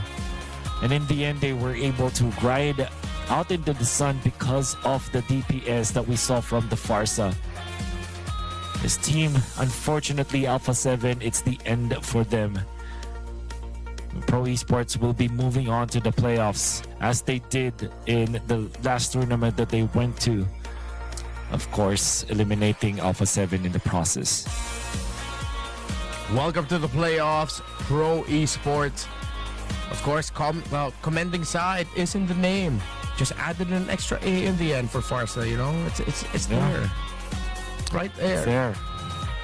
And it was a great pickup. It's exactly what they needed. He was there for his team when they needed him. The burst, the timing of the feathered airstrike, honestly on point. That pickoff onto Cold World coming out of nowhere in mid, I feel like was one of the dagger moments where you saw just how shocked Alpha 7 were from that. The passive, very That's Verri. That's the bird Farsa's with. If I remember the lore correctly, that's actually her husband, if I'm not mistaken. I could be wrong. Please don't quote me on that. But yeah. In bird form is what In you're bird saying. form. It's like... Well, that's why Farsa has no eyes. Because she sees through the bird, which is actually the spirit of her husband. Like, they were cursed. I see. That is a dark story. It is. But look at how Sa was actually dodging Nats's ultimate. So Yeah. important for pro esports, and then goes in doing the damage. Sorian Felix will eventually fall in this, but Coily gets the neutral objective, gets the Lord, which is the most important part of that trade. And look at this ultimate coming out from Nats. However, Zia wasn't able to just supplement the damage, because I think the idea is you pick up the glue so that the Melissa will always be threatened. And even after the win of nature, even after the go away, they just won't have enough to protect Zia in this team fight. And on that push, we can see Sa again popping the ultimate, forcing out the members of Alpha 7, forcing them to scramble. And it was more than enough of a disruption that the entirety of Pro Esports will now win the team fight afterwards. Yeah, once that Melissa went down, it's pretty much doom and gloom already for Alpha 7 North. They needed that Melissa to stay alive as long as possible. Again, this lineup was built for it, and without it, it would be too difficult. Meanwhile, for Pro Esports, they had a lot of options. 3 of them specifically. You had this Nolan, the Cloud with the Skypiercer, and this Farsa, which was, again, a terrific game by Sa. But Soriam, Felix, and PP, 100% they were so linked up with their initiations. With this Barris, the glue, of course, doing that great thing that you can do with the glue where you flicker forward, get that slam, trigger that little goo on the floor.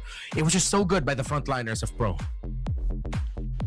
And in that last clash, PP was the problem for Melissa, but in the tail end of the fight, before they were able to push, I saw Sa actually land a nasty 2-man stun with the Curse of the Crow and the MVP 4-0-8, Kozen from Pro Esports as the Claude, first pick Claude, in fact, and with, yes, the Skypiercer. You are not getting fooled by the graphics that you're looking at right now. This is absolutely a Skypiercer in the Claude, and don't try this at home is what I would say. It's... He decided to go for the 5% discount on the shop. He went DHS, build components for Golden Staff, but completed the Skypiercer. And then after he got his first stack of the Skypiercer and they got a little bit more gold, was the perfect power spike for the Golden Staff. And then once he got even more, he got the Corrosion Scythe pretty freaking quickly also. So maybe Kozen, let him cook. He might have just discovered something. But I feel like it's a case-to-case scenario. This cannot be the automatic play for sure for Claude. Oh yeah. Because you saw how it has to, it kind of stops the Claude from naturally getting into the critical mass of the Trinity. But I feel like they had enough of a leeway for that. It's case-to-case basis. You're right on that.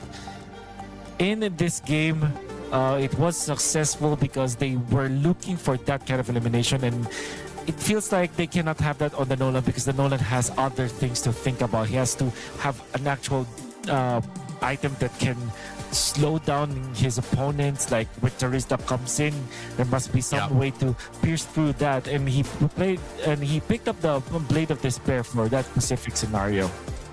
Yeah. Now, that's going to be it for this matchup. We're down to our last match of the day here in Group D.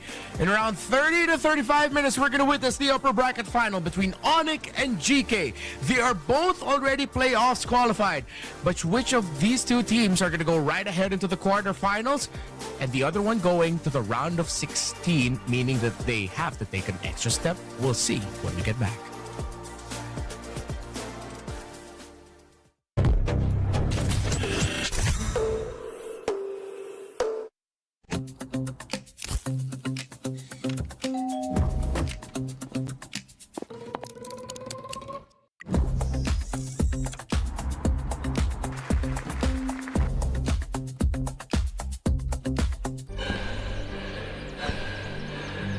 Үлкен істер әр қадамы жаңа жетістікке жетелейтін марафон. Біз осы жолды сіздермен бірге 10 жылдан бері жүріп келеміз. Тимур Құлыбаевтың халық қайырымдылық қоры.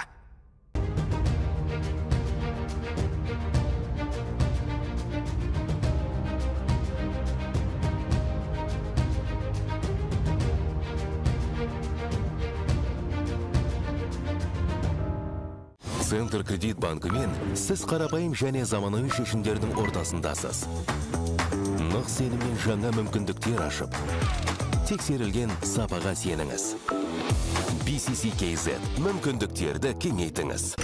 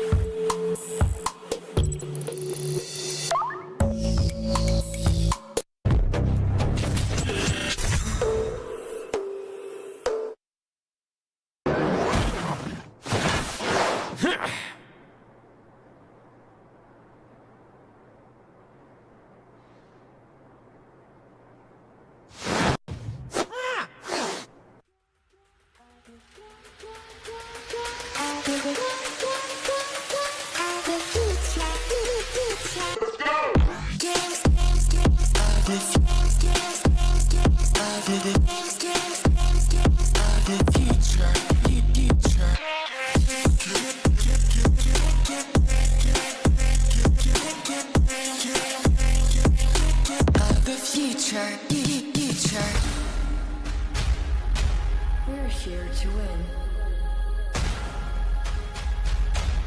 Let the best win.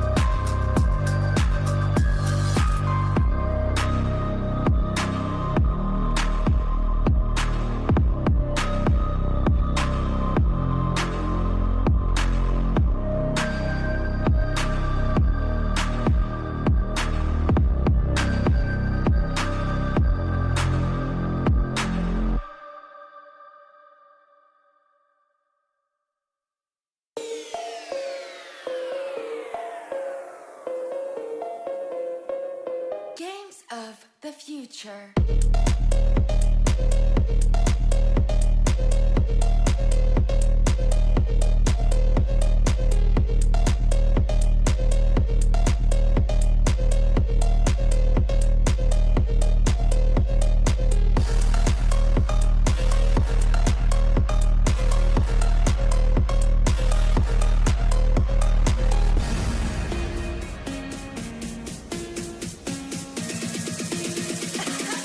Games of the future. Games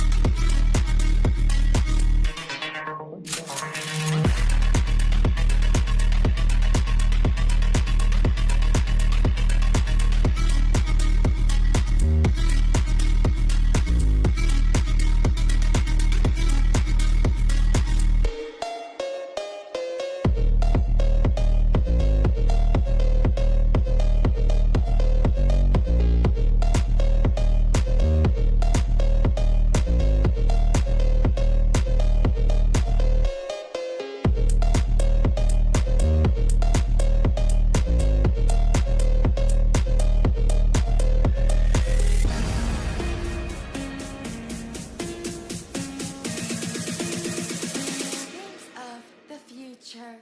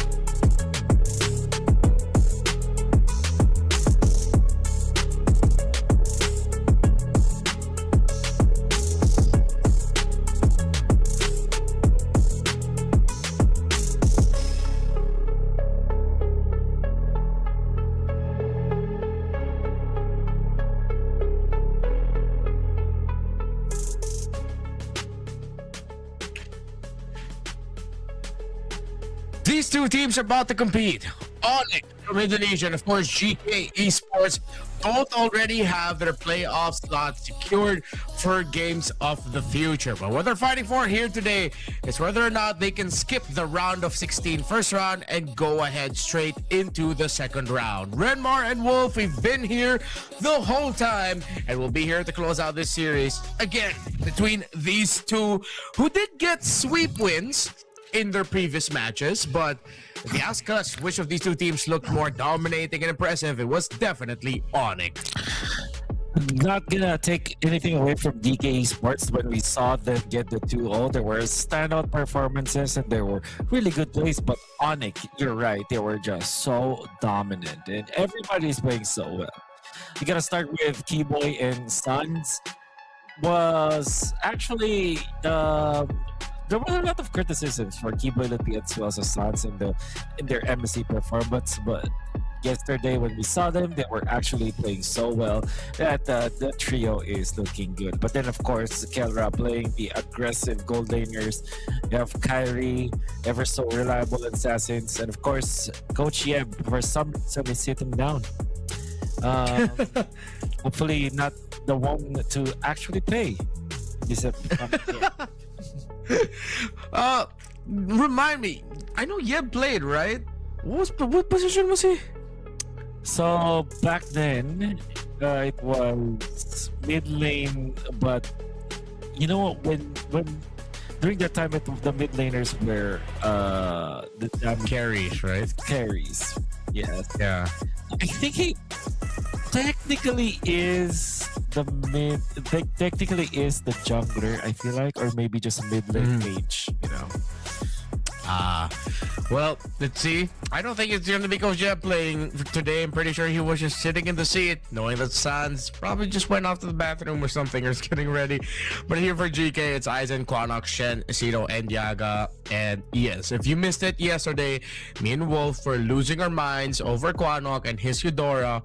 Definitely something that Onyx need to watch out for, because the man was sharp with it. He was flickering forward and getting all the right targets all the time. That's right. And not. I think that you have to really watch that series for you to appreciate how GK was, how they performed basically. Because I feel like they are really coordinated. It's fun to watch. All things considered, it's fun to watch GK Esports because of how coordinated they were up against their opponents, and that actually is a treat because we have not seen as much from GK. But then again, you remember, this was the team that actually became champions in the region, and there were a lot of improvements for this team, and it's the reason why they managed to get into international tournaments, including this one. And y'all, don't worry, we haven't started the game yet. You're just seeing the players, of course, testing things out, making sure everything's smooth before we head into the draft. Remember to recap here in Group D, and actually pretty much on our stream, we've seen a majority of sweeps. Specifically, Onyx got the sweep. Pro Esports, very dominant with it. Get the call back to it. Double Paquito games for Kelra. Double Loopy Barrett's games. Meanwhile, for GK, had a lot more variety. Played a completely different set of heroes in each game. I think now for GK, they have to try and double down and looking at what Onyx do really well, which is that huge early game tempo. Definitely start from taking away the Barretts away from Lippy. He's way too good with it. Yeah. I guess the trade-offs will be like the Eudora that we saw from Quanok, and how comfortable he is with that. After the bats, you have to be very prepared about the upcoming assassins afterwards, as well as the Paquito, because if you do take away the bats by banning it, it means that there will be a lot of options in the EXP as well as the jungler role to be available, because you eliminate one of their threats, right? So Paquito, which Kelra really likes to play, you have to think about. And then the Hirara will always be a consideration for Onyx Indonesia, as Kyrie plays it so much. So there will be trade-offs. That's really what is scary about these Barretts, and especially Barrett specialists like Lutpi as well as Shogun. They make it so that the draft will drastically change if you deny it, if you ban it, if you pick it, and you really have to be wary of the adverse effects of banning out the Barretts when it comes to the overall shape of the draft. So first off, we start with that. And don't lean in too hard into it, or you might just end up slipping and losing a really good pick, or losing the draft big time if you look too closely into the Barretts. Now, I took a moment to look at the playoffs brackets. With how it looks like right now, Foot Esports, we mentioned, are most likely going to be going up against Team Spirit in the round of 16. Yanfeng Yagai will go up against Team Vamos. And here's the juicy part. Number 2 of Group D. If ever, somehow, Onyx end up losing the series to GK, they will be going up against number 3 of Group C, which is none other than Aurora Gaming. So gotta watch out for that. We might end up seeing the rematch right away. Ooh. Yeah, exactly. But as it looks like right now, if we are gonna follow, of course, the expected result of many, which is Onyx are gonna be taking number 1 in this group. Their most likely opponents is gonna be either Team Vamos or Jianfeng Yao Guai. It's gonna be a while actually until we see some heavyweight rematches across the board. Most likely not until the semifinals. That's right. And if I remember correctly, this is it will be is it a double elimination bracket in the playoffs?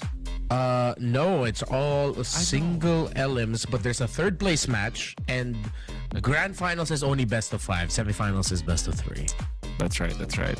So it will be quick eliminations if in case. Now I'm trying to recall what happened in the first the first time we saw the Games of the Future. Aurora Gaming PH and Aurora Gaming Turkey almost met at the grand finals, but Aurora Gaming PH got taken out by Onyx Indonesia, and then I believe it was Team Spirit that Aurora Gaming Turkey faced. So anyways, what I'm trying to say here is that there will be a lot of good reunions. Like it could be Onyx versus Team Spirit eventually, or Onyx versus Aurora, which will be the third time that we'll see Aurora Gaming go up against Onyx Indonesia in later. Fourth time, in fact, if you count MSC as twice. So that would be interesting. And then Team Spirit, the champions, obviously you want to if you're Onyx Indonesia, you want to get back at the eventual champions of the MSC after getting 3-0'd by them just a few days ago. So a lot of good and upcoming fights that we are about to see. So it's going to be really interesting to see the final look at the bracket. On the other stream, we're already waiting for them to start as well for their last series of the day. Selangor Red Giants and Ruin Eaters in Group C is closing out the Group A to C stream, where, of course, our friends Gideon and Lafell are at. And if you're just joining us now, as we've been mentioning, Onyx and GK will be closing out the Group BD stream for today. When we look back at the heroes, we talked about the Barretts, of course, having a huge impact. I feel like GK is in a really tough spot of whether or not, how are they, or let's look at it from one thing first. Are they going to try to force Kelra into the fighters, or are they going to try to force them into marksman? Because it seems like wherever route you go, it's going to be really difficult to deal with Kelra in the gold lane, whether it's Paquito Freya or any of the other long string of marksman options that he has available for him. Yeah. I think if you're a GK, you're better off forcing Kelra into marksman. Right now, Kelra has found a new kind of playstyle, playing the fighter gold laners, and he can be very aggressive with it. And if they keep on doing that, it will be good for their team. Look at this though, Redmar. Barrett's banned by Onyx themselves. Wow, that's a hell of a signal here for Onyx. I think it's one of the things that teams like to do is like they know that the team is looking at a certain pick, and then they just go, hey, you know what? Let me ban it for you.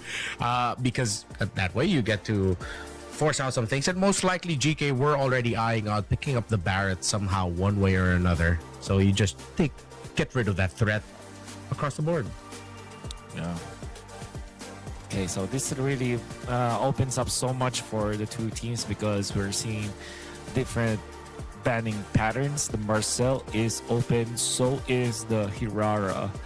But that also means that the Beleric now increases its priority between the two teams that we have, and also the Valentina. There is a smart play. If okay, so the Beleric being banned out, so you're thinking either Marcel or Hirara, right, for GK Esports. There is an argument that can be made for the Valentina, but instead it's going to be the Marcel. So are you going Valen Hirara if you're Onyx? Well, Onyx has already shown that even up against the Marcel or other teams, you can still willingly play the Vexana. It's still gonna be fine. I mean, there's that funny interaction wherein you see the Eternal Guard come down, but the damage, that whole knockup thing, won't register up until the golden hour goes down. It's just this sudden surprise burst, so they don't even need to rush into it. They pick up the Valentina and the Herrera, that if ever GK want to block this Valentina away from Onyx, it might actually end up hurting them in the long run. For sure. You're not gonna pick that for sure. You're gonna consider either Nolan or Harley or even Guinevere. Yes. Immediate pick up on the Esmeralda. That's the decision now for UK Esports. Let's run it back. Let's play the EXP lane like we used to, like proper Mobile Legends players from before. Esmeralda versus Uranus. Eternal battle. Why not? They will go for the Eudora instead. Of course, that's the Quantum Special. Onyx, how are they going to answer this? They do have an option to pick up the Valentina, but I feel like they will just go for the Marcel. I feel like, apart from that, there is some merit to pick up the Valentina here for Onyx if they wish so. Yeah. We'll see. It works a little bit better with and for their lineup instead of GK picking it up for themselves. So it's good to see that they didn't fall into the trap of picking it up. But remember, the Vexana is still an option. Even if you're not thinking about using it with countering something like glue, you don't have to worry about it popping up. But here it is. Something that we saw with another team prioritizing Eudora and then losing on reach. They go ahead and pick up the Melissa. Have I not seen this before? Of course I did. It will be the Hirara plus the Melissa and then the Uranus in there. Eventually, there will be another tanky hero that Keyboy will pick up without this Belleric. You are incentivized to go for maybe a Minotaur or maybe Glue? A glue? Well, probably. Is it? I think you will want to take away the glue from GK Esports because that could be an option for them, or maybe not anymore because they already have the Esmeralda as well as the Marcel. Yeah. So yeah, you probably won't ban it. You take it for yourself, and call me crazy, but I think Onyx wants to last pick the Rafaela. Ooh. I think. Just do it for the lulz. I mean, might as well give it a try, see how it goes. Melissa, Rafa, Melissa, Yura. And I can't remember. We don't see the map. We don't know actually what it is, whether or not we're going to clouds or whatnot. But safe to assume that if ever there is a Rafaela getting picked up for Onyx, then we are in clouds. Yep. Good combination. Rafaela and Fine Clouds. I'm thinking about like what are the options here for Keyboy? Do they even think about they probably want Matilda, right? Okay, so they go for the Jushin. Alright, pretty standard Onyx stuff. And GK immediately answers with the Nolan, one of the remaining options. Click banned out, which means what? You're gonna Brody perhaps or Granger. Yeah. GK Esports. I think I prefer the Granger a little bit more, even though you're up against a wall in the Uranus. You could still find a way to weave it through and make it work. Boy, what's it gonna be? We pose some possibilities in the Minotaur and what's the other one that we mentioned? The glue. The glue, yeah. So what's it gonna be, Onyx? I mean, your suggestion also is. Oh wait, no, we aren't gonna see the Rafa anymore. No, we can't. What else is a good system? Matilda mayhaps, but actually, the Matilda can work. Despite there being as well at the opposite end, Matilda for Keyboy. Okay. Ooh. Oh. This is up against the Marcel. Yeah. Could be a I think the last time we saw this, it didn't work, was it? Like it was still difficult for Tigreal to actually work around with the presence of Marcel. Yeah. Theoretically speaking, it's so difficult, but in practice, maybe the idea will be to wait for the golden hour to pop before you Yeah. pop your ult. So it's going to be like a dance battle between two teams where, okay, they're going to be waiting for whoever pops the ultimate first. And that guy will lose the team fight. Can't say that I am confident with it. However, the first 4 picks that we saw from the side of Onyx Indonesia, it's pretty standard. It's pretty Onyx coded. And it can easily work, I feel like. So we'll see. Both teams having a draft of their own. I'm still confident that Aquanok Eudora can bring a lot of mileage for GK Esports. Xavier's gonna make some magic, similar to what we saw in his previous series against Alpha 7 North. Final series of the day, game number 1. Both are qualified for the playoffs already, but you're looking at better placements. Burst straight into the mid. Sans and Keyboy getting sent back just a little bit with all this great damage and combo, of course, coming out from the Eudora. Fight for the first Little Wanderer, both heavily contesting it. Looks like it went to the side of GK, while Onyx will minimize their losses. Yeah, 4 heroes for GK Esports. I like that decision. Fast clear your lane, get to there as Aizen. Now they will dip back into the fight, actually poking Tigreal down, forcing that flicker out. Great heads up play coming up from GK Esports, but they did have to commit Quanok's flicker for that one.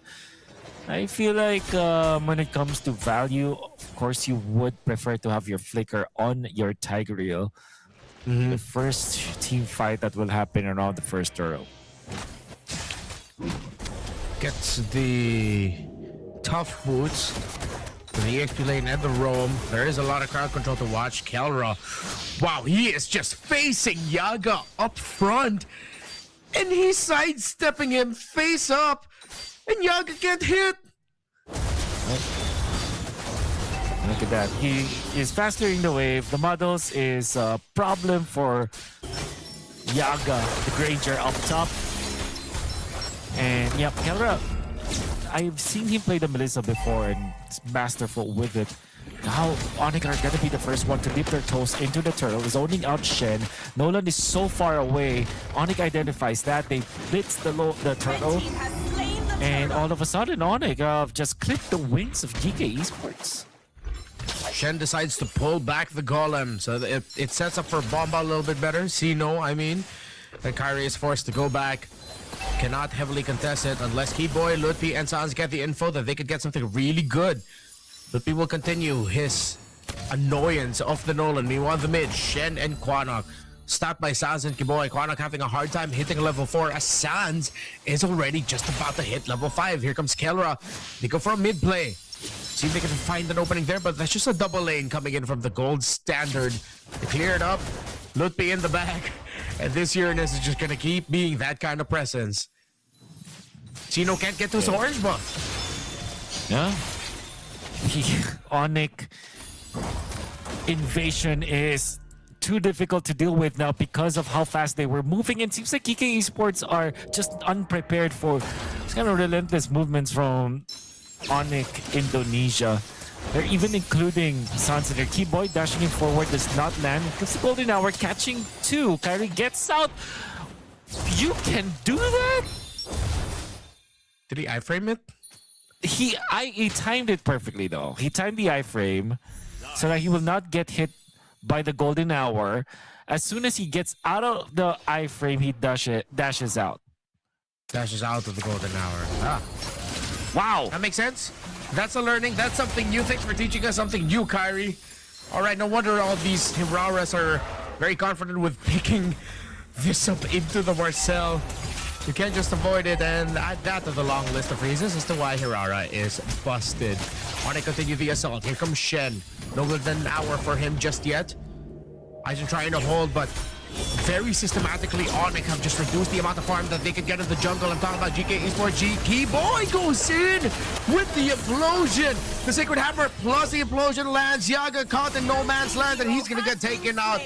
Looks like he flickered the wrong way. GK trying to find a win elsewhere besides getting Keyboy down. Lutpi is protecting Kelra, and that's a win for GK. Oh, excuse me, Onyx. Especially because of the gold rainer. They want to position for the turtle. That is the golden hour. Desperately used by Shen.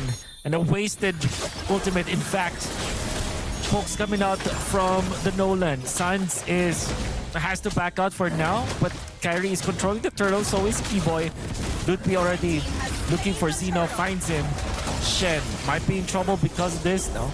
Gets out Lutpi. Pretty safe as the Uranus, no threat from GK Esports. And Onyx Indonesia are gonna be happy with trading Keyboy, eventually taking the turtle, and now getting back into farming. This Uranus for Onyx and Lutpi has been so good. Revisiting it and reconfirming it, but yes, if I recall correctly, it was an undefeated for the entire run of MSC. I believe the final standing of Lutpi and the Uranus was 8-0 or 9-0. That's how good he was with this hero. That's right. Now, Quanok. Oh, flicker to the right. Avoids the entirety of Onyx. In comes Shen. Golden hour catches two. Now Kyrie in trouble. Another iframe to dodge the thunder coming out from this Eudora. Gets out. Keyboy, Sliver eventually also getting out of there. Explosions coming out from GK. Onyx survives, and Lutpi happy to soak all the damage in the world for his teammates to also get out of there. And for some reason, he's also able to protect the purple buff. GK Esports and Onyx, big tussle in the middle, but no one dies. Great defense from Onyx on all ends. After that golden hour, I was waiting to see where Yaga would be able to drop the damage. Meanwhile, the mid lane, Keyboy found a big flicker implosion. It looks like Quanok's gonna get taken out here, but Kyrie's holding on. He becomes a trade. It's the mid laner for the jungler, and it doesn't look good for Onyx. They've lost Kyrie. GK have countered Keyboy's set really well. As I was saying earlier, Yaga actually had his his skills body blocked by Keyboy after the golden hour was dropped down by Shen. Topside now, GK trying to look for another win. Keyboy spots on Yaga and Shen, they back off. A massive win taking out Kyrie. And are they able to push middle? It seems like there will be a defense. Esmeralda wants to go and take that. They will be able to push. Now up top, golden hour. Keyboy is low. But they will also be able to push because of this. GK Esports are playing so well. They even get the turtle on top of it all. 3 massive wins for GK Esports. Objectives that they were able to take. And now they are leading when it comes to the goal. Who would have thunk GK Esports can do this to Onyx, especially with Onyx securing all these heroes that they have. Oh my goodness. All right, GK, we see you. We see you now. Great little movements, great calls. It's still very even, very, very close. But don't be so surprised if by the end of this game, it's GK that we're hyping up. That's going to be a sudden burst yet again. Here comes Quanok with his signature Eudora. Lutpi took a lot of damage. But of course, it is a Uranus. GK are not going to be able to take it down. Nolan now able to slowly get the push again into the bottom lane. Onyx seems like they've lost when it comes to their map movements. And GK just collects a lot of gold around the map. Maybe the trade-off is that Kyrie is pushing up top, but another pressure point coming up from GK Esports. Pop the golden hour onto Keyboy. Keyboy has to back out. Aizen is going to be controlled, and he has to be careful. Has to purify. Gets out of there. Keyboy actually being exploded by Quanok. Didn't even look at the explosion out there. He just went out, flickered, and took out Keyboy. Quanok, the specialist. He's still good with his Eudora. At this point, I think Onyx really need to have an honest conversation about taking it away from him. He continues. It's up against some really tanky heroes too. Onyx. Still, again, very close in the goal. They still have their win condition in the Melissa. Keller's been able to get farm.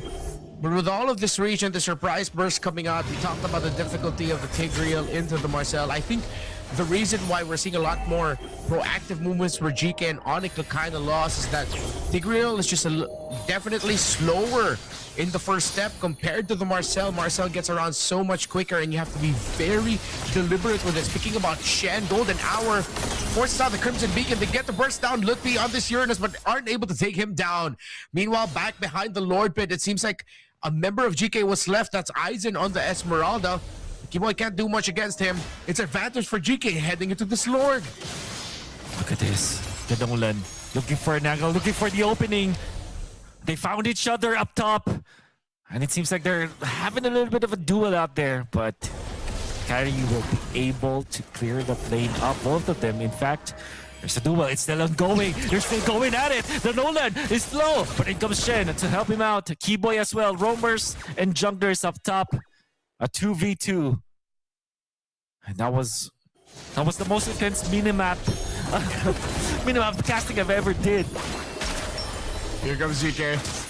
Seeing if they can convert it. There are already 5 members of Onyx around here. They left the Nolan up top to clear. They're trying to force a reaction out. Quanok again in a spot to see if he can get a pick off. They know the timers really well. I believe that GK have made the call that they know that the purple buff of Kyrie is about to spawn and that there is a minion wave up top. Here comes Shen with another conceal. Brings Quanok with him. They're going after Sands. Are they going to be able to get a big stun off? But Lutby decides to go for the body block. Quick little freeze moment. They couldn't get to the juice in. Couldn't pop its Crimson Beacon. Here comes Boy from behind. Finds it. Beneath the Golden Hour, can Onyx turn this fight around? The damage coming out of the Granger. GK has taken a lot of hits, but no member of Onyx gets taken out as well. They send back Kyrie to clear his own purple buff. He will go up to orange. GK might actually get this, but it's Sino who goes to his own purple buff. It's a long dance. Long dance. Gotta watch out for Quanok now. Doesn't have the ultimate. Lutby happy to take all of the damage coming out from members of GK.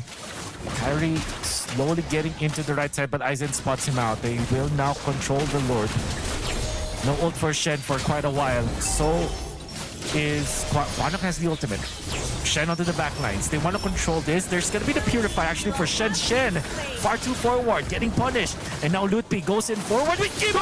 Implosion with the flicker. There is going to be a kill onto the Granger. And now Onyx about their opening angle. Quanok is down as well. There will be a trade for the Jushin, but now Zeno Bomba under the maniac of Kyrie. And of course, it was T-Boy who started it all, so patiently waiting for the most opportune moment to pop the flicker implosion, and he finds it. This is Keyboy, the perfect timing, and Onyx have broken the dam, open Pandora's box. They will get Lord number 1 after a very long dance between these two. A question for GK, what was Shen doing way too deep behind the lines of Onyx and way too early? The other members of GK look like they were not ready to help him out. Oh man. The battle of patience. Shen onto the back lines. The first one to break was GK Esports. Not gonna lie, that was pretty close. GK Esports played it so well up until the point where Shen was okay. Kyrie forcing the ultimate, pops the probably misses the Philippines because of that sticker, and was so much stun coming out from Keyboy once again. That results in a Quanok kill. Shen has to back out. Onyx, oh my goodness, they're playing with the minds of GK Esports. Keyboy again. They baited it out. An entry with the Falling Star Moon coming in from Aizen, but now he's stuck because the other members of GK are distracted by Sands with the Crimson Beacon. Kyrie goes in and gets that kill. A monster kill for him. He has hella stacks on the Sky Piercer after the maniac that he got. Shen decides to go forward. Yaga trying to hit from afar, but he has to focus on the minion waves here while Onyx decides to focus on it. And they're not going to be able to take it down just yet. They still have minion waves coming in. They have the man advantage. Look at the damage of Keller going forward towards Zeno Bomba. The entry by Shen. Just a couple of freezing moments, but not a big set. Doesn't have the golden hour just yet, waiting for it. Full combo from the Eudora. Not going to be able to get a kill. Onyx are still relentless, so they want to go for the end. They have the minion waves. They can go ahead and lock, but they want to respect. They push back the members of GK and have taken game number 1.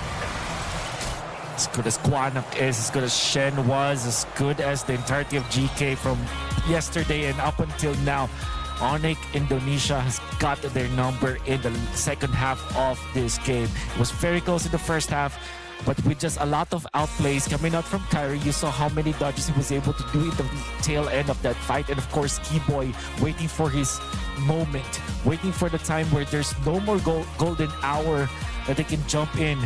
With the implosion, they were able to find it. Gotta keep your head high now if you are GK Esports, because with all due fairness, that was such a good game for them. They just crumbled in the end. And if they just keep their wits at bay, they can actually recover against Onyx Esports. For anyone who watched GK Esports during MSC 2026, you have to admit this is a huge leap from what we saw from them in that tournament. Let me remind you, they almost were the team that eliminated Selangor Red Giants in the lower bracket quarterfinals in Group B. It had to go to 3 games. It had to go for SRG bringing out their second string jungler just so that they could make it into the next phase, of course, before getting eliminated by Onyx. These are the champions of MPL MENA in GK. Do not turn off the possibility that they might still be able to force game number 3, because we were both so impressed with how they were handling it. It just really took one moment. And you mentioned it as well from the beginning of the draft. We talk about it in the form of ultimates, whoever uses their ultimate first, but then it became of the story of which roamer gets a little bit too overzealous and triggers their initiation a little bit too early. And in the key moment, it was Shen on the Marcel. See, it's so funny to watch Kara just really literally focus on the base. And then it actually prompted a lot of reactions from GK Esports. And all of a sudden, you can see Quanok here already ramping up. It feels like Onyx is kind of prepared for this one. They're kind of expecting it, in fact. Look this, Kyrie dodges the ultimate, even Suns as well. They knew that it is going to happen. They knew that eventually Quanok will be tempted into popping the ultimate. They dodged it and they win the fight afterwards, win the game afterwards, I mean. And GK Esports almost took down Onyx had it not been for Keyboy's heroics. And of course, Kyrie just outplaying everyone with the Hirara. It's been a trend for Hirara games for Kyrie and Onyx that it could be very level, very steady, and then just when they find that moment, you get multiple kills on the Kyrie. A double, a triple, maybe even a maniac. I feel like we've seen it a lot more, definitely. And again, it's the understanding of Onyx and their timings and their power spikes and the importance of patience. I know this is the meta of just like snowball, go, go, go. But sometimes if it doesn't, you don't get that clear opportunity to get that snowball starting. Sometimes you just have to play it patiently and go back to just a few months ago of waiting for that major power spike or major turnaround point in Lord 1. And that's what we saw from Onyx here. Yeah. Still, when it comes to the draft choices for both teams, I think they're pretty solid. I honestly believe that GK Esports have found what they wanted to have. And for Onyx Indonesia, that last pick, Tigreal, I think it's more of a comfort pick than it is an actual good pick in that game. I still stand by what I said. It's difficult to play the Tigreal in the presence of the Marcel. And you see how much hard work Keyboy had to do, how much patience he had to muster just to make sure that he will land the game winning play. He did, however, find it. It looked really good. It looked amazing. It looked cool. But it was difficult. And I don't think that it's something that Keyboy would want to do day in and day out. Yeah. Because it's I can feel how stressful it was. Yeah, it was he had to be a little bit too patient for that. Although he is known for making some very perfect timing take real plays. When we get back, we'll see the culmination or the continuation, whether or not Onyx will sweep it here, or we'll get to see GK force a game number 3 after this break.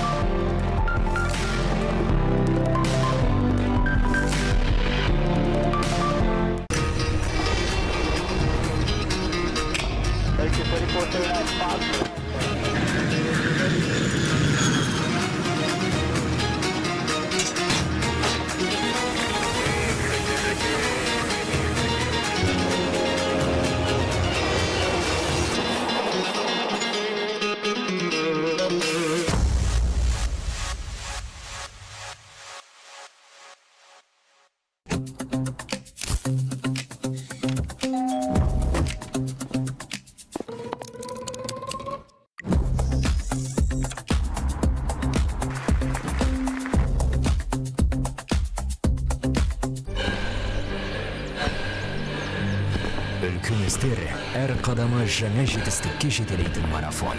Біз осы жолды сіздермен бірге 10 жылдан бері жүріп келеміз. Тимур Құлыбаевтың халық қайырымдылық қоры. Центр кредит банкімен сіз қарапайым және заманауи шешімдердің ортасындасыз. Нық сеніммен жаңа мүмкіндіктер ашып, тексерілген сапаға сеніңіз. BCCKZ мүмкіндіктерді кеңейтіңіз.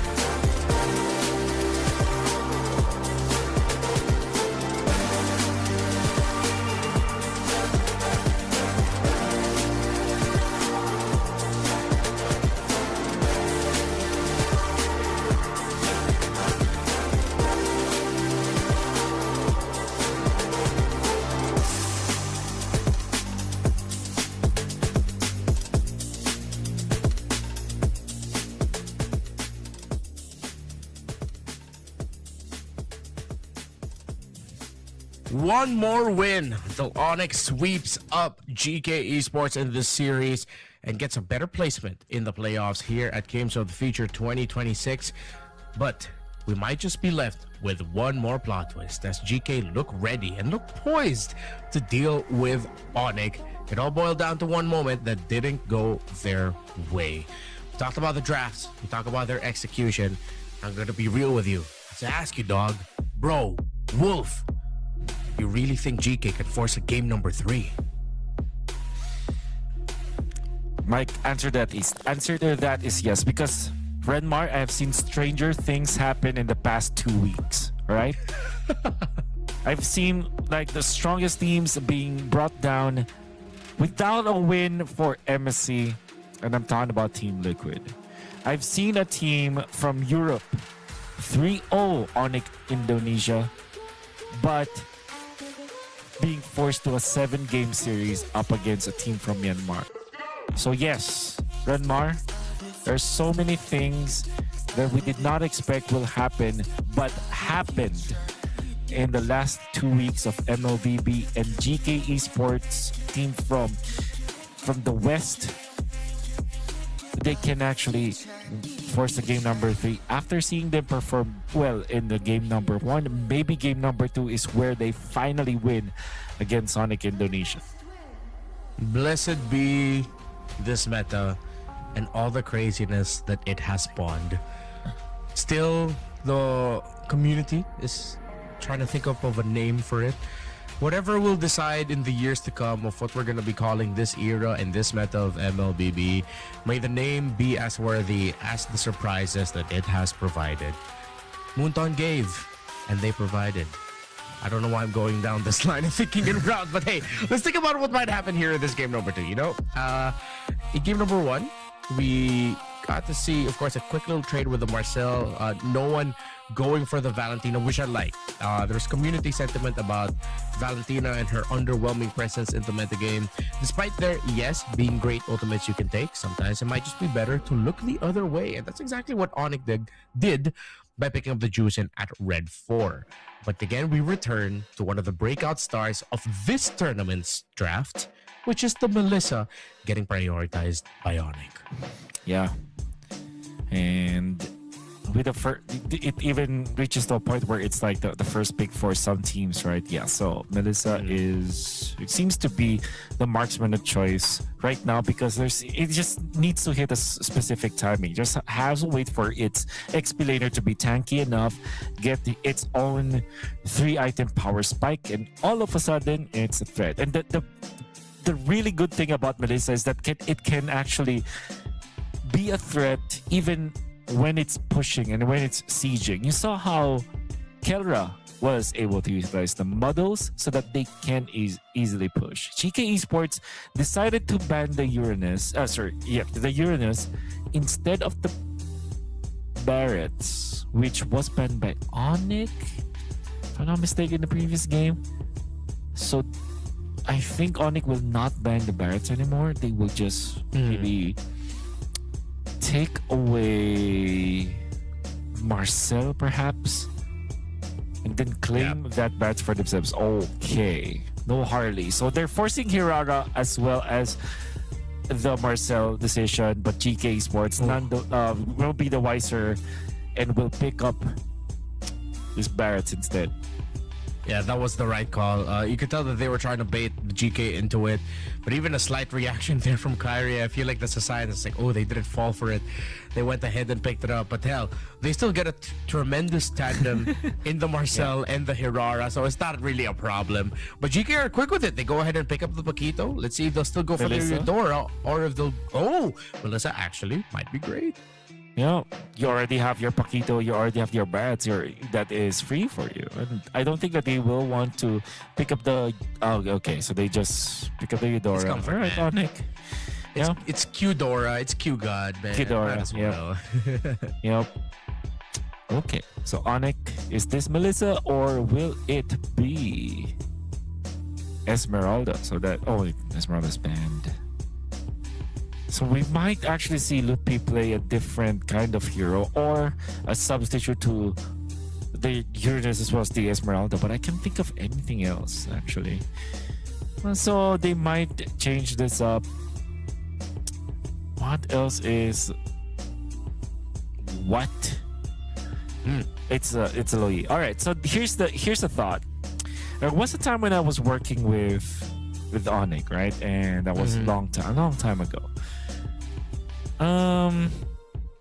Coach Yeb likes to play, and Onyx in general likes to play Loi against Barretts, because the idea is Barretts will always be in front and you will always have a vessel for the duality passive, as well as the dispersion is what it's called. Dispersion to always hit and ricochet to the other members of your opponent. So probably is the idea, but to pick it up third pick, that is quite interesting actually for Onyx.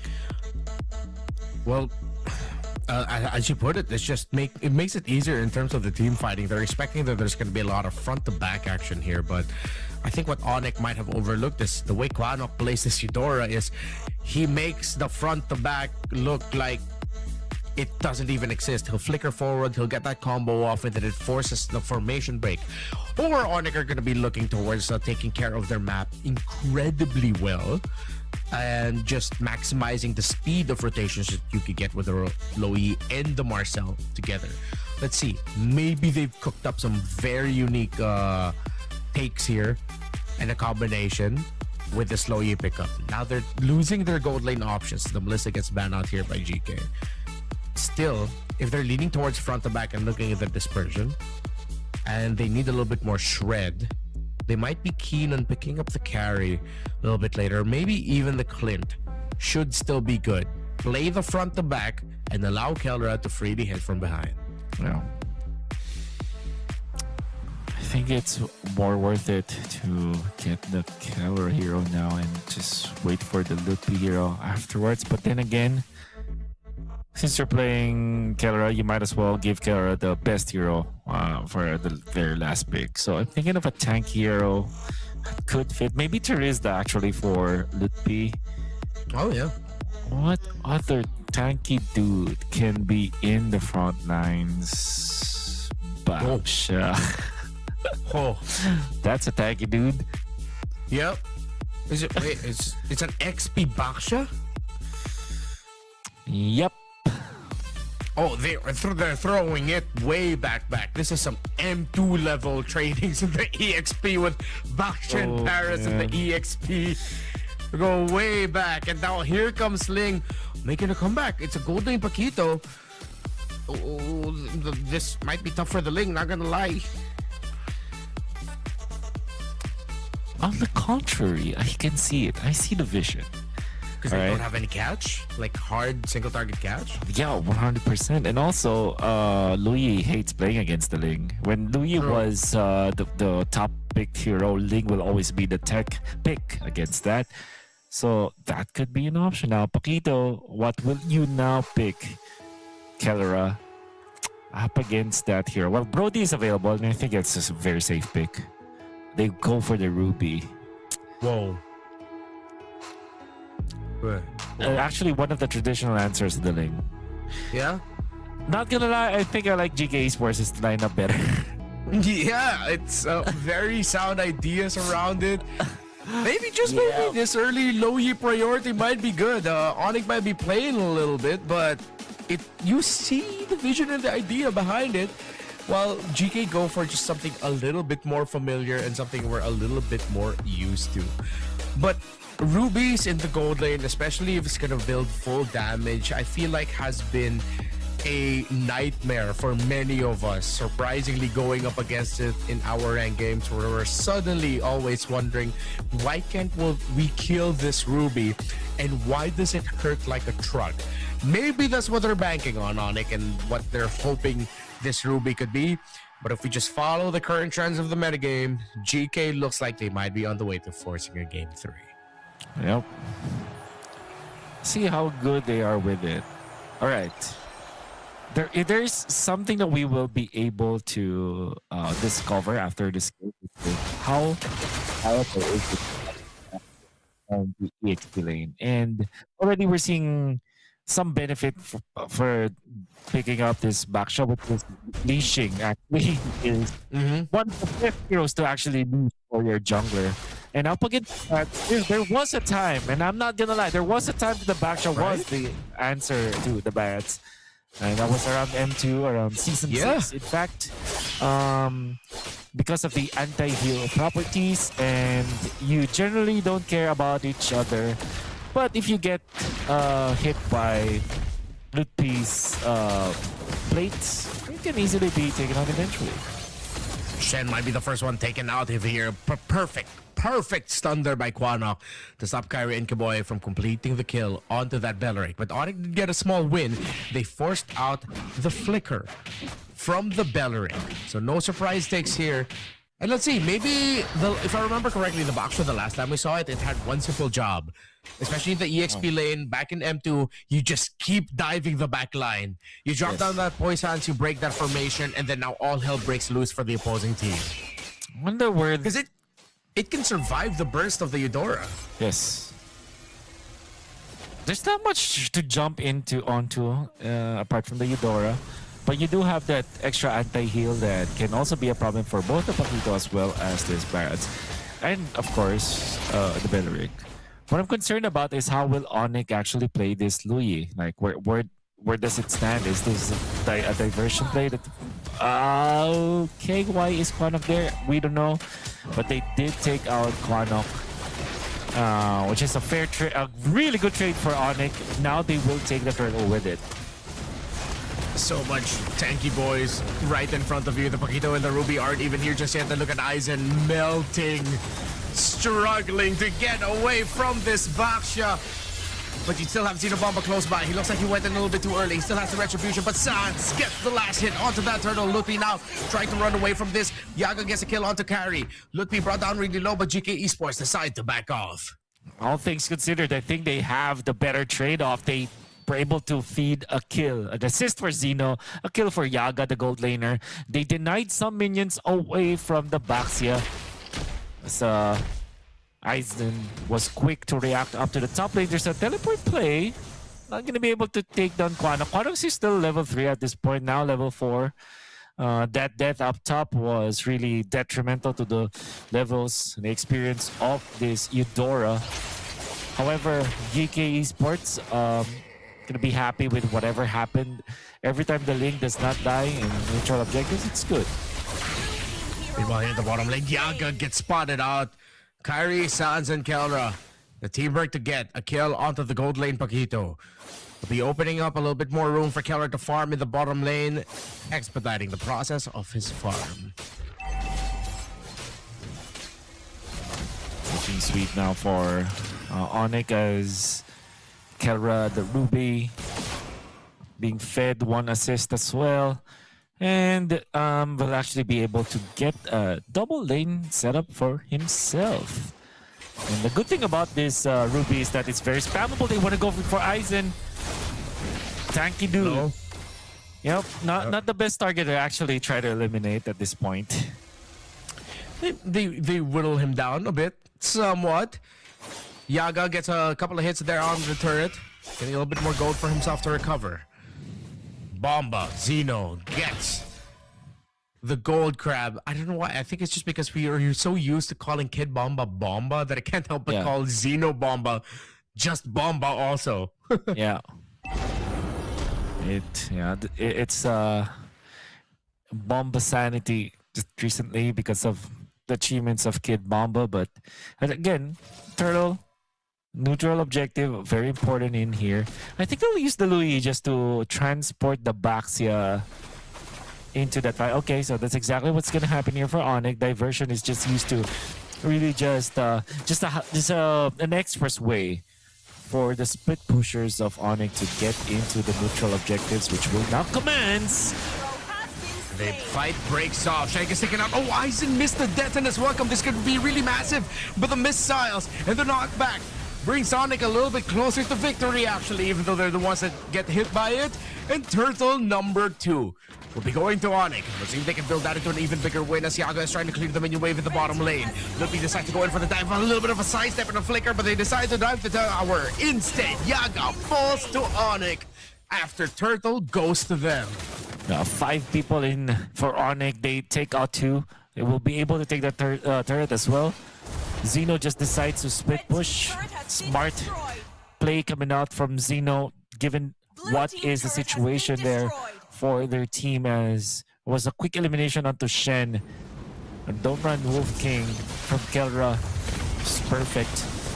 Lutpi now, oh, it comes Kelra once again, snagging Quanok. Quanok is down. Now they wanted for the Grand of the Giant, but it comes the Golden Hour to counter the play coming up from GK Esports, trapping 2. And of course, the Louis with prepped up duality passive after the Golden Hour. That was the tech that they were looking for. Kyrie diving in, being teleported. Oh, Xeno misses the shot. Kyrie is gonna survive despite him diving too deep. And Onyx is showing us a new tech with this Louis in combination with this? Marcel. Chloe, Marcel, Ruby, a lot of close range, but Quanok again gets the burst of a lifetime. But Yaga quickly gets answered. Luffy decides to go forward with the shield unity. Kyrie, iframe, takes out Quanok, gets a damage off. But with Aizen, Zeno, and Shen all healthy, Kelra, Sans, and Kyrie all back off. This combination is nasty from Onyx. It's like it will suck you in. It will just group you up, and it will not let you go and slowly eat you up. That is crazy tech by Onyx that they're showcasing. Oh yeah. We saw that there is little to no reaction that GK Esports were able to do afterwards. They lost 2 of their members immediately after the golden hour. And fortunately for GK Esports, Zeno is still alive. And Zeno is able to farm up top. Kelra smells something awry at top. Yep, Sans. Again, Sans is more like a ride-hailing app, practically. Yeah. Look at this. I mean, yeah, he literally grabs his team with him. Yeah. And takes them wherever they want to go. Oh, but here comes pedal to the metal. It's Gus for Onyx. They go forward. They get a pick off onto Shen. And GK immediately back away from the turtle. It's all 3 turtles going to Onyx in game number 2. We'll take it. They will now force the issue into the middle. They know that the Paquito is up top. They want to dive in Aizen. This time Zeno threatens for anything. He's just overseeing the operation right now. Oh, Aizen misses the Daytonas again, and he's punished for it. Damage coming out from Quanok. Rather than Dryad as well. In comes the golden hour for the counter. Baba Yaga onto the backlines, but he is quickly stopped by Kelra. Second skill to stun him down, and now Kyrie with the iframes to take him out. With the help of Kelra, they eliminate the Paquito. And now Keyboy controlling Shen. Shen taken out by Sans. Perfect movements coming out from Onyx, only losing Ludpi. And now Kelra jumps in. Quanok is dead. Just like that. You cannot be stationary against the members of Onyx because everybody can just snag you away and take you down. What is this lineup? Absolutely disgusting by Onyx. And it looks like they've trained and practiced this for a long time with how smooth they're playing it. The flicker, I'm offended, and all of the layering of crowd control before that. Yeah, it's a problem for GK because they're literally immobile against all of this crowd control, the constant procs of the duality and dispersion coming in from Sans and his Lo Yi. If you blink and look, if you squint and look at it a certain way, this lineup was built for the Lo Yi as the centerpiece, and they go again. Aizen gets taken down. Kyrie is godlike, even with the anti-dive here to the side of GK. There's just too much crowd control, but finally Onyx might have bitten more than they could chew. They finally access Sans, but he's safe. He's free because he is well protected by the other members of this crazy-ass lineup. And you can see the reaction coming out from Onyx. It's as if they were expecting Yaga to go in. The moment that the Paquito went in with the flicker, they knew exactly what to do. But it wasn't the flicker that Yaga used, but the mobility coming out from the Paquito and the potential burst onto the backlines. Able to react, protect themselves, peel for each other. Reaction time coming out from Onyx is pristine. And this chaotic lineup that we thought does not make sense. The backshot from the EXP, the Louis 3rd pick. We didn't know that it could be as smooth as this. And Onyx, Coach Yeb, CW will never doubt you again. They have cooked. I guess it works out very well for them too that it's into a lineup with a Paquito gold lane. Yeah. I would have liked to see how this lineup would have fared with a longer distance poke marksman, but I feel like it also might not have made that much of a difference. Onyx would have just continued diving, continued fighting. Red team turret, blue team turret. This is the Hail Mary play. Look at Shen going for the backlines. But there will be flicker for Sans and the rest of Onyx available as well. Let's see how can GK Esports cook this time. Shen, conceal. He'll have the flicker. He tosses it out. It doesn't get everyone, but it gets enough Tempest Blades gets brought down, but it's delayed by the Golden Hour. Kohana gets taken out by Kyrie, who has decimated the backline. Keller takes down Yaga. Double kill there for Kyrie. 3 members of GK down, and Onyx with this lineup. Run and gun. All gas. No brakes. Ruby in the gold lane. Baxter in the EXP. That's Onyx in 2. No need for game 3. Unbelievable lineup, so chaotic, so good, so random. You would think that it will not win, but Onyx have rehearsed this, practiced with it, and showed us how it's done. New techs unlocked by Onyx Indonesia. Marcel with the Louis, it works. And a lot of displacement as well. Again, the duality being procced means that there's a lot of displacement already coming out from the Louis. And then you have Kelra with the I'm offended. Ruby obviously has a lot of displacement. And of course, this Baxia that is always going to be a threat when it comes to the dive. And it's unlike any other diver out there. It's very tanky. And maybe, just maybe, we have found an answer to the Barretts in the EXP that has been running rampant all throughout the past 2 weeks of MOBB action in the pro scene. Thank you so much, Onyx, for actually making this happen. Time is a flat circle. It seems like we're quickly running through the history of MLBB, except of course people constantly just whipping out Sabres and Karinas back when they were absolutely busted. But what's next? Again, it's like what, in 3-4 weeks, maybe the midway through the next MPL season, suddenly there's a team bringing back full-on Ubis somehow. But this meta game, just when we thought we have settled in, here comes Onyx. And you have to put GK up there in terms of quality. Look how they played game number 1. It took one mistake, just one little mistake, and they lost it. And they were giving Onyx a huge struggle and challenge in that game. Game number 2, here's Onyx bring back an old favorite. Again, we discussed it during the draft, and you brought us down a history lane as well early on in the game. The Barretts, very old answer to it. What's the Baksha and the EXP lane? M2 days. But that's when, during the time, you suddenly got more trades popping up in the Lapu, Benedetta, where you can balance either going for tanky or for going for damage in EXP. Up to you which one seems best for the scenario. And this age where the assassins have made a comeback too, you go into this what almost looks like role-less, formless lineup, harkening back to the preset role era of MLBB, where you have Ruby, you have Lo Yi, Marcel, and you have a clear carry in the old idea of it all in the Hirara. But again, if you squint, again, it looks like this lineup is built up for Sans, and it's just Keller was somehow getting the last hit. It's crazy how versatile and how formless this lineup of Onyx looks like. Only the best minds in MOBB can actually conjure this kind of composition, conjure this kind of lineup.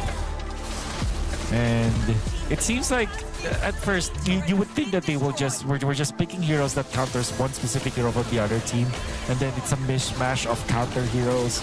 But then when you see it in action, it actually has some synergy to go with it. At the end of it all, Kyrie was just phenomenal with this Hirara, and I think that a lot of teams are giving way too much of a leeway for Onyx every time they are giving Hirara to Kyrie. You saw that in the third place match. You saw that all throughout the 4 games that we've seen Onyx play in Games of the Future. And that's something that you have to be wary of. And I think that we have come to an age where it's now Kelra's time to flex his hero pool. Because I know this kid, he can play so many heroes. And I feel like him with Kyrie and the rest of Onyx, with their coaching staff of Onyx specifically, is getting empowered to showcase his hero pool actually. Yeah, where it's not just all about the gold laners. Again, he came in at a time where some of the best gold laners that you can play was actually an Alice.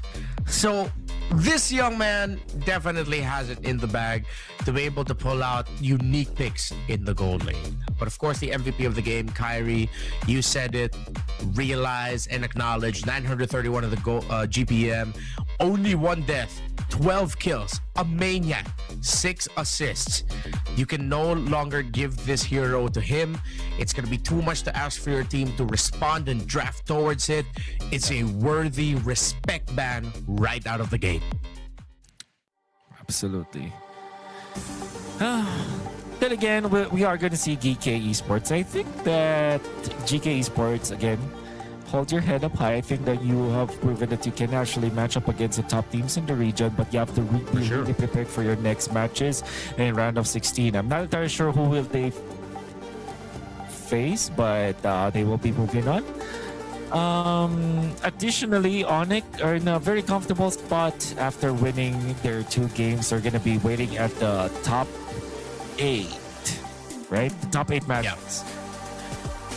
Yeah, they're already there. You're going to be seeing the full picture of the bracket in just a little bit.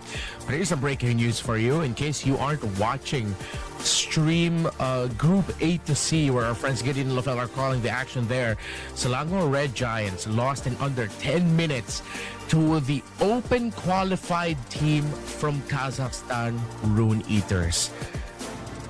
You heard that right. This team of players that we are not familiar with completely decimated SRG in game number 1. And that might just change the picture of what the top 8 looks like here in Games of the Future. You were calling back to Games of the Future last year. That's where we started seeing teams like Dianfang Yaguai deliver some surprising results. Remember, last year they made it all the way to the Battle of the Third. They took down teams like RQ Hoshi on the way there. Right. So yeah, surprises are gonna happen, and you have to really respect everyone. But here we go. Here's the final picture of, well, not the final picture, but we still are waiting for one last match. Rune Eaters were actually the team that defeated Mongols out there, so maybe I'll tune in. I'll directly tune in after this, after seeing the development of the matches. So you just have to follow our socials, follow Digital Games of the Future, and wait for the announcements later on, because I feel like the matchups for the playoffs will be revealed pretty soon. Well, we're about to wrap up our day real quick. Wolf, any final thoughts that you'd like to share as we're about to close things out? Don't try Claude Skypiercer at home, and maybe try Marcel with Deluyi. Well, that's a good way to wrap it up. Again, on behalf of our entire production team here on this broadcast, thank you for taking the time and the effort to follow our teams. Remember, we still have another broadcast ongoing, so check that out. Games of the Future is still going to continue as we head into the playoffs. Again, my name is Redmar. We've been here with Wolf. It has been a tremendous day. Thank you for all your time. GG, well played.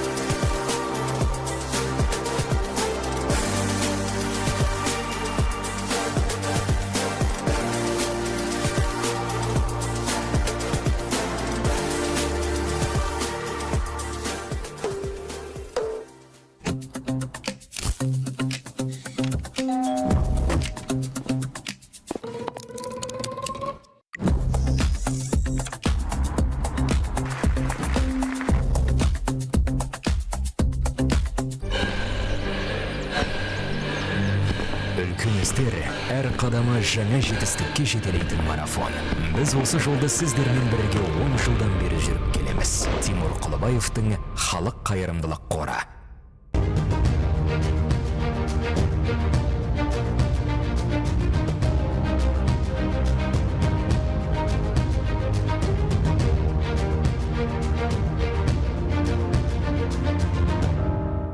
Центр кредит банкымен сіз қарапайым және заманауи шешімдердің ортасындасыз. Нық сеніммен жаңа мүмкіндіктер ашып, тексерілген сапаға сеніңіз. BCC KZ мүмкіндіктерді кеңейтіңіз. Thank you, 34 spot.